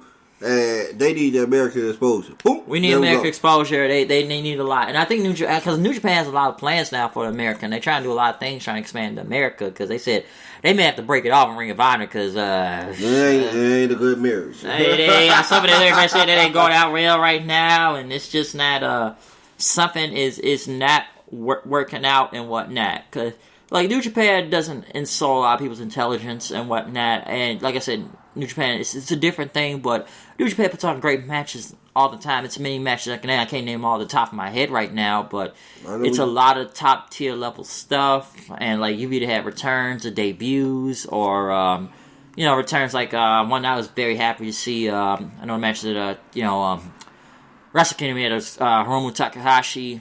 I'm sure you've heard about that whole thing last year. He broke his neck. Dragon Lee did it. Damn. Yeah, because it was like a suplex spot. He was gone for over a year. A lot of people think he was coming back, but he came back in November. And I watched some of the shows. I'm not going to stay up till 2:30 a.m., but maybe on the weekend. But I mean, it was worth staying up till 4:30 a.m. on Saturday for that.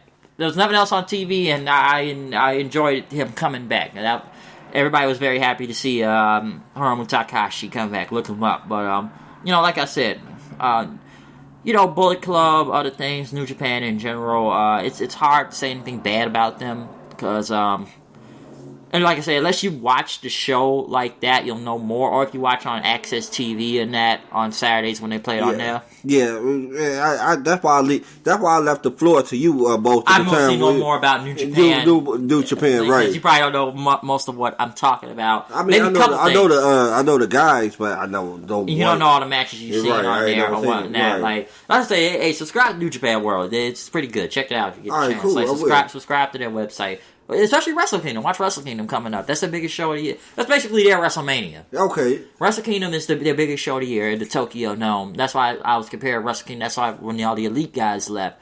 And Wrestle Kingdom is now a 2-night event now because you have a lot more matches. They got this double title thing going on. Like I said, Okada, Ibushi, Naito, Jay White, who will become, IWGP Heavyweight and Intercontinental Champion. Liger's final couple matches coming up. And the next show, so it's going to be the last time you really ever see Jushin Thunder Liger wrestle. They got a great card. Look it up. Like, come on, Mox is on the card. Jericho's back on the card against Tanahashi. Because, we got Jericho when it gets... I enjoy Chris Jericho in New Japan. The match with Okada, say what you want about it. I know they may have been doing Dominion, but the shit Jericho says on there sometimes is hilarious. Like he mentioned Mox one time. Because, he said, I wanted G1 too. Who's in it? Moxley? He still owes me $30,000 for that jacket. He still owes me money for that jacket. I'm sure everybody remembers that. And then, like, the stuff Jericho says, like, hey, Tana, you want to start shit with me? Like, bitch. And he just says all this random stuff. Chris Jericho is the greatest thing in the universe. Even in this shithole country of Japan. To get heat and whatnot. I like it, JPW Chris Jericho. I don't care. I know some people have that difference. And I don't know if because everybody kept saying, the AEW champion's going to show up at Wrestle Kingdom? Which I don't know if they're going to mention that because they didn't mention it the last time he was there, Jericho. Because it's like, maybe the AEW world title is going to show up at Wrestle Kingdom or whatnot. I don't know, man. We don't know if they got a partnership yet. Right. All because Moxley and Jericho were there. We don't know if they have a partnership all the way. We already know Mox was there, but yeah, he was the U.S. champion. That doesn't mean he can bring the title all the way back to America and put it on someone else's show. He was only doing it on New Japan for the past month when the G1 tournament was happening. So, like I said, I really do recommend, watch Wrestle Kingdom, though. Luckily, this is on a weekend day, so it's not on a weekday. It's going to be on Friday and Saturday. Right. Because it's their biggest show. Now it's a 2-night event, and they got a lot planned. I'm not going to go every match on the card right now, and the go-home shows are just on New Japan World. But I say just go subscribe, man. $9.99. It's worth it, especially for the biggest show of the year. I will. Especially check out the road to Tokyo, though, because that's all the hype. This is the go-home show. These are like the last 3 go-home shows before Wrestle Kingdom on January the 4th and 5th. So, I don't know if you can stay up to, that late for it or whatnot, or you'll check out the next day, but I believe it comes on, a Friday and Saturday, or, Saturday. Listen, dude. Yeah, I might. Times in Japan and America are different. You got to look that up. I might have to check what I get off of, later. Yeah, but look it up. You'll know the times in it because I'll probably I don't know because I know one of them. I don't know if it'll be on Friday night or whatnot, or maybe Thursday. It'll be Friday over there already because last year, I have to stay away from the internet. I can't stay away. I got to stay off of Twitter. I got to stay off of that. I got to stay off of that. I got to stay off all this until what is it? I gotta avoid spoilers. You gotta avoid spoilers and whatnot. We have to do that again. Now, Saturday, I'll stay up all night for that just to see it. It's only 8 matches each. But check it out. You'll see what I'm talking about when it comes to, New Japan, who I talk about all these people and whatnot. Naito and Los Ingobernables de Japón. You know what I've done before. I got a shirt parody of that. Yeah, it's let me start telling them that. But yeah, it's like parodies of that shirt. Look it up. But, I'm saying anything else. Impact? What do you think about Impact in the entire year? Well, here's the thing. I had to catch up when you started sending me the links and stuff. So I had to catch up. I didn't know anything about it until I came across. Impact's in a better light. I think they had a better year last year and whatnot. One thing I was glad about, they're on a different channel. They're on a channel that people can find. Right.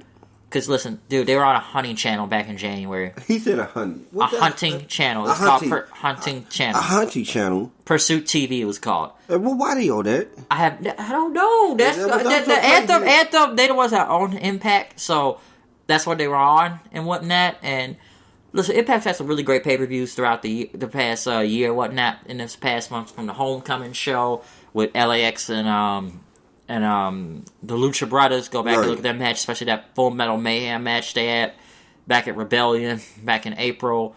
There's a lot of good things you can talk about Impact and whatnot, because they had 4 major pay-per-views this year and whatnot. And I know they played them all on Access. I'm going to get to that too, but See, nobody know the channel because like you're on a channel that nobody knows. It comes on 10 o'clock at night, right, on a Friday night, which is not doing you guys any good. You can watch it on Twitch too, but mostly people are gonna come watch the next day. They're not gonna stay because people are doing stuff on Friday nights. Okay, especially during that time from like 9 o'clock all the way to 11 p.m. I'll be to sleep or out.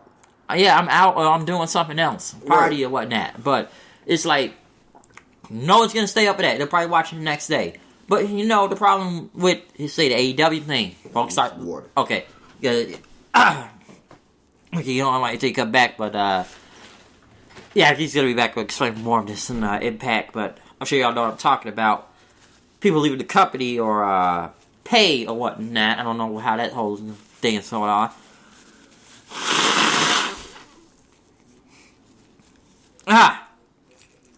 Sorry, I've still got this cold, man. Blowing my nose all over this. Ew. That's not good. A lot of tissue. I need for this. Right here. Man. But yeah, like I said, I'm stalling this for a minute. But, you know, Impact, though.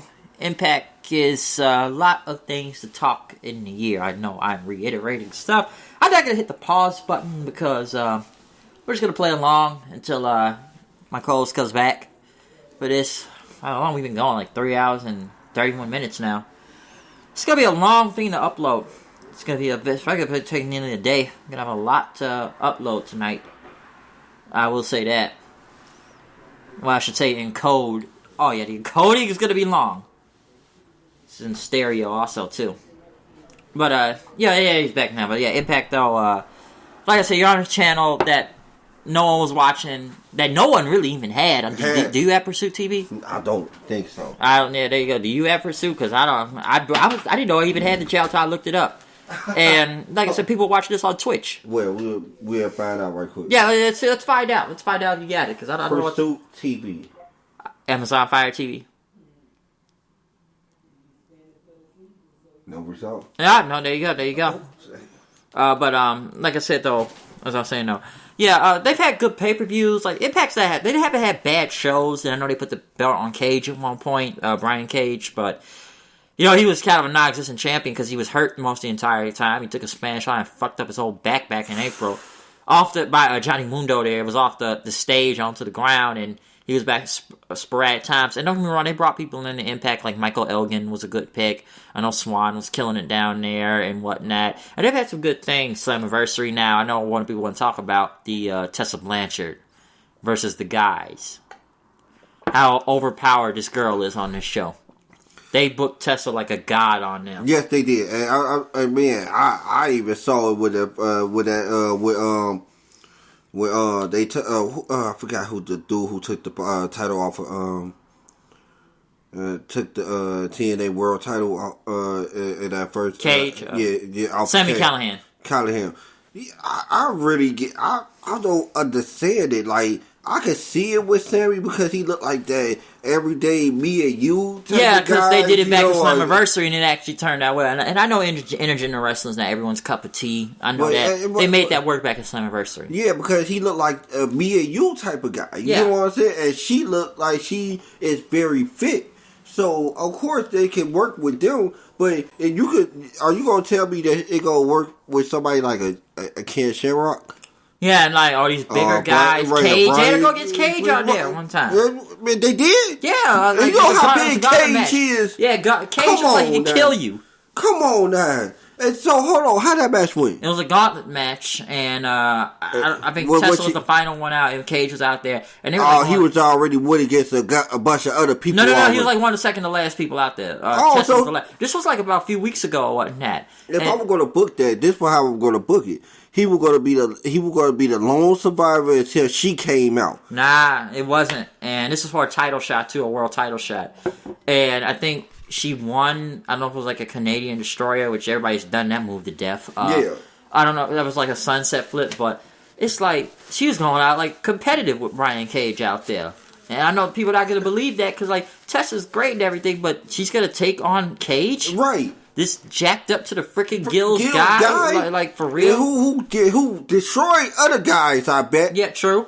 and just goes for the world title. Now she's going for the world title. Right. At the next pay-per-view. And somebody told me this, like, they said they will not watch Impact if she wins the world title. Hey, I won't either. I'm sorry. I'm sorry. Lucha Underground did that before one time when Sexy Star won the belt. People didn't believe that and whatnot. But and I like Tessa Blanchard. Don't get me wrong, Tessa's great. But I think people are more a little bit on Callahan's side on this, too. And here's the thing. When people got to look at it like this, like, even years ago when China was white hot back in the day in WWE, she looked like she could actually go with the guys, though, y'all. She actually looked like she could really do something. But when you look at Tessa Blanchard, she don't even look as big as Beth Phoenix was when Beth Phoenix was wrestling.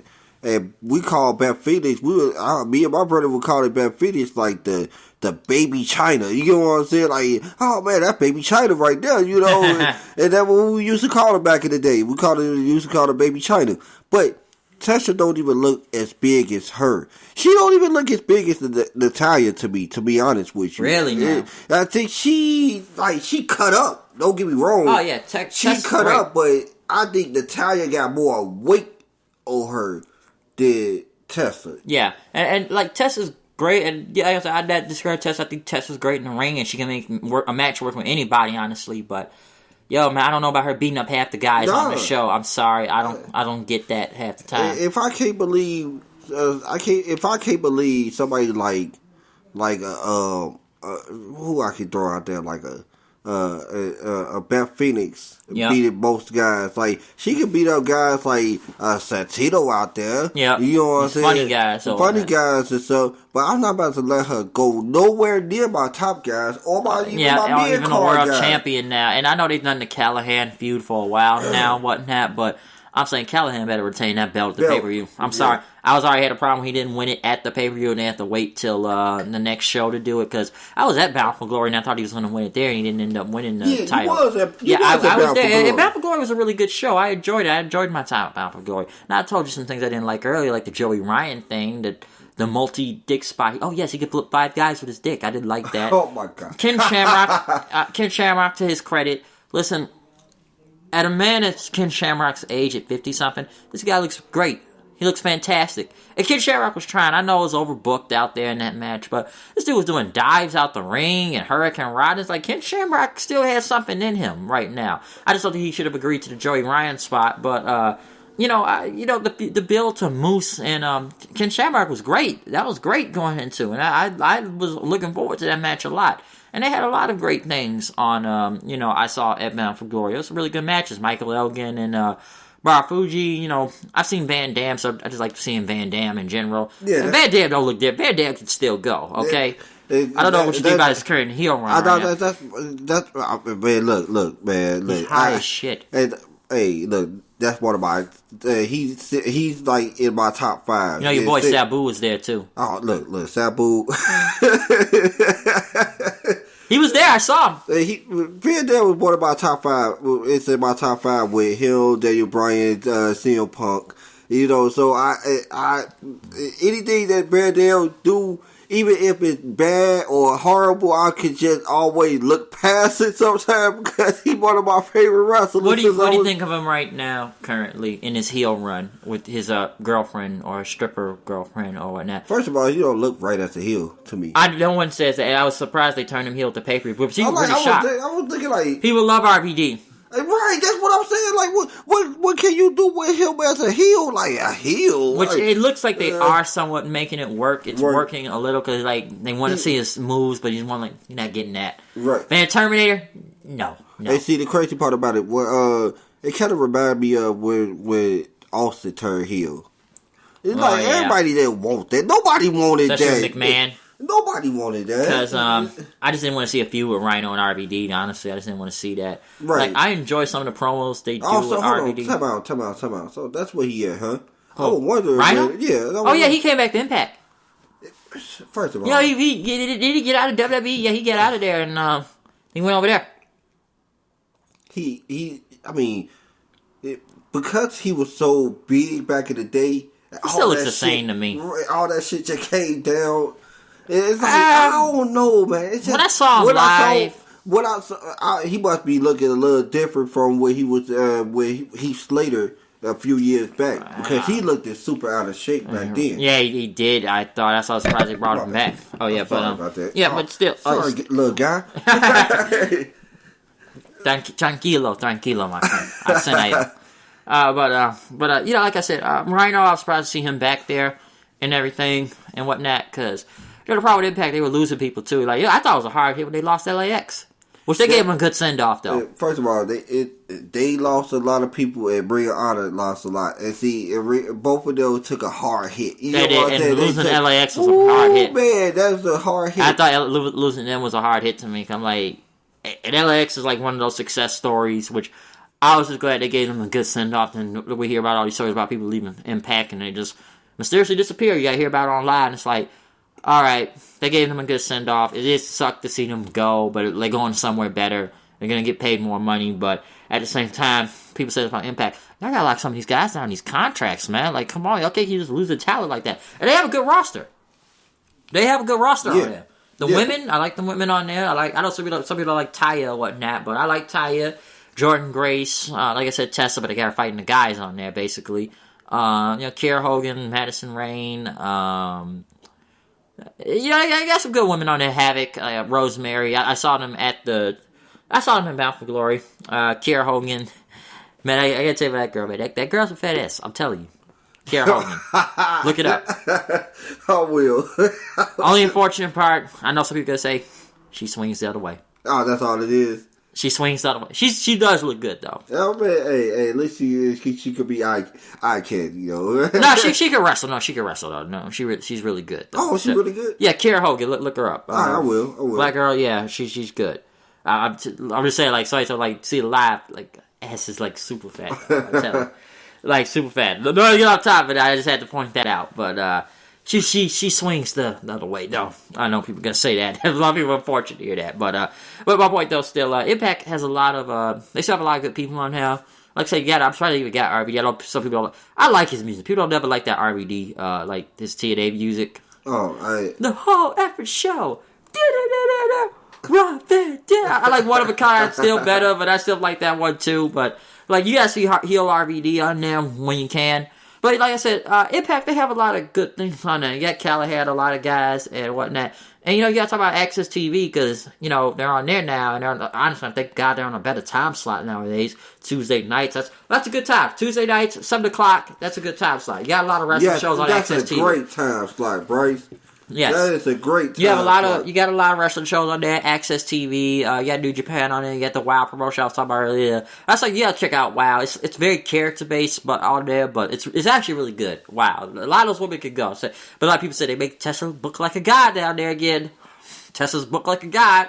I'm telling you, that's what she is on Impact right now. I bet people dig it like, well, we gotta beat it up, guys. I know we could just put it in here and shoehorn her as a monster in this company. Yeah, because like I said, I like Impact, and one thing I think they may probably had a better last year. I mean, last year they were on a resurgence, and they had Don Callis, which I don't think they're bad still. I don't think they're bad. They're still good, but it's some things they could do a little bit better on there. They've had some good outlets for more money. You got a better TV deal. On Access TV, even though, Anthem bought out Access TV. They bought them out, so that's why you get out to put them on there. Steve Harvey's he's like a part owner of Access TV also. Like, check it. Do you have Access TV? No, I tried.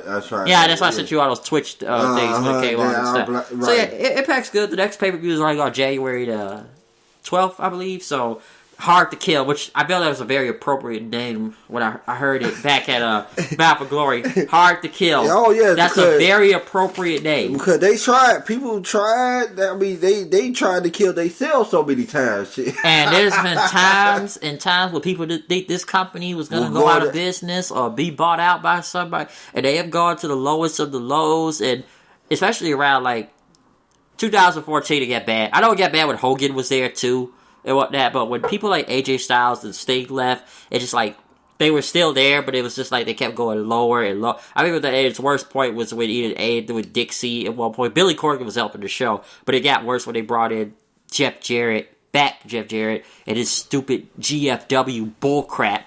if you remember Global Force Wrestling. Yes. And how bad Alberto put the belt on Alberto. Yes. They did. What a piece of shit that guy was. Right, man. Look, the crazy part about it, I will really dig at Alberto, man. I didn't hate him. Before all this BS started happening with him, that was looking like this. And how he left the company was just bull crap. Crap and whatnot. And just like, dude, like, come on, man, how you left? He wanted to, to me, I just look at him like one of the biggest douches out there. And I blame Jeff Jarrett for causing a lot of people to leave and going to WWE, like the Hardys and several other people, especially when the broken gimmick was going on at the time. Like, thank God Don Callis took over. They fired Jeff Jarrett. Like, there's another sellout, which is so funny. They put him in the Hall of Fame this year, right? Jarrett. Who? Jeff Jarrett. They put him in the Hall of Fame this year, right? You talking about this year? Yeah. Was that this year? I thought that was... No, yeah, it was. No, that's last year. That's last year. I'm sorry, last year. Last year, wrong. Because that was last year. Because I was just thinking. No, they put him in the Royal Rumble and whatnot. This year, and he was showing up on Raw, which he's a sellout. He's a snake oil salesman to be like, dude. They pay for your rehab because they fired you from Impact because you were a drunk. They pay for your rehab. They put you in the Hall of Fame. Yeah, you do all this GFW crap and try to do this. And you knew it was a failure. And then he tried to think he was going to try to sue Impact then to get the footage from them, but it didn't work. That's why he looks like... the credentials to be in the Hall of Fame, though. I don't know who they let. Which was so funny. It is like, did this guy, Jeff Jarrett, screw out the company for that Intercontinental title? Why they blackballed him from WWE? And they said, you'll never see him again. And now, let's put in the Hall of Fame. Which it's just like with a lot of these guys. I do agree with some people say they just run out of people to put in the Hall of Fame.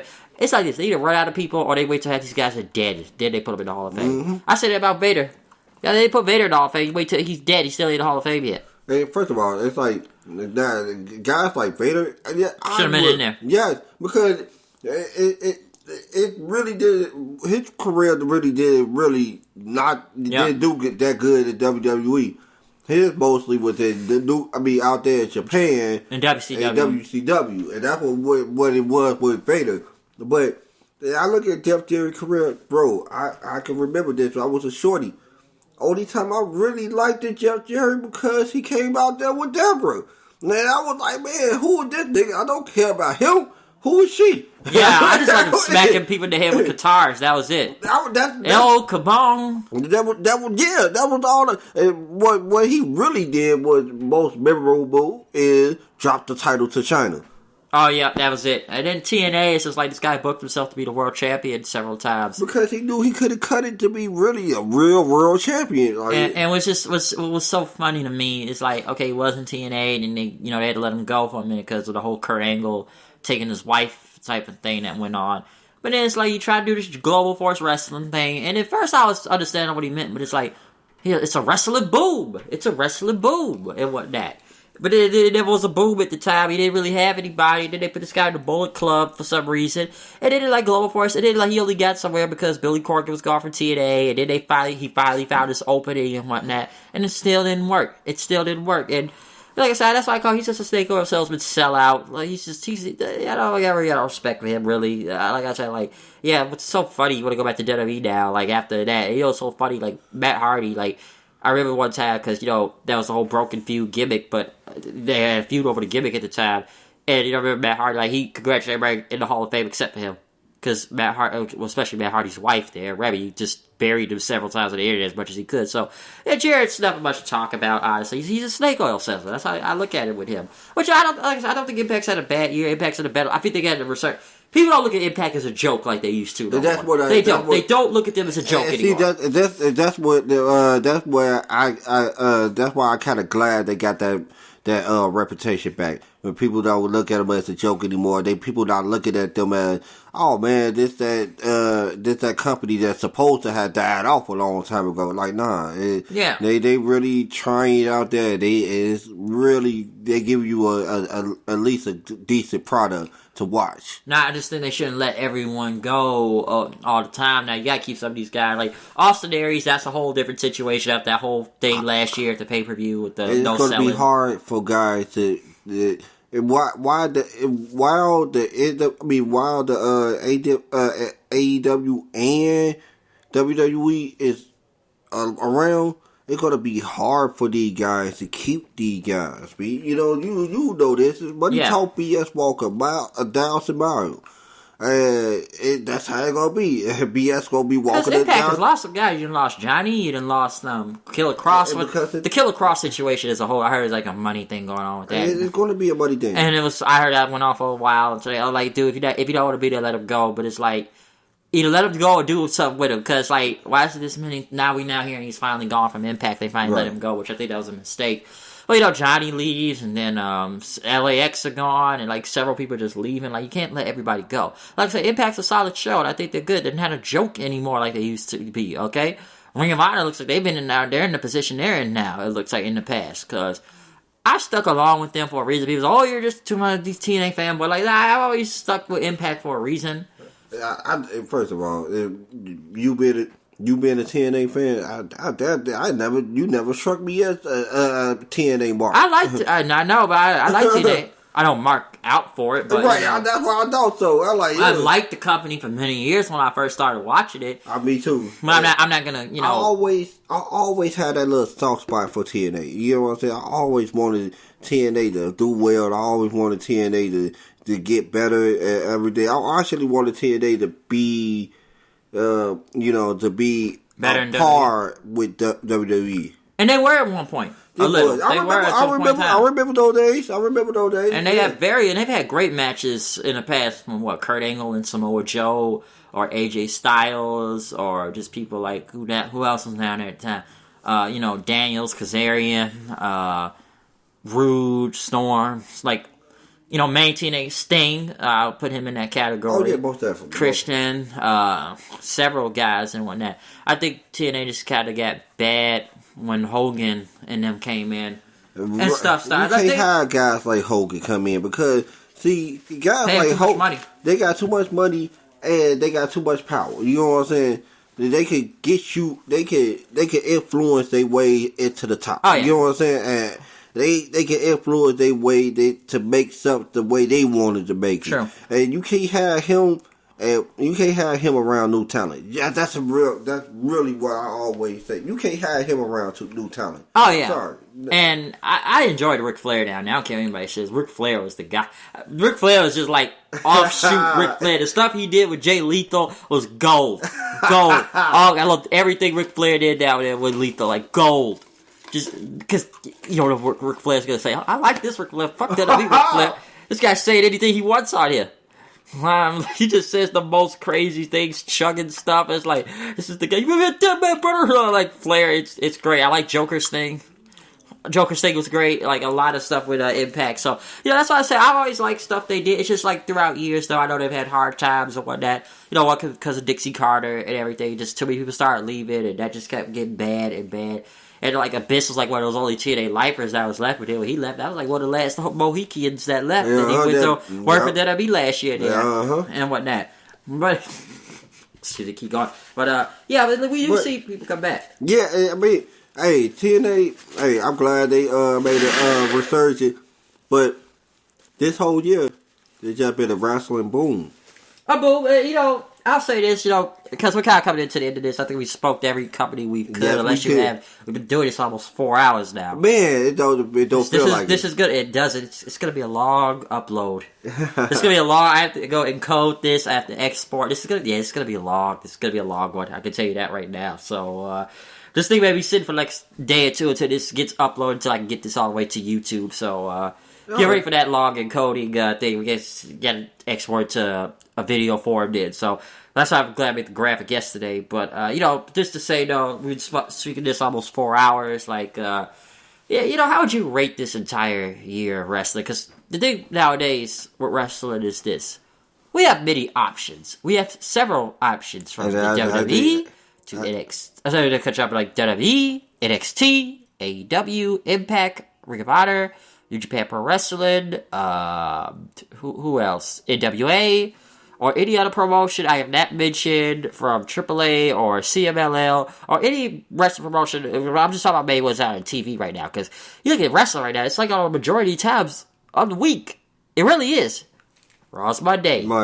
Tuesday is TNA and NWA. Impact, WA, or Dark if you watch that. Wednesday is AEW and NXT.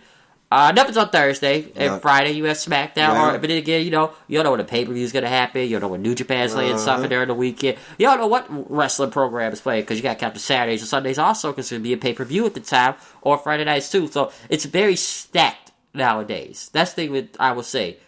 There's options in wrestling. Lots of options. But as I was saying, though, what would you rate the entire year? I would say I most definitely give it a 8 out of 10. Yeah, because, and I think I've covered most everything I could, like news stories, or I'm trying to think if there's any other important news story that has happened in wrestling throughout this time. I think we covered just about everything. Yeah, because, I covered most of the stories of people debuting or leaving or returning or who's retired or what companies come to form, what are the good things or the bad things, what are the MVPs or whatnot, or deaths. I don't think it's been a lot. I don't know. I don't follow the whole thing like that.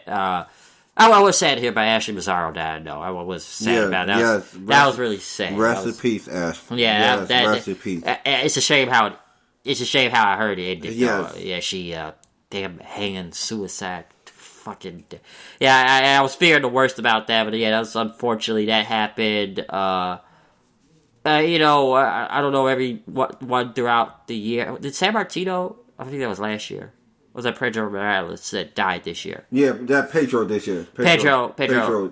Yeah, that happened with that. So, it's stuff from that. But, what would you say... Oh, so what would you call the match of the year in wrestling? Ooh, match of the year. Match of the year. Man. Damn, man.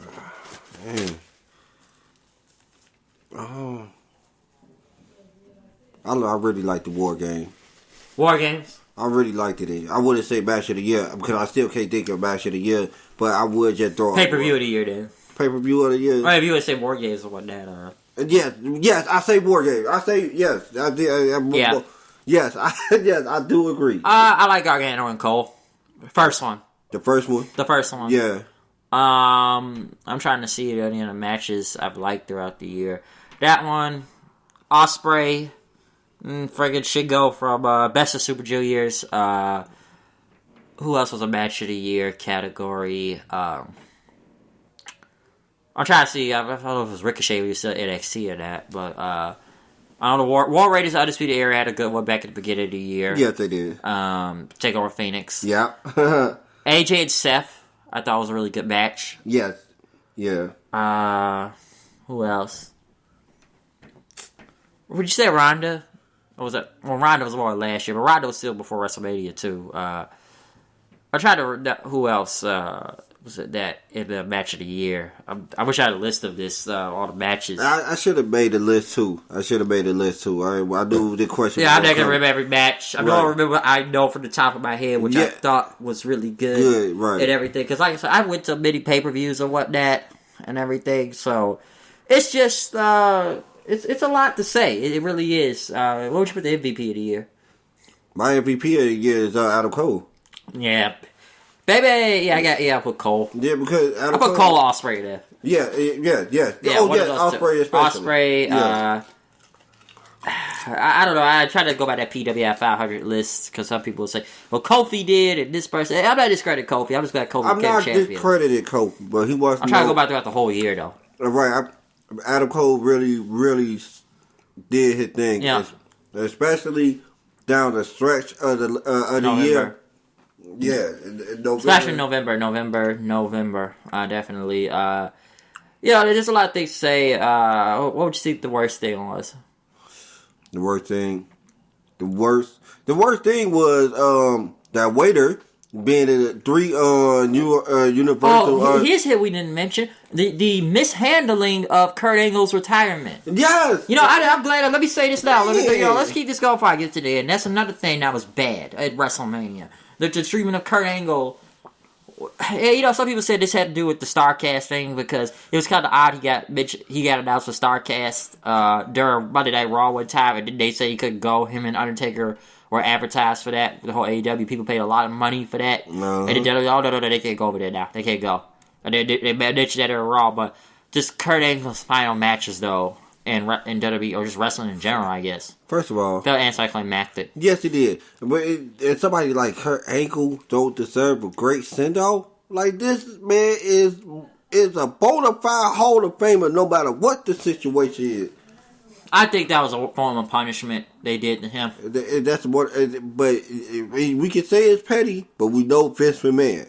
Yeah, and it's just the way they did. Actually, TNA had a better send-off for Kurt Angle than this. At least I don't know, Kurt had to put somebody over, but at least he put Lashley over to make him to a killer at the time. It's not getting much anywhere with Corbin there, okay? It just, I knew it was rumored at first, but then it was like, this is really happening, isn't it? Hey, can we put a new category called, who was the wrestler that was most shoved down your throat that you wanted to throw up? Barry Corbin. The King of Waiters. The King of Waiters. He would shove down everybody's throat and forced to hate. Because they forced us to... Right, there we go. He don't have no regular just, boo, you cut good promos that make good heel promos. Boo. No. Get this man off my TV. Did they say he was like, they said the women wanted to see him? I heard some reports like, he took a survey and said the women wanted to see him on TV. Like, the women wanted to see him. They said Vince, they said he was a sex symbol. This guy? You sure? No homo, but, really? Right. Come on, though. Like, women want to see him that bad? Like, they say he was wearing his chain out. They gotta make him to like a Playboy character. What? No. This guy can pull any woman? I don't think he doesn't look like a guy can pull any woman like that. Right. I don't see it. He looked like one of those, he looked like one of those, rock stars that was on drugs or something. You know? He's a waiter. He just don't look intimidating. He just don't have it to me. But they gonna force you to like him. And he been on TV all year. Like he's been a top part of Raw. Now SmackDown. Yes. He a top part of that. They're coming Friday. To be honest with you, he gonna be in a triple threat match for the number one contender. Why does he have a title shot? Why was he in that main event on Friday? Ziggler, I just sick of him. It should have been me. Remember, I was defending Ziggler. Remember those? Oh yeah, you did defend him. I was defending him, and then I had to think about it. Ziggler had his time, did he? He had his little chance. 2013. 2013. I'm sorry that it didn't go your way. The concussion and you coming back and stuff like that. I'm sorry. Some people think he should have left. He signed on a contract. That was you. That was on you, man. You should have left. I'm with them. You should have, because to be perfectly honest, even though I don't feel like you deserve anything, I mean, any more title shots or any other, I still think you a good wrestler. I just don't feel your character anymore. Oh yeah, I just don't get it no more. That's why I said send him back to NXT. I'm like, dude, you know, so funny. Everybody said we don't want nobody. Everybody says they don't want nobody from NXT for going to the main roster. So I said put Pete Dunne on there and watch what they do to him. Please don't. Pete Dunne's too good. But see, there we go. Don't do that to my boy. That's my boy right there. Don't put Pete Dunne on the main roster. Keep him in NXT. I feel like he's been taking a lot of L's at NXT lately, though. I know they try to. I know he's not. I know he's trying to push. What's the name? They try to push Damian Priest and Killian Dane. I don't know what they see in Killian Dane. You don't like Killian? I like him, but they are really trying to get him over. What about Damian Priest? He's good. Martinez right there. I know he's pushing Martinez before. He's good. I like him. I like the Ring of Honor. I like them there. Right. I was surprised they signed him already. Right. They didn't get it. They signed anybody nowadays out here. They just sign anybody who they can. I was like, who they signed this week? Oh, how long you been doing this? I'm just not hearing about this guy for a minute. Like, oh, they already signed up Matt Riddle. Matt Riddle. Yeah, Matt Riddle was good. Matt Riddle's good though. He's really good. He is. Matt Riddle's good. Like, a lot of these guys are good, so I'm not discrediting them or anything or whatnot, but I'm just saying, like, man, how long they been there? How long, like, man, y'all just signed anybody y'all can buy, can't y'all? Like, who, like, this side, I know some people think this has to do with the AEW thing, because they don't want them signing everybody right now, too. So that's why they're deciding, like I said, the AEW effect, as they like to call it. So, there's a lot to, speak on that. That's why I don't want nobody going to the main roster and everything. But, yeah, we see the King of Waiters on TV too many times. Just, It's just I feel like I see. Like my neighbor Dave said this. You see the same 8 folks too many times. Yes. Every week. Same with the women. And see, there we go. And then now, since the draft happened and everything, everything switched up. And Now we don't look that different. We got pyro. Yeah. Skateboard ramps. Skateboard ramps. Right. Because guess what? The same old guys keep on coming out. And you sprinkle in a couple of new guys. You got Alberto. Hey, we giving you new guys. Right here you go. Alberto and Buddy Murphy and we buried Cedric. Cedric was good at one point. We just buried that guy. It's like you say you gonna give us new stuff.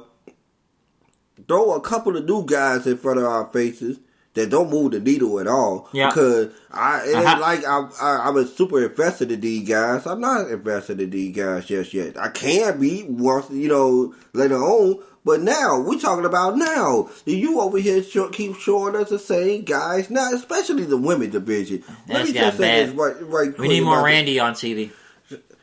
We need more Orton. I look at like the women division all be both for the SmackDown and Raw. I don't like it. I really don't. Do you think it's some people blame Becky for this because the Becky thing has kind of fallen off, like her steam, or they just have nobody for Becky to face? Other than Asuka right now, right? Other than Asuka, you get what I'm saying. And so, but I think they need to what they should do is pull the trigger, take the belt off of her. Yeah, but what I'm thinking they're trying to wait for Ronda. They're going to try to wait for Ronda, and they try to wait for WrestleMania. Most likely. They know WrestleMania is around the corner now. They could be hey, you know what? They could be bringing Baszler up, though, next. Baszler lost the title. Yeah. But I think it's going to be a rematch with Ripley first. Yeah, they go next takeover. There we go. I don't know where they're going to put her, though. They got to put the other 4 horsewomen with it, too. The other 2 girls. Because they're not that good anyways. They're not that good. They need her. They need her. They need her. They need her. That's why there's a lot of guys that cannot bring her from NXT right now. Like, shit, there's people on NXT I don't want to see on TV already, like the Forgotten Sons. I forgot they were there. It's funny, my brother met them at Target when he went to Smackdown that weekend during Survivor Series, and I think he was the only person that knew who the other 2. They didn't have the Gunner guy, the Riker, the bigger guy. The other 2 guys were Blake and Cutler. And he's like the only one that knew them, I believe. And he got a picture with them, that too. I think he was the only one who knew who the Forgotten Sons were. Because nobody just wants to see these guys on TV. Nobody. They don't see them on TV. They're not that good. They're that good. They're that good at all. So yeah, other than that, they're like, I will say, like, listen, I've been to like 3 wrestling shows this past entire year. So I'll say this about wrestling in general. Chicago has been a hotbed. It's been a hotbed. They've been coming here like off the woodwork lately. Okay. Like they all have. AEW several times. Like All Out I was at, and they came back for Thanksgiving. Survivor Series. WWE had a whole weekend. Survivor Series weekend. Vow for Glory was back in October. MLW's had shows here too, which I don't know a lot about MLW, but it's pretty good also. Somebody said Teddy Hart may be going to Ring of Honor.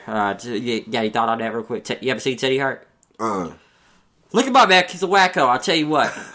He's really good, but look at his shoot interviews, you see how this guy's kind of crazy sometimes. He's part of the Hart family, but it's a whole thing to look up about him. But yeah, Chicago's been a hotbed. They've been here, like, wrestling. Come on, they're going to be back in February for Revolution. I will go to that show. I ain't going to go to that. Hey, I want to go with you. Oh. I want to go with you. I got the ticket. You already got the ticket, though, right? I got lucky. Damn. I did it while I was at work. And what you just said though, you go it's gonna be people selling. Oh, don't worry, this sites they're gonna be selling. It's gonna be a lower price. Like, hey man, I blame these scalpers that buy up tickets and try to sell for a super higher price online. Because you go to Ticketmaster. I try to go to Ticketmaster that day, man. That shit sold out an hour. Yeah. I hate how these things. I hate them all out too. Like I was trying to get the ticket all out. I did everything they said correct. That shit run out like 15 minutes. They sold out, and I'm sitting there in the damn queue for like 30 minutes, and this shit went out of tickets like 15 minutes ago. I still had some good seats when I went. I didn't pay that high of a price when I went to All Out. I made the money back in about a week any damn way, but still, I hate these scalpers, but they're good sites on there. But